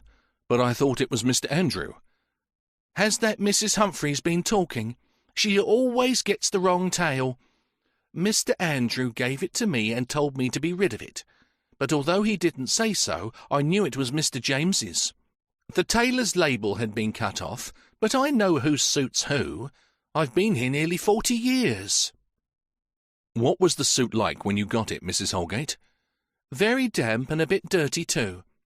Rain? I guess so, but whoever had it on must have fallen too. It had been brushed, but you could still see the mess. Properly soaked through. Mr. James just behaved like a naughty boy who didn't want to be found out going in the rain without his coat. He put the suit at the back of the hot water cistern to dry, and Mr. Andrew must have come across it and told him off and taken it. But he never found his underclothes. Proper mystery, that is. His vest and pants just vanished.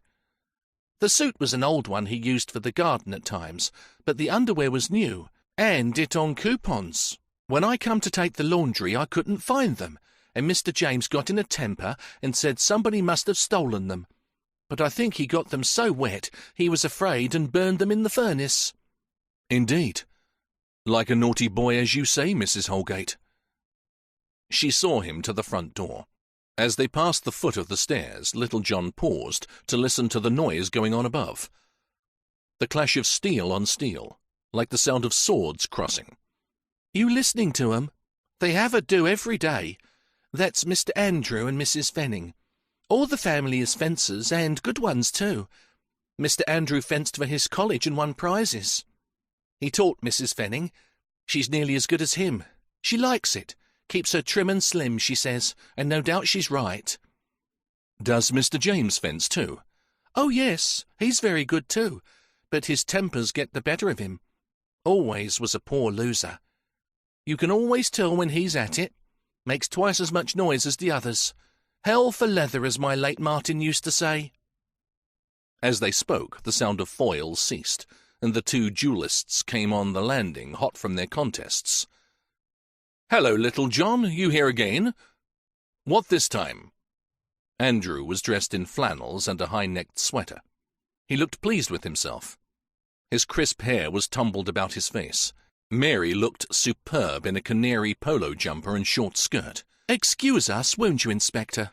We've got to shower and change before we take cold." "That's all right, madam. I do want to see you both, but that can wait." "Is Mr. James in too?" he asked Mrs. Holgate when the pair had gone. "Yes, he's working in his study. Want to see him?" "No, thanks. What's he working on?" "His book. He's writing a private history of the Fenning family. He's family mad. He's been on that for the last 7 years, and not finished yet. You should see the papers he's got. A lot of old rubbish about the dead past. He'd be better getting himself a wife and family to take his mind off it, instead of burying himself with his ancestors." And with that, she let Little John out. 17. The Etching. The rain was still slashing down as Little John once more made his way to Fairley Grove. This time he was on foot, but wished he'd taken a taxi. He walked along the crazy path between the bedraggled flower beds to the front door of number 41. A bit different this time. When he was here before, he'd thought Mrs. Barrow was on his side. Now she was hostile and afraid. The old woman opened the door. Probably Flo hadn't taken her into her confidence, but she knew instinctively that there was trouble brewing, and eyed the inspector with suspicious apprehension. "She's not in." "Will she be long, Mrs. Harrison?" "I don't know." "May I come in and wait a little?" She stood aside a little diffidently to let him enter. The place looked exactly the same. The gloomy passage, the imitation lantern, the gimcrack oak wardrobe with the pretty little etching hanging beside it. Little John put his hat on the top of the wardrobe. "Nice little picture." "Yes, so they say, but I'm not much in that line myself. Like a bit of colour." She was smiling with difficulty and trying to be pleasant. It was as if she thought that by being nice to him he would be merciful to her daughter. Little John felt heartily sorry for Mrs. Harrison. "Did your daughter buy it?" "No, it was a birthday present." "Is it very old?" Silly question, but asked as a random shot. "She's had it about 7 years." You could see Mrs. Harrison had arrived at the period by remembering Flo's age when she got it, and making a simple calculation. "Come in here, will you? Do sit down, sir." She was very humble about it all. Little John wished he could have comforted her and reassured her, but it was no use. The same room, with its assortment of tastes. The woodcuts, the tasteful ornaments, the heavy-framed oil painting, and the execrable carpet and suite. "These are nice, too. Had them long? You don't see many of these now." "About as long as the little sketching in the hall." Ambrose Barrows certainly hadn't bought them, nor had Flo, not with a hat like that. According to information, Andrew Fenning had been her very good friend about that time. Yes, it looked like Fenning. Then Andrew Fenning had tired. Perhaps Flo had resisted all his efforts to educate her. Maybe she'd got on his nerves at last. He'd taught her to dress properly. That had been obvious last time Little John was there, but beyond that, well, even in a dress, bad taste would keep creeping in. The pillbox hat and the sight she was when she fainted at the police station. Yes, probably Andrew had given her up as a bad job. But was that right? Obviously nobody was going to say yes or no to that question. Then his eyes fell on the beautiful etching on the wall. The Whistler. What a place to house it. "It's lovely," said Little John. "Yes, isn't it? Though, as I said, I'd rather have a bit of colour myself. But this one is a bit homely, isn't it?" It was a picture of a passage leading to a kitchen, with the figure of an old woman on her way there. Yes, it was homely. Exquisitely so. And it cost 5 shillings. "Mrs. Barrow told me she got it very cheaply." "It was a present. Her friend got it at an auction in the town, among a lot of old rubbish." "How long ago?" The old lady looked hard at Little John. She was puzzled to know what he was driving at. "About 2 years." 2 years? Again, not Ambrose's taste, nor Flo's. But if Andrew had tired, then who was it? Someone else who knew what was what. Yes, and the model gown, not quite up to date, but in good condition. Who'd bought her that, and recently? "Bad weather we're having." The old lady was embarrassed by lack of something to talk about. "Yes, isn't it? It's hardly stopped raining since I came." "No, but the wireless report says it'll be better. I was just listening in when you came." Flo was opening the garden gate. Something had happened to her over the past days. She looked older and smaller, and the head she once held high was down. Her clothes and makeup as well, almost like a streetwalker. She inserted her key in the front door, slammed it, and entered the room. At the sight of Little John, she put her hand to her lips in a nervous gesture of fear. "Hello, I didn't know—" All her self-possession had gone. She looked beaten. "Good afternoon, Mrs. Barrow. I just wanted another word with you." Mrs. Harrison didn't know whether to stay or not. She looked hard at Flo and then went out. You could hear her climbing the stairs. "What did you want? I've told you all I know." "Not quite, Mrs. Barrow." "Why? Please don't keep badgering me. It's getting on my nerves, it really is." "Then, please do your best to help us. No harm will come to you, I assure you, but I want a straight tale now about your relationship with the Fenning family." She sat down on the couch and fiddled in her handbag. It had been a good one. Another present. She took out a handkerchief, dabbed her face, and then tugged at the handkerchief with her fingers. "I really don't—" Come, Mrs. Barrow, this won't do." "Really, I seem to be blamed for a lot of things I didn't do, just because Mr. Andrew was good to me when I worked for him." "Yes, but why was Mr. Miles Fenning so interested in you as to want to remember you in his will?" "He must have been sorry for me with Ambrose dying and leaving me so badly off." "Did he leave you badly off?" She looked at Little John, trying to guess how much he knew. "Well, I'll have to leave this house and sell it. I can't make ends meet and live here. I'll have to go to Mother's." It all sounded very lame.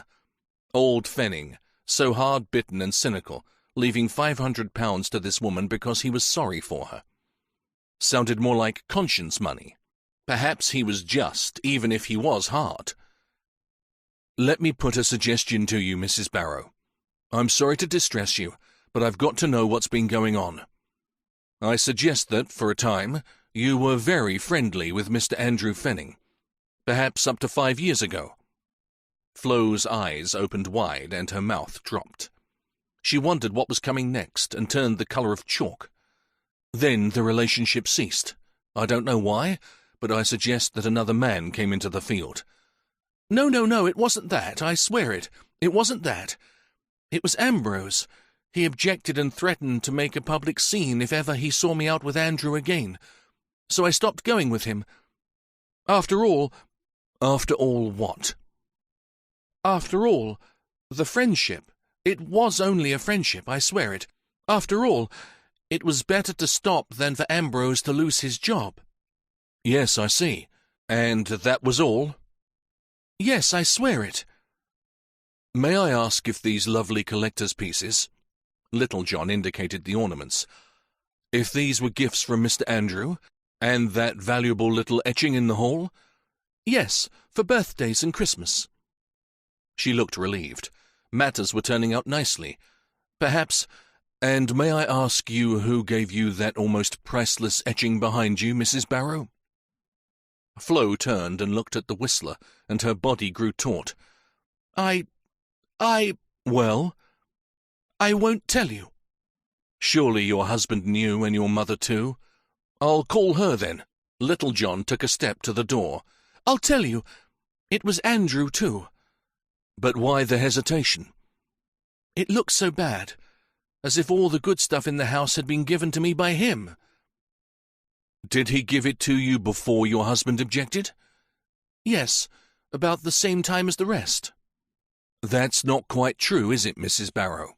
You've only had it 2 years, and your husband didn't object to having it hung in his drawing room. Why? And then Flo Barrow fainted again. Little John called down Mrs. Harrison. The old woman was in a rage this time. Get out! Get out! Haven't you done enough? She can't eat or sleep at night for you and the likes of you. I'll tell my friends about you. They've got some influence, and I'll make you pay for this. Leave her alone and go. Little John never felt worse as he left the house. It was bad enough sorting out who'd done the crime without having to bully and dement a lot of women. In the town, he asked the constable on point duty where the main local auctioneer's office was. Right over there, sir. The bobby saluted and went on with his traffic directing. He flailed his arms absent-mindedly. Auctioneers now. What next? These high-ups had queer ways of investigating crime. Now, if he'd been on the job, he'd have shown 'em. A string of cars started a concerted hooting. Blimey. He whirled his arms apologetically and saluted a glaring local JP as he passed. Hacking & Co., Auctioneers and Valuers. A small shop turned into an office with a lot of sale notices stuck on boards on each side of the door. Pictures of houses and farms pinned on bays in the window. Behind, an office and a large sale room. Mr. Hacking greeted Little John. He looked like an ex-jockey, narrow-legged trousers and all. What can I do for you, sir? The auctioneer rubbed his hands. Houses were going at crazy prices. £3,000 for a house which cost $850 to build, and commission accordingly. Little John produced his warrant card. The auctioneer looked crestfallen. You been transferred here and looking for a house? He asked, hoping he was right, for in his mind he was pondering his sins. No, hardly, replied Little John, and, looking through the window at the tumbling rain and dirty buildings, almost added, Thank God. Well, what can I do for you then? In the auction room behind, things were evidently piling up for a weekly sale. All sorts of old junk, from enormous sideboards to baskets of old books. People were filing among the rubbish, avidly inspecting it, eager for bargains. I'm just after a bit of information, Mr. Hacking. It's quite a simple thing, but it may be like hunting for a needle in a haystack. About 2 years back, someone bought a picture at a sale in this town for 5 shillings, and I think the picture's a Whistler. In fact, I've seen a similar one before, and that was a Whistler. Presumably this is from the same plate. Can you help me? Crikey! Now you've asked me something. We do hundreds of sales of one kind and another in the course of 12 months. Still, this most likely was in a sale at some place that mattered. You don't, as a rule, pick up such good pictures at sales in small houses. Somebody would be mad if they knew at what price that thing was sold, if it was what you say. Worth 100 quid or more, I dare say. More than that. So the find had not been made public. That would have attracted attention. They'd kept quiet about it and not even tried to sell it again. Mr. Hacking walked over to a small pen in one corner and held a confab with an elderly lady who looked like his bookkeeper. You could see their faces moving excitedly as they talked, and then they took down a book of cuttings and a large leather-bound ledger, and, spreading them on the desk, started poring over them. Little John sauntered across. "We're just looking over the sales of 2 years ago. We'll see what we find in the way of pictures and then trace the buyers from the sale book. Half a mo." They suggested that Little John called back. The job seemed such a formidable one, so he went first for a walk round the sale room and then for some tobacco in the town. When he returned, the pair were still perusing their records, so he looked round the junk again. His presence caused a bit of consternation among the hopeful ones there. They thought he was a new dealer arrived to bid high and put them all out of court. One scruffy little fat chap with a bowler hat set low on his ears actually approached him. "You a dealer, Cock? Because if you are, you and me'd better have a bit of a chat. I buy for the dealer's ring round here, and if you thinking of buying, you better play ball with me. Care to come for a drink?" Little John looked at the greasy, mean face, reeking of black market and double dealing. "I'm not playing," he said. "What I buy, I'll do on my own, thanks." "Oh, so that's it, eh? Clever Dick, eh? Well, don't say I didn't warn you." The little runt sauntered off with as much nonchalance as he could muster, and caused a great flurry among the dealers when he reported his conversation. "Copley giving a bit of cheek?" asked Mr. Hacking. "Thinks I'm a dealer and wants me to join the ring." Mr. Hacking laughed until they thought he was going to have a stroke. "That's a good one. Anyway, I think we've got a thing or two here that might interest you." He showed Little John a list of sales in which pictures had changed hands, and beside each item the price paid. Nothing like it. "Sorry," said Mr. Hacking. "There's only one other firm, and they're mostly farming auctioneers. You could try 'em." The lady interrupted, however. "There's just one item here that might include what you want. A bundle of old pictures sold as junk for the frames and glass. Price 5 shillings. Now we're getting warm. As likely as not, that's how he got the bargain. Came across it among a lot of rubbish. They mostly do. Let's look at my sale book and find out who it was." Mr. Hacking ran a large forefinger down the columns of a ledger. "Yes, here we are. Bundle of old pictures. Mr. James Fenning." 18. The Crouching Man. It was evening when Little John again entered the yard of Fenning's mill. The place was silent, save for the escape of steam from somewhere in the boiler-house. A little hunchbacked watchman was in the gatehouse reading the paper, getting ready to fill in his pool forms. He had worked for the mills for nearly 50 years, and his deformity was due to a hoist accident. "What do you want?" Little John produced his warrant card and said he would like to walk round a bit. "The mills is locked up, and it's as much as my job's worth to let anybody in, specially strangers." "I don't want to go in the mills. I want to stroll round the yard and buildings." "All right, then. Can't do much harm there." "Are you on duty all night and every night?" "No. 5 nights a week. Get Saturday and Sunday off. Another chap takes my place weekends. Why?" "Just interested." "Who takes your place?" "Here, what's all this about? Don't like being quizzed. This is no business of yours, and I'm not mixed up in it." The local police had already questioned the weekend watchman, who had confessed to being in a nearby pub taking a pint at the time of the crime. He was just getting ready to go on duty. "Wasn't it a man called Haxley?" "Yes. If you know, why ask me?" "Look here. I'm a police officer investigating a murder. Do you want to help me or not?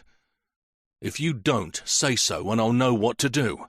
I'm as keen as the next to know who did Barrow in, but I don't see what good a lot of questions of that sort will do. Leave me to be the judge of that. Where can I find Haxley? Like as not at the Church Inn, just round the corner. He's a lame chap on army pension, and he makes up his income as relief man for me. He's always round at the pub in the evenings. The Church Inn was a small pothouse tucked among a lot of old property in a poor quarter.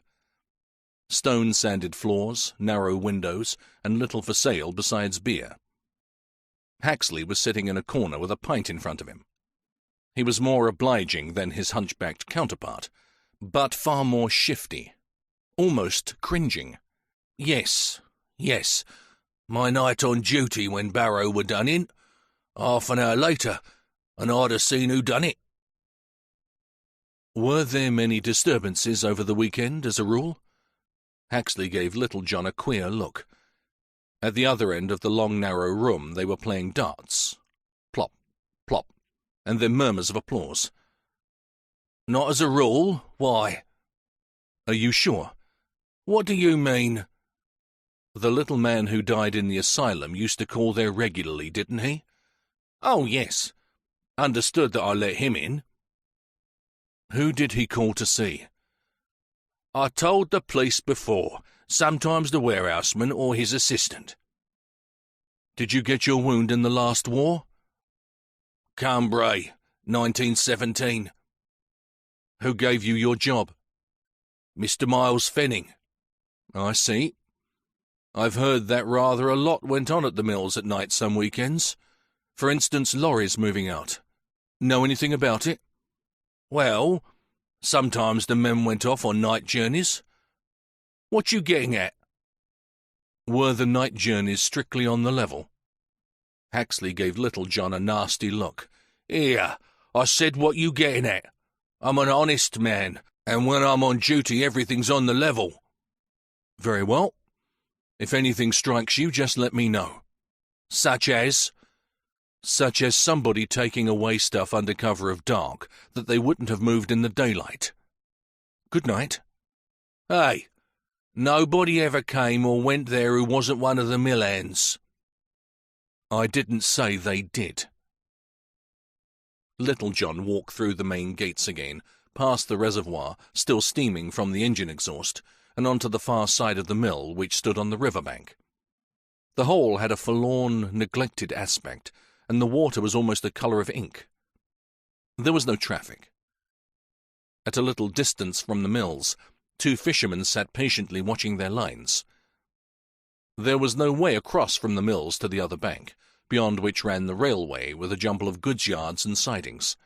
Little John walked down the river path until he came to the first bridge, which he crossed, and then he returned to a spot opposite the mills. A pipe from the engine house emitted hot water and steam. Presumably they also drew water from the river. Almost opposite the mills, a gate with a stile by the side and a rutted dirt track leading towards the railway. Little John followed it until he came to a level crossing, with a signal cabin standing beside it. The crossing gates were closed. The signalman opened the window. "Bit better now," he said, talking of the weather and evidently seeking companionship. "Yes, may I come up?"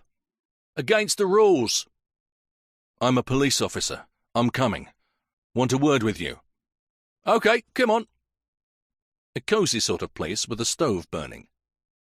Pots with geraniums and cactus on the windowsills. A small table with the remains of a rough meal still on it. About a dozen levers and a large wheel for operating the crossing gates. "What can I do for you?" "Do you remember the night Ambrose Barrow was killed at the mill?" "Aye, I was on duty here. Saw nothing." "It was a bad night." "Yes, raining cats and dogs and as black as ink." A goods train passed, and they had to suspend the session. You couldn't hear a thing for the roar and rattle of the wagons. The signalman released 3 levers when the whole had passed, and then went to the wheel and opened the gates. "Do you get a lot of people passing?" "Not many. It's the way from the riverbank to the top of the town. That's the station there, with the goods yard. But if you keep to this path, you come to the main road out of Brockfield." They looked through the window over the wheel. "I suppose traffic for the station and yards mainly uses this way from the various mills." "That's right. That road there goes to the station. At the fork, the way to the right narrows to a path. That's the one that goes uptown." "You see most that goes on?"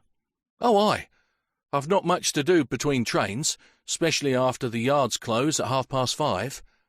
When it's a nice night, I don't miss much. There's a gas lamp just by the gates there, see it?" "Yes. Now throw your mind back to the night of the crime. Did anybody pass this way between, say, 6 and 7? "Now you're asking me. It's so long since, and it was such a rotten night." The signalman paused to meditate. A pleasant fellow, small, wiry, sharp-eyed, dressed in the regulation uniform with a sleeved waistcoat with shiny buttons. "There was one thing I remember. Never connected it with the business at the mill. Don't now, because there's no way from the mill to this side without going half a mile down the river path and crossing the bridge and coming back." "What did you see?"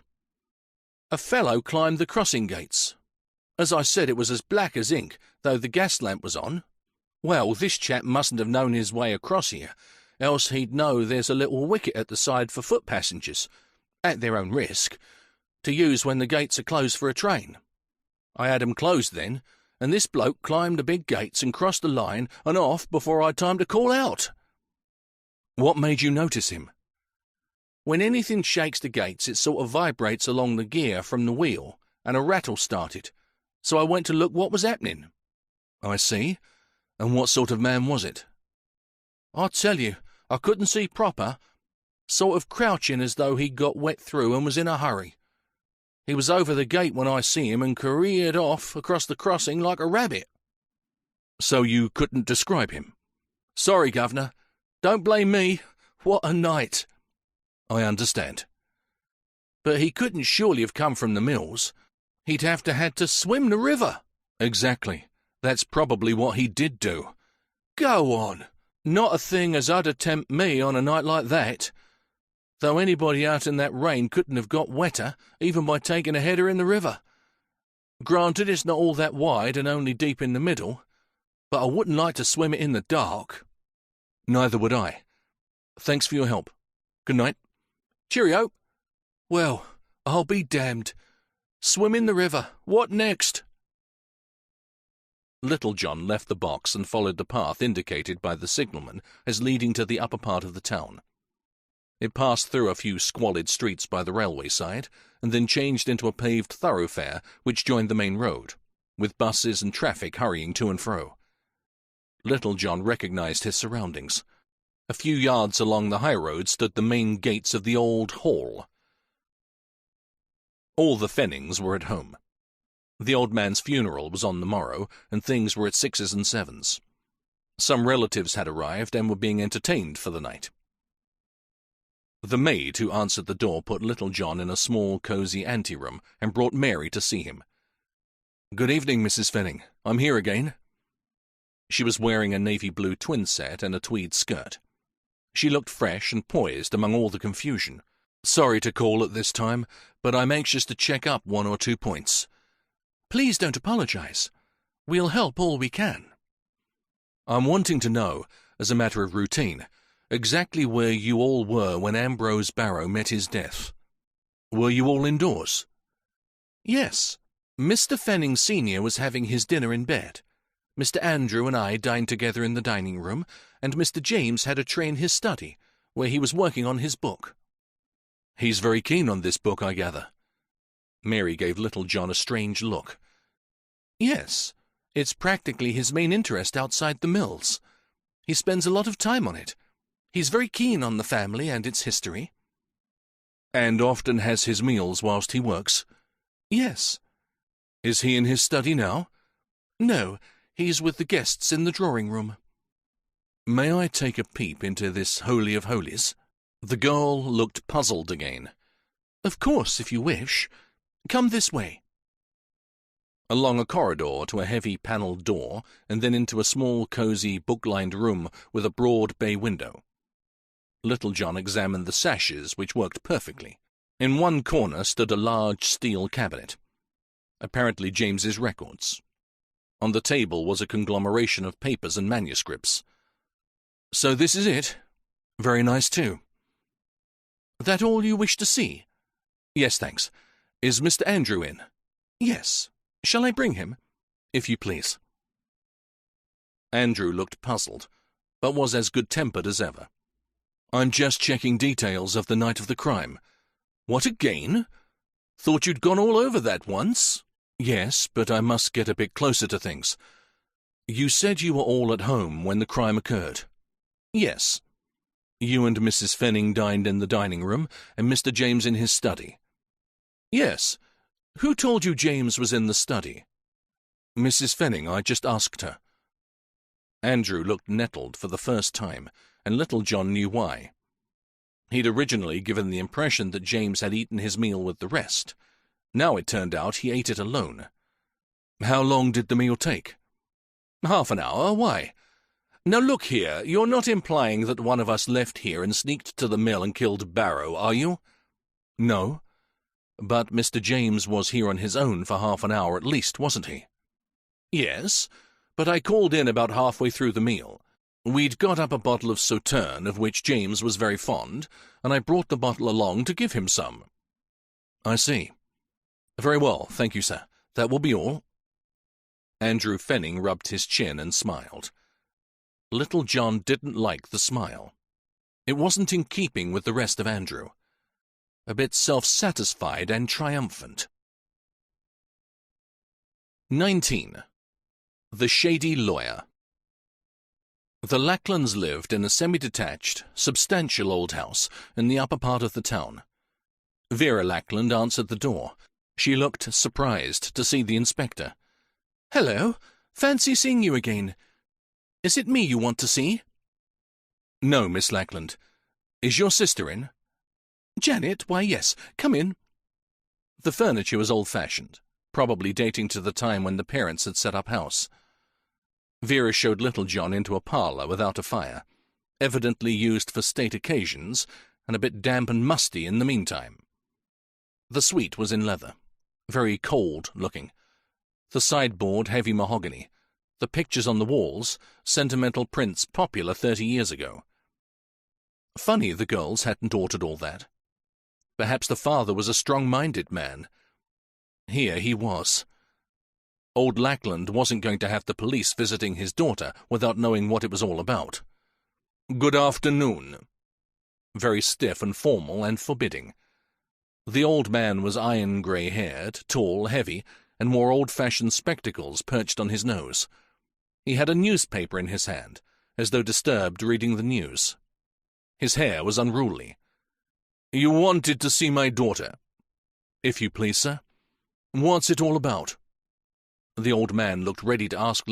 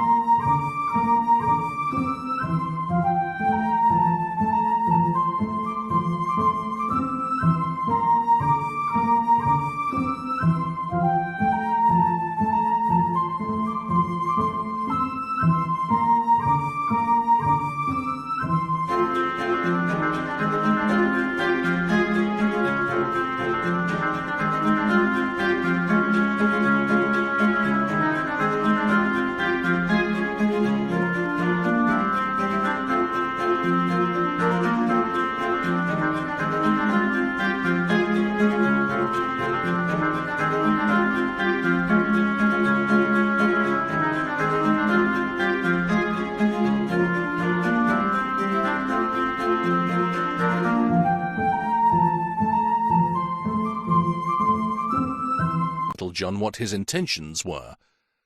"I'm on the Barrow murder case. I want to ask her a few questions about the office." "I see. Well, go easy. She's highly strung, and this affair has upset her. I'll send her." Janet Lackland looked pale and ill, as though her nights were spent in weeping. "Hello," she said, like greeting a friend. "Hello, Miss Lackland. How are you? I'd like to ask you a few more questions, if I may." "I'll do what I can, Inspector." "Well, I'm afraid they're going to be rather personal ones. You and Mr. Barrow were in love? Please tell me frankly. I'll respect any information you may give me." "Yes." Tears began to flow again. "And had he been free, you'd have been married?"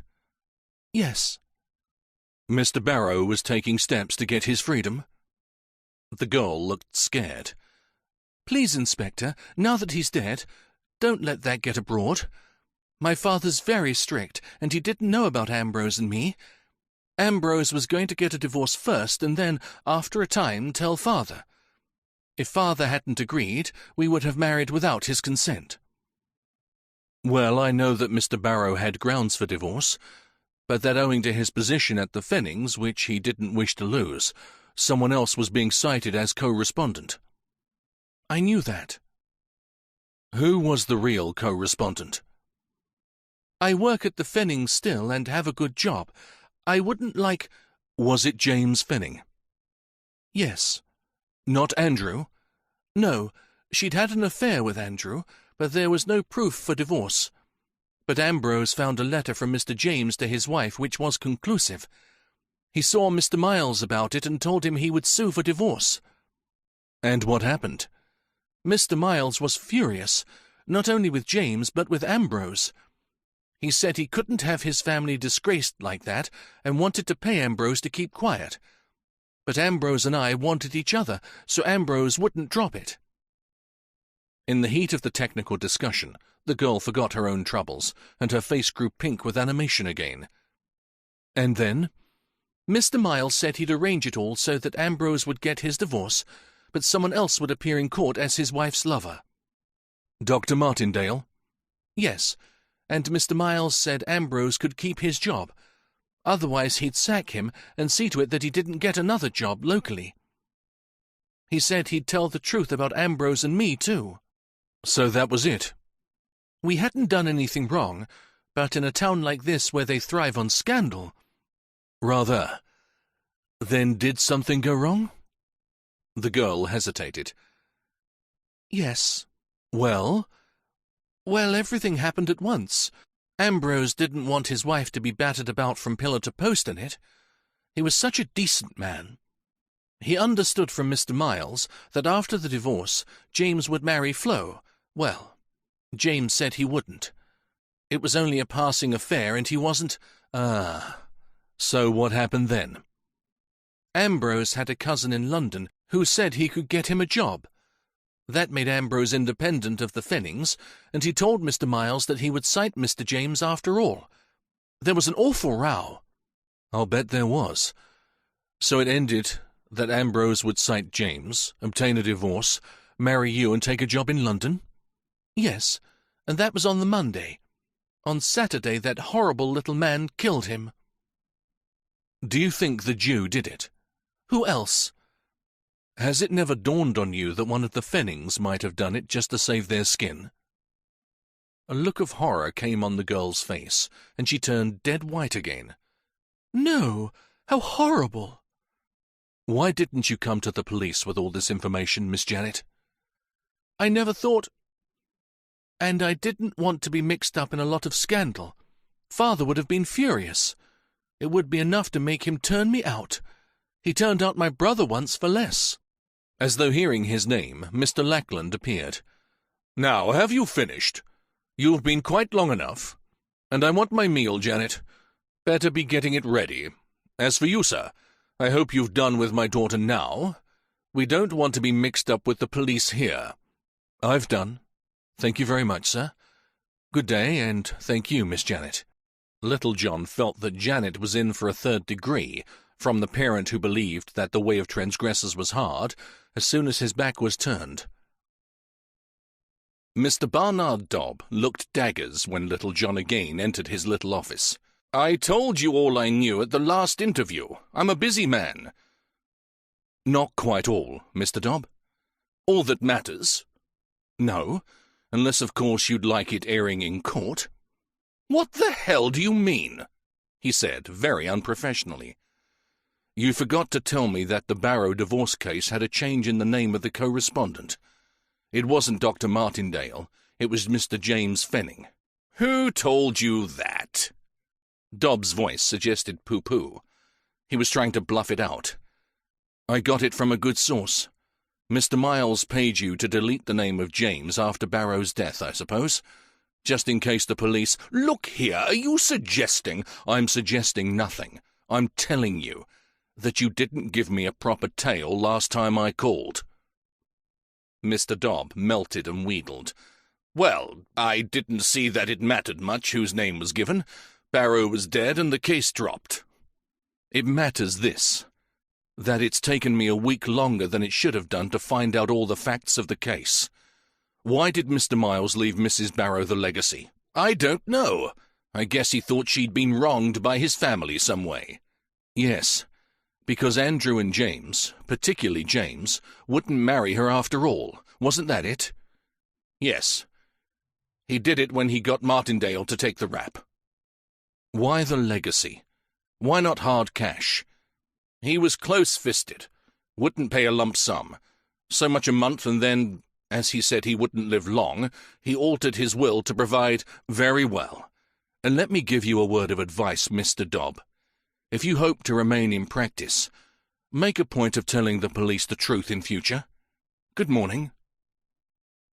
Fadiman turned grey when Little John asked him to swear out a warrant for the arrest of James Fenning. "But surely, not James." "Yes, and I think you might have been a bit more helpful, Fadiman, if you'd wanted to be. You've left me all the work, especially finding out the Fenning background. With your daughter as one of the family, you could have filled in a lot of the gaps." Fadiman sank in his chair, overcome. "I'm sorry, Little John, dreadfully sorry. But I had my girl to think of, and she's all I've got in the world. I'm so proud of her. But surely no harm could have come to her. It was James Fenning, not your daughter. I guess I'd better tell you. You've told me about the divorce. The reason James wouldn't marry Flo was that he wanted Mary to marry him. He suddenly started pestering her, and since then, you were afraid there might be some scandal if it all came out." "Yes.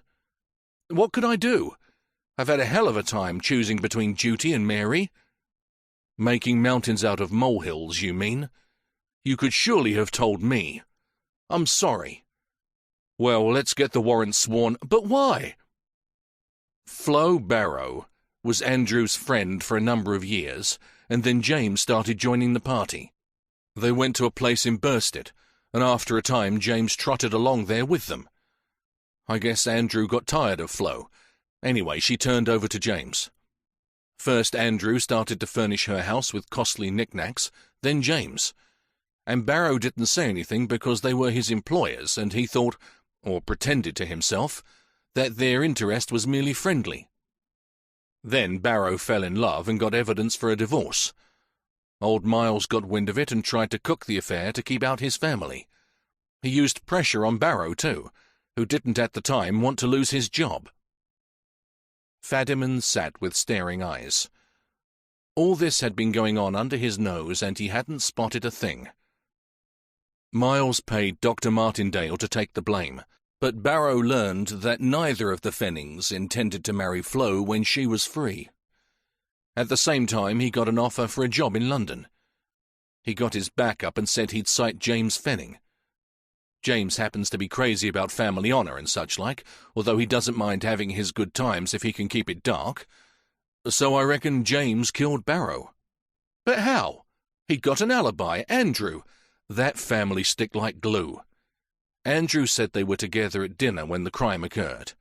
But your daughter let slip that James had his in his room while she and Andrew were in the dining room. James could have slipped out by the window, killed Barrow and returned. When I faced Andrew with the lonely meal, he stood by his brother by saying he came in his room halfway through the meal. I don't believe him. But the disguise. This is how I figure it. There've been funny things going on at the mill lately. An old lady sick nursing nearby, and a shrewd woman too, says she heard lorries moving out at nights. It looks to me as though James, or James and Andrew, were selling stock on the quiet. The old man controlled the mills and was as tight-fisted as could be. He kept his sons under his thumb and presumably said what their incomes had to be. The rate those two lived probably took more than the old man granted, so they found other ways. Everybody at the mill's as close as an oyster about it. That shifty watchman, Haxley, has something he won't tell. Still, suppose James were actively interested in this secret stock lifting. He'd go to superintend, perhaps, dressed in old clothes, a cap, and maybe, for those he didn't want to guess his identity, whiskers, and makeup, if needs be. As good as a burglar's mask and not half so melodramatic. But what about Barrow? When Barrow decided to name him in the divorce case, James made up his mind to kill him. He arranged for Barrow to go and meet the Jew dealer, but was waiting there himself. He killed Barrow and cleared off, but he'd gone down dressed in his makeup in case anyone spotted him entering the mill gates. Someone did, and that scared him. Dr. Martindale was smoking a cigarette at the door of one of the houses opposite. James thought he might be there when he came out. He didn't know how much of him Martindale had seen either. So, having killed Barrow, he made him up roughly to look like the man Martindale had seen enter. But how did he get out without Martindale seeing him? Swam the river and beat it along a narrow path home. His clothes were soaked, of course. He'd not expected that, but had to do it, he thought, to save his skin. He hid the clothes and burned his sopping underwear. Andrew found the suit, hidden behind the hot water cistern. He must have known then who killed Barrow, but he did his damnedest to shield James. As I said, they stick, those Fennings. They even concocted a silly plot to involve Barrow in a black market racket. They tried to make it look as though he'd been cooking the books and selling the stuff. And James had hoped the little Jew would be blamed for the crime. In his panic, however, James forgot, or hadn't taken the trouble to find out, what the Jew was like. He couldn't physically have killed Barrow, but a hulking fellow like James could, especially when he's half a madman. Madman? What do you mean? Have you seen his eyes? He's all on fire inside. He's got a craze for the family, too. That would be quite enough. Well, I may as well tell you, he is a bit dotty. I found out too late that there's a queer streak in the family, to say the least of it. Mr. Miles's father used to have to go away to a nursing home at times, and more than once they'd had to lock James in his room for days together. But what about old Miles? Did James kill him? Yes. Andrew may have told him, or he may have guessed, or anything. He was a shrewd old man. He must have taxed James with it, and said he'd have to take the consequences. Maybe he said he'd have to marry Flo now. Anyhow, I think James got the poison from Dr. Martindale. The doctor was careless when he was drunk, and left his poison cabinet open one day when James was there. And James, who by way of being a good chemist, could easily concoct the pills. Well, what about that warrant?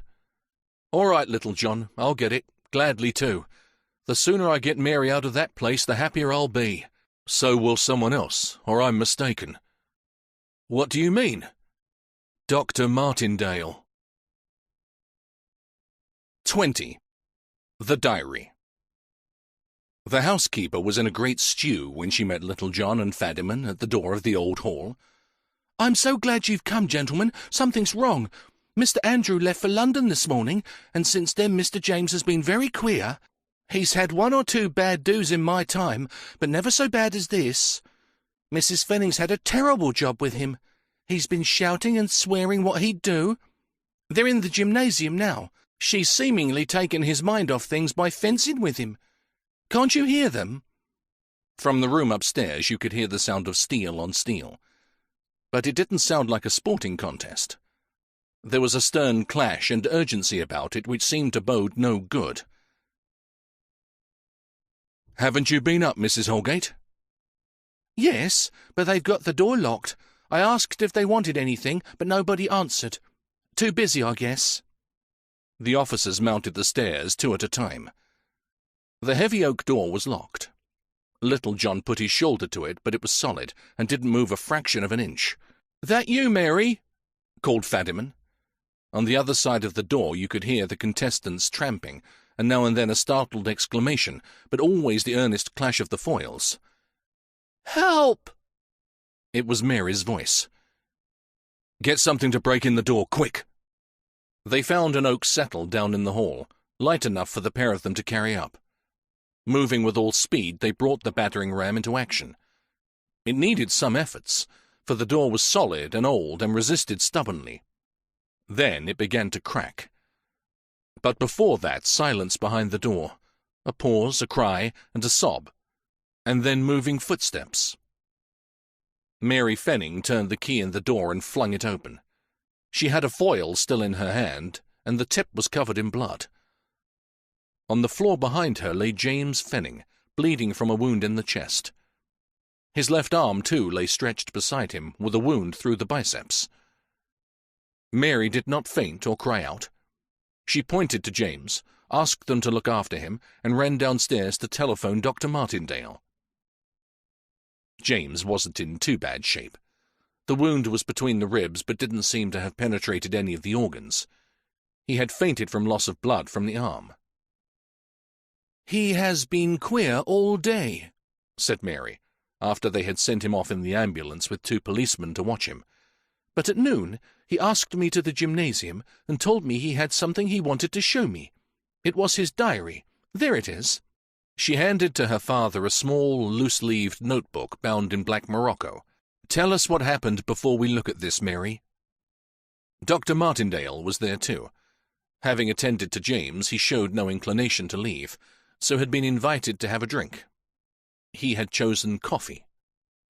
"He gave me his diary and insisted that I read it then and there.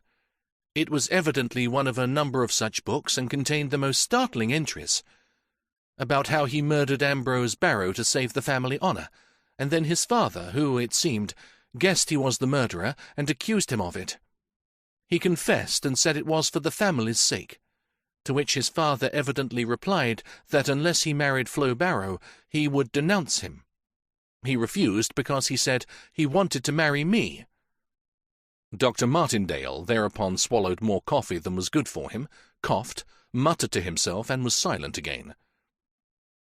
"James has asked me to marry him several times.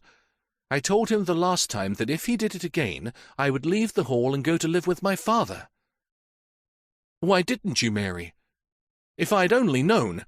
I like it here, and I think I was the only one old Mr. Fenning would be good for." Then she turned to Martindale. "According to the diary, you were very careless about your poisons. You left James alone in the room with the door of your cupboard open, and he took enough poison to kill 3 men. Just in case he ever needed it, he said. He made some lethal pills for his father's bottle, he said, and just waited. The story of the murder of Barrow is very confused. All about his robbing the warehouse to make up his income and disguising himself so that he wouldn't be recognized on his way to the mill. He thought that very clever. I think it's very stupid. But he was seen entering the mill when he killed Barrow, so had to leave someone behind like himself. He put his disguise on the dead body. Only someone crazy would have done that. And he had to swim the river to get home." "Yes, we know all about that," said her father. "The inspector worked it all out, just as the diary says." "But what's all this duelling business?" asked the doctor, who couldn't take his eyes from Mary's face, and whose own face seemed to have grown younger by shedding the lines of worry and dissipation. "Well, as I said, he insisted I read the diary in the gymnasium. I was horrified, but he didn't seem to mind. He must have thought my looks were of admiration. He asked me to marry him again, and then he seemed to lose his balance altogether. Talked about children to carry on the family name, and how he'd rebuild the family fortune and be lord of all the place like his ancestors used to be. He could only do that with me as his lady. That was why he'd let me read the diary. He wanted me to know what he'd done for me and the family. The swine! There is no need to report the name of the interjector. I could see that he was quite mad. I knew that in the past he had had queer bouts, and they locked him in his room for days together, but now he seemed quite possessed. I tried to humour him, but he wouldn't listen. He got up and locked the door. "You know all the details now, Mary," he said. "Promise to marry me, and all will be right. A wife can't testify against her husband, and once the diary is burned I shall be safe. Refuse, and I shall kill you. For 2 reasons, I'll not let anyone else have you, and I won't let you tell what you know." I tried to humour him again, and he must have guessed I loathed him. Mrs. Holgate entered with a telephone message that the hospital had rung up to say that Mr. James wasn't in any danger. The chest wound was superficial. "Please go away, Mrs. Holgate," said the doctor, greatly to her surprise and that of all the rest. She made a dignified exit with her nose in the air. "Well, I never—" He took one of the foils from the wall and removed the button. "I want your promise, or—" And he came for me. I snatched one down myself, intending to keep him off, but he pressed so hard that I realized in the end it looked like being a fight to a finish. What could I do? I removed the button from my foil, too. They looked a queer audience. Martindale hanging on Mary's every word with a bellicose look on his face, and his veins swelling with rage. Her father sitting on the edge of his chair, his eyes full of apprehension, and living the events again. And Little John smoking one of old Miles Fenning's excellent cigars, and smiling admiring approval of the very efficient young lady telling the tale. He wished he had a daughter like her. "James is a good swordsman, but presses too hard. He's always been that way, out for a quick kill instead of a well-executed one. I thought several times he would get me, but at last I got him through the arm. He bled profusely, but otherwise I might just as well have never touched him. He fought with greater frenzy than ever. He swore and threatened and shouted.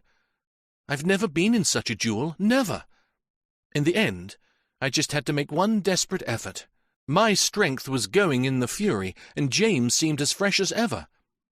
I tried to avoid a vital spot, but I thought when I touched him I'd got him in the heart. However—" And with that, she fainted. "Good job we've got a doctor here," said Little John, as Martindale carried her off to bed. "Don't be callous," said Fadiman, bristling and hurrying after them. That night Little John slept for the last time in his rickety bedstead with the brass knobs. They gave him sausages for breakfast, too, and the landlord was half drunk when he paid his bill. He heard nothing more of Flo Barrow, but later was one of those responsible for seeing James Fenning under lock and key at His Majesty's pleasure. Fadiman saw him off to the station. He made an awkward little speech which caused them both great embarrassment just before the train came in. "I'm really sorry I doubted your powers, Little John. You see, I'm not used to cases of this sort, and being involved in what you might call a family trouble along with the rest, I was scared to death from the start. You've handled this really well. I congratulate you, and I'm very sorry for the poor show I've made." Thereupon the train came in. Little John leaned through the window. "Goodbye, Fadiman, and say no more about it. I quite understand your difficulties. It's all tied up now and ready for delivery. Glad to have worked with you, and by the way, let me know any other developments, won't you?" "What do you mean?" "You'll see." Fadiman did. He wrote later to Little John to tell him that Mary and Dr. Alec Martindale were getting married in the spring. Little John sent them an etching, but it wasn't a whistler. This concludes The Case of the Demented Spiv by George Bellairs, narrated by Anthony Ferguson. Copyright 1949 by George Bellairs. This unabridged audiobook is published by arrangement with the Harold Blundell LLP and was produced in the year 2019 by Tantor Media Incorporated, a division of Recorded Books, which holds the copyright thereto. Please visit tanto.com for more information on our growing library of unabridged audiobooks.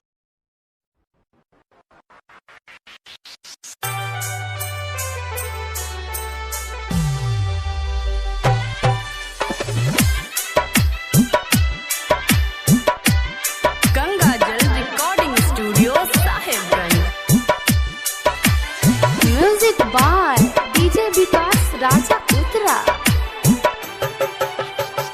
जहिया तोहर समय पूरा हो जाई, जहिया तोहर समय पूरा हो जाई भाई, छोड़ी के शरीरिया तोहरी मनसा उड़ जाई भाई, छोड़ी के शरीरिया तोहरी मनसा उड़ जाई।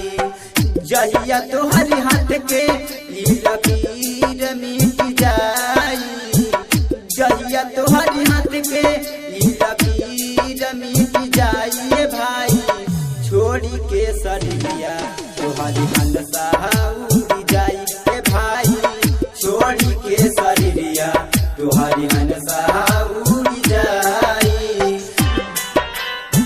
म्यूजिक बाय कुणाल छैला।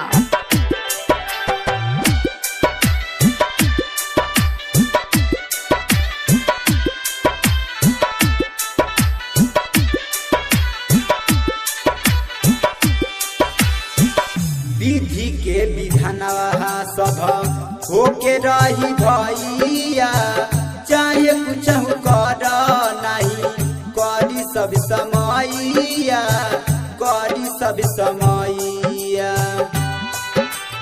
हो।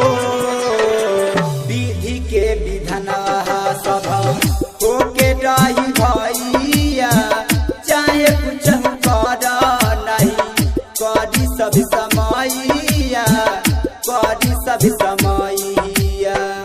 चाहे केतनो तुहारा मेहर पिया लग जाई, चाहे केतनो तुहारा मेहर पिया लग जाई भाई, छोड़ी के शरीरिया तोहरी मनसा उड़ जाई भाई, छोड़ी के शरीरिया तोहरी मनसा उड़ जाई।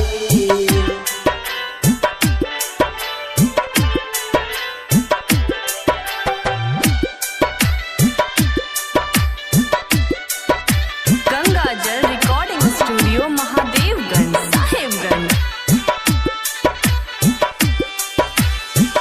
गाँव समाज हवा के छोड़ी चल जाइबा, दुख सुख देले जबन संगे नहीं पाइबा, संगे नहीं पाइबा। गाँव समाज हवा के छोड़ी चल जाइबा, दुख सुख देले जबन संगे नहीं पाइबा, संगे नहीं पाइबा। इंसान के तुहारा आवाज ना सुनाई, इंसान के तुहारा आवाज ना सुनाई भाई, छोड़ी के शरीरिया तोहरी मनसा उड़ जाई भाई, छोड़ी के शरीरिया तोहरी मनसा उड़ जाई।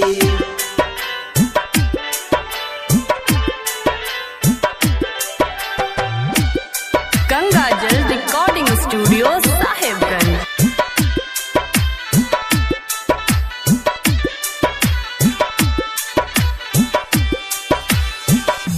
सनु बेदर्दी संगे कुछ पल बिताईला, छोड़ी के अकेला भाई तू चल गईला, तू चल गईला। मखड़ुआ राज से संगे कुछ पल बिताईला, छोड़ी के अकेला भाई तू चल गईला, तू चल गईला। कुंदन भाई के जिंदगी आबाद करके गईला, छेदन भाई के सामने आजाद कट के गईला भाई, छोड़ी के तुहारी हंसा उड़ जाई ए भाई छोड़ी के शरीरिया तुहारी हंसा उड़ जाई. Occupants of the bar parlour took it up, and chapel and pub side by side echoed the same hymn. PC 132 stopped his troubled thinking to listen and said to himself it sounded very nice, and that people weren't always as pagan as you thought they were. Suddenly, like a bolt from the blue, trouble invaded the sodden, silent street. A closed van with headlamps full on, dazzling the eyes until they pained, and lighting up the floods of water rushing to the gutters, zigzagged dangerously down the incline of shining cobblestones, and pulled up with a frightful squeal of brakes in front of the odd fellow's arms. The door opened and was closed again with a bang, and a flying figure ran into the pub. PC 132 ponderously crossed the road and began to examine the vehicle. "Give me a double brandy," the newcomer was saying inside the inn. Unable to find anyone at the little bar at one end of the long corridor which led from the vestibule, he had opened the door to the bar parlour. At the sight of him, the occupants suddenly stopped singing. Some of them left their mouths open in surprise, the song suddenly cut off from them. "Give me a double brandy." "We haven't any," said the landlord, still in a bad temper. He had some hidden away for special occasions, but he wasn't serving it to any Tom, Dick, or Harry who had the cheek to call on the off chance and ask for a double. "Give me anything." "Only rum. For God's sake, rum, anything." The man looked in a state of collapse. He was wet through and bareheaded. His dark, long hair was so heavily oiled that the rain formed in globules on it and ran down his face and back instead of soaking in. Narrow slits of eyes, a thin, long, pointed nose, and fleshy-lipped mouth with a streak of dark moustache across the top of it. Dazzled by the light and apparently thrown into confusion by some unknown terror, he grimaced and twitched like an idiot. The rain ran from his clothes and formed a pool round his feet. The customers of the pub looked hard at him and summed him up.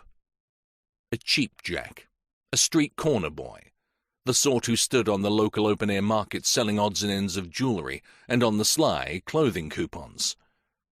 They gave him the collective cold shoulder at once. They were all honest-to-goodness working folk, and there was no place for an easy money boy among them. They eyed his clothes with disdain. Heavy overcoat of light cloth, with high padded shoulders and waist pinched in like a pair of corsets. Limp, soaked, baggy trousers, escaping from beneath the coat, and falling low on a pair of long brown pointed-toed shoes. The trembling hand holding the double rum was long and mean, but the fingernails were effeminately manicured. "Give me another!" The landlord reluctantly did so. The chap was so obviously all in, it seemed a kindness to do it, especially after singing a hymn. The outer door opened and closed, and PC 132 stood with his huge back to it, taking all in before inquiring what it was all about. "Spiv," one of the party more impudent than the rest, and made bold by beer, uttered the word like an expectoration. The rest sniggered and looked pleased at the joke. The word seemed like the last straw to the strange figure in the padded coat. He removed the glass, from which he was gulping, from his mouth with a gesture so quick that it spilled the contents halfway across the room. "Spiv, did you say?" The man who had been bold braced himself against the wall behind his chair, as though expecting a sudden assault. "Spiv? Yes, I am a spiv. That's what they all say. They stop in the street and shout it after me. Well, they're right. I am a spiv. I'm a spiv. Spiv! Spiv!" He shouted the word as though it pleased him, like someone who has earned a degree or received a title, mouthing it to himself with deep satisfaction. He stood there, the rain dripping from him, his slits of eyes now widened and round, terror in every line of his body. "Area, what's all this?" The huge figure of the law stood in the doorway. Everyone sighed with relief. They didn't quite know how to deal with the situation. PC-132 looked ready for anything. "What's all this?" The newcomer turned and faced the officer. "I'm a spiv." "Well now, who'd have thought it?" The bobby was being heavily jocular, but the man in the wasted overcoat was deadly serious. "Yes, but whatever I've done, I never killed anybody. I didn't do it. I swear I didn't." The constable stiffened and towered over the man. "Who says anybody's killed somebody?" he said in his best constabulary style. "I didn't do it. He was dead when I got there." The drinkers round the fire were petrified. They all sat there like the cast of the Sleeping Beauty, struck immobile by the witch's curse. "Where've you come from and what you been doing?" "Fenning's Mill. I didn't do it." The constable placed a warning hand on the stranger's shoulder, and it seemed that was all that was needed to crack him up altogether. As though the huge paw were a ton in weight, the man crumpled under it, sank to the tiled floor, and sat there talking to himself. "He was dead, staring at me. I didn't do it. I'm not a murderer. I'm only a spiv." The embarrassed bobby stooped with difficulty, for his cape and his paunch impeded any bending movement, and tried to raise the man. "He's got off his rocker," said someone. There was a murmur of general assent. The constable looked angrily at the figure on the floor, jerked back his helmeted head as though seeking guidance from heaven, and then rubbed his chin with the back of his hand. "I'm phoning for help," he said. "You lot look after him till I get back." And he stamped purposefully out and across to the police box. Something was happening with a vengeance now. Back at the inn, the occupants of the bar parlour, men and women, were on their feet and had gathered round the stranger, like participants in a parlour game. The man on the floor was sitting there, fully conscious, talking to himself an unintelligible gibberish, but in a tone of self-comfort and excuse. 2 more constables soon arrived, and the little posse picked up the spiv, carried him out, dumped him in his own van, and drove him to the police station, where, in due course, the surgeon, with the concurrence of a colleague, certified him as having the balance of his mind disturbed, to say the least of it, and committed him to the asylum under police guard. "Better have a look at Fenning's Mill and see what he's been at," said the inspector on duty to PC-132, after hearing his report. "Expect it's just a mad tale, but we'd better look round." Fenning's Mill was an old stone factory, chiefly engaged in weaving cotton for shirtings, and stood just behind the police station. It was approached by a maze of narrow streets, terminating in a large walled croft on which stood the mill, with dumps for coal, packing cases, warehouses, and a small reservoir for the engines surrounding it. There was no watchman on duty, but the constables found the iron gates which broke the surrounding wall wide open. "Hello?" said PC-132 gruffly. "Hello?" said his colleague, 124 in another key. "So there has been something up?" "Looks like it." There was a gas lamp burning near the gates. It threw long shadows down the alley and illuminated a few scurrying rats. Otherwise there was nobody about. The rain was still coming down in torrents. A real night for keeping people indoors. The constables turned on their torches and cautiously walked across the cobblestoned mill yard. All was still. The first building was a block of stone offices, single-storied, the lower half of its windows covered in gauze screens with W&H.J. Fenning Limited printed across them in gilt. The bobbies tried the doors, which they found locked. Next, the main entrance to the mill itself. Doors locked here, too. No signs of disturbance at all.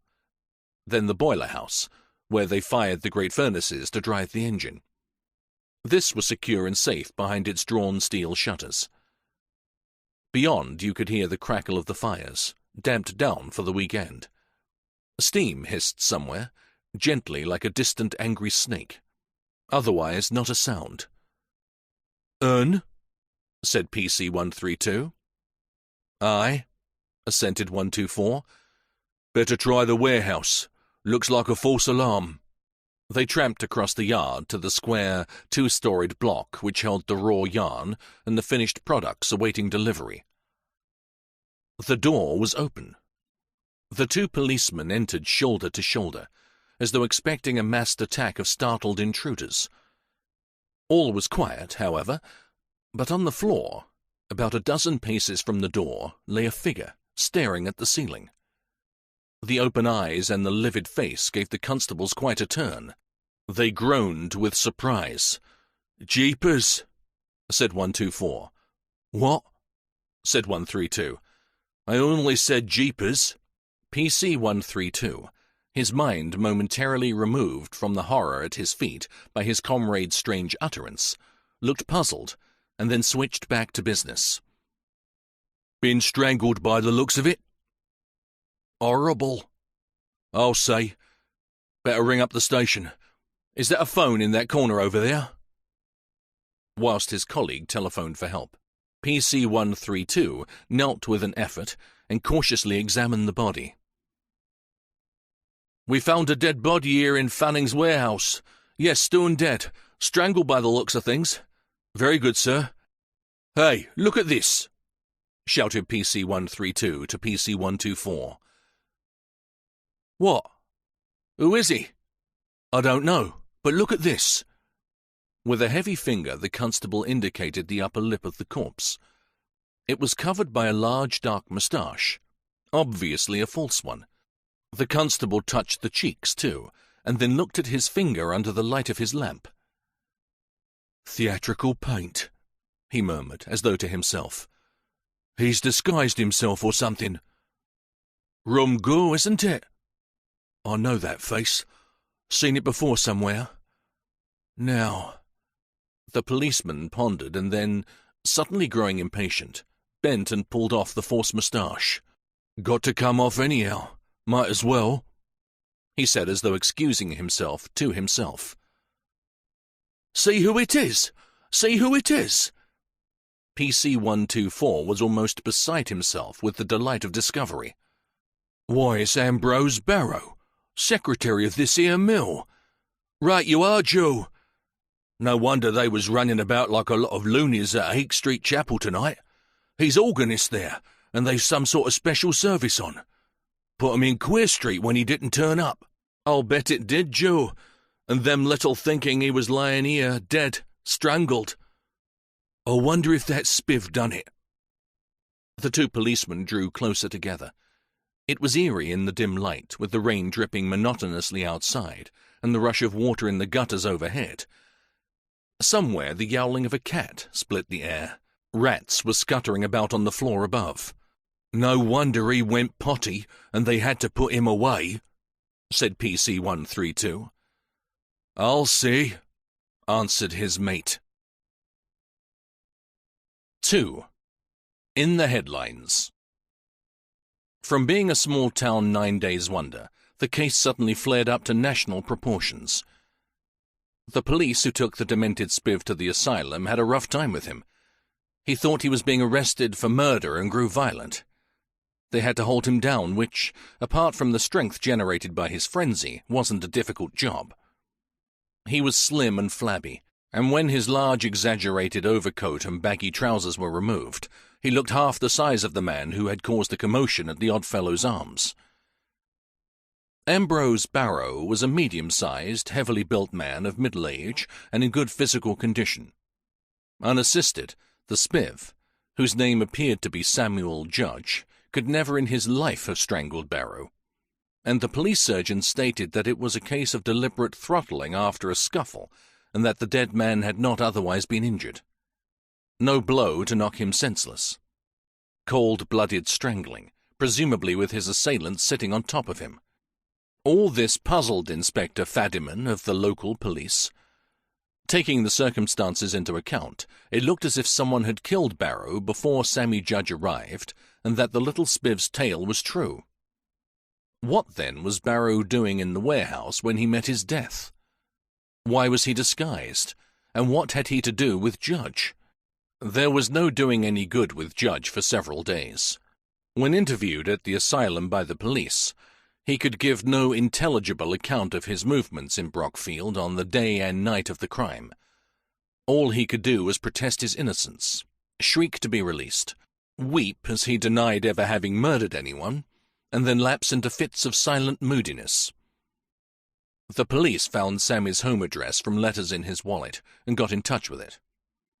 This resulted in the arrival in Brockfield of an inflated replica of Sammy Judge, padded overcoat and the rest to match, who declared he was the Spiv's brother and had come to take him home.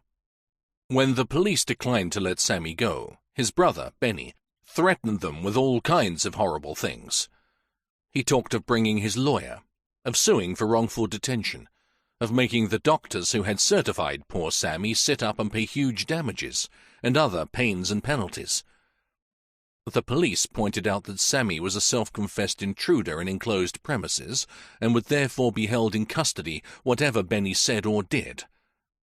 So Benny, having satisfied himself concerning the expenses of his brother's detention, departed for the time being, but before doing so gave the police some information about Sammy's business and condition. First of all, Benny Judge hotly denied that his brother was a Spiv.